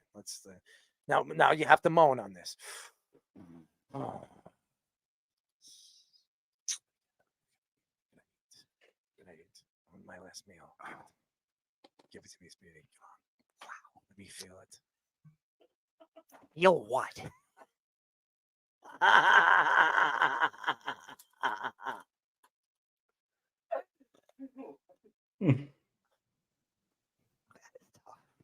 My uncle makes really good steaks. My mom makes these excellent enchiladas that are really Go good. share a Putang pie with The Rock. I'm sure there's like some really authentic, like even European food that would probably be like the top notch type thing. So that is really tough. It is tough, but you got to give it to me. Is it that long beef? It could be. You like the long beef steak? Like maybe an Oktoberfest type beef steak? German one of those. Yeah, One of what? You know. What? I don't get it. What? The one you make the jokes about. The beef stick? No. What? The ones you make the jokes about. You know. I don't know. What? Fish, you know. Bring up the graphic. There it is. There it is. There you go. Oh, so it's sausage. Yeah, maybe an Oktoberfest. I can do something like that. All right. How long? How thick do you like the beef? How thick do you like? Probably Very thick. Probably eat a lot if it's my last meal. All right, so you I probably would have. There would be no worries about constipation issue. Are you a meat bender? Maybe I would be if it was my last meal. I don't know.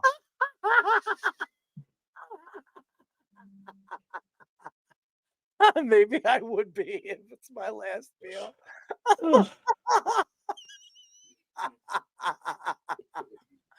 Oh, I love you, man. You know that? You're a funny guy. How funny, right? Where are you here? Are you okay? You lost, sir? I'm a little lost today. Yeah. Yeah. Are you going to miss Rosen? Oh, man. Yes. Sammy? Mhm. Have you ever called him Sammy? No. Why don't you call him Sammy? Because I didn't think it was necessary. You know his real name is Samantha, right? I'm just saying, his name is Samantha. You know that, right? What? It's true. His name's Samantha. You're so gullible. Samantha Rosen. That's really Samantha Mary Rosen. God, do you just read everything you believe? You just believe everything you read on the internet? You're the king of wishful thinking. Oh man, what a show! I don't know how I got through it. I mean, it's been a long day. Long day, Speedy. How's your underwear? Clean? Sure. Did you enjoy yourself today? Sure. You made the easiest $100 you ever made. Yeah, You know that? I did. You were very excited, right? Hmm. When he gave you the money, did you feel anything? Yes. You have to feel the paper to take money. No, I'm not talking about the after. After it went in your pocket, did you feel it? Yes, I put my wallet in my pocket. Duh. Leave my wallet there?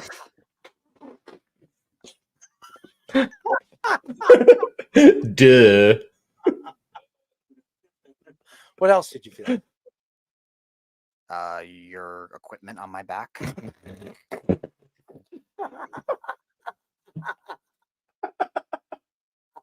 And what I was carrying, the cords and the stuff I was carrying.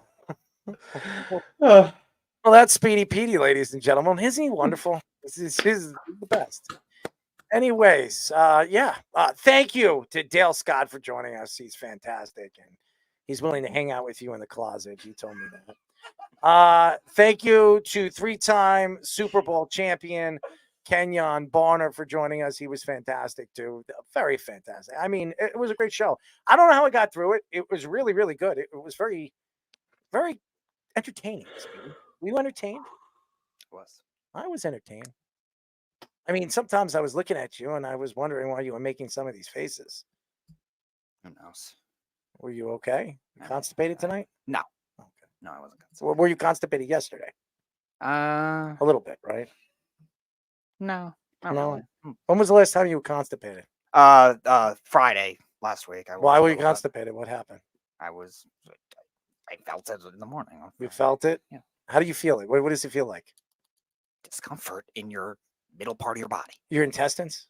Sometimes. And what happened? Would you like push? Does it like a pushing sensation? Or do you just It's not a sensation. What do you mean? It's a sensation for me. Yeah. I start pushing. I gotta push, man. I can tell. I gotta push. It's like a driven, feeling in my intestine area. And then I just when I explode, I let it go. Okay. And when it drops and it hits the water, I mean, like splashes. Okay. You don't like that? It's not a positive thought. Why not? It's a relief, but it's not. You sound like a frat boy. Oh, I'm not like giddy over it. So you're not happy when it comes out? I'm relieved. I'm not like. You're not like, oh No. yeah, No. Daddy, give it. What? No. You're not like that. No. I do. I'm like Yeah, I that. can tell. How do you tell? Have you been with me? Have you hung out with me in the bathroom? No, but you would like to vocalize when I take a everything dump, like that. When I take a dump, I want you to sit in the bathroom. That's with me. never gonna happen. I want you to hang That's out. never with me. gonna happen. Why? I want you to hang out with me. That's weird. Why? What's weird? I'd It's sit on the weird. I'm boat. never gonna happen. You could sit on the road. I don't with me. care. It'd be fun, We could No. talk about No. silly things. No. I mean, why? No. I mean, we've been doing No. We No. we're a team. No. Don't you get it? Stop. What? I didn't ask you to wipe it. I'm not going in the bathroom with anybody. It's just I don't care. I want you to hear what it I sounds don't like. care. All right. Well, there you go. I'm trying people. I want him to learn new things, and maybe sharing is caring, right? It's weird. It's weird. Yeah. Listening to me take a dump is weird. Yeah. It's fun. I'm gonna take. You know what? I'm gonna record it. I'm gonna use it when it hits when it hits the water in the bowl.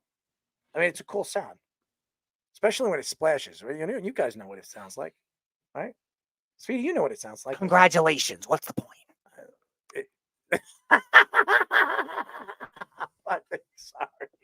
Anyways, all right, I'm done. But I'm serious. I do want you to sit in the bathroom. Not happening. It'd be cool. Not happening.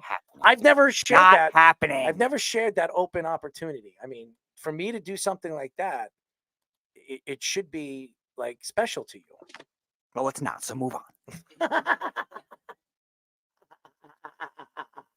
Oh man. Anyways, that's it. Thank you to all the fans out there. Thank you again to Dale. Thank you to Kenyon for joining us. We really appreciate you guys. Thank you to all the fans. Thank you to Fish with all the great graphics, all the great takes, and thank you to Scoops for what you do with the Sports Minute and all the takes. Thank you, Speedy, for being you. You're wonderful. Or may I say, Moses Jr. Let my people go. Right? Sure. I like that. You do look like Moses. More legitimate than your Moses DNA test. There you go. There you go. That's a good one. That is a good one. That is a good one. There it is. Let my people go. Oh, I like that. Joe Douglas over there. Let Haason Reddick go. That's great. That's good. That's good. That's great. But Speedy, you know what's going to be in the middle of that water right there. Right? Oh, your wishful Super Bowl trophy for the New York Jets? No. The Willy Whoppers. Never. Anyway. Willy Whoppers, Speedy! Willy Whoppers! Oh, I love those Willy Whops. Those are good. Those are wonderful. They feel good, too. Strap them on top of my back, like all the junk that you had today. Anyways, that's it. We will be back on Thursday. Until then, this is me, Speedy Petey, Mr. Fish, and Mr. Scoop saying goodnight, and we'll talk to you then. By the way, Speedy, we love you. Good night. You're listening to the Worldwide Sports Radio Network.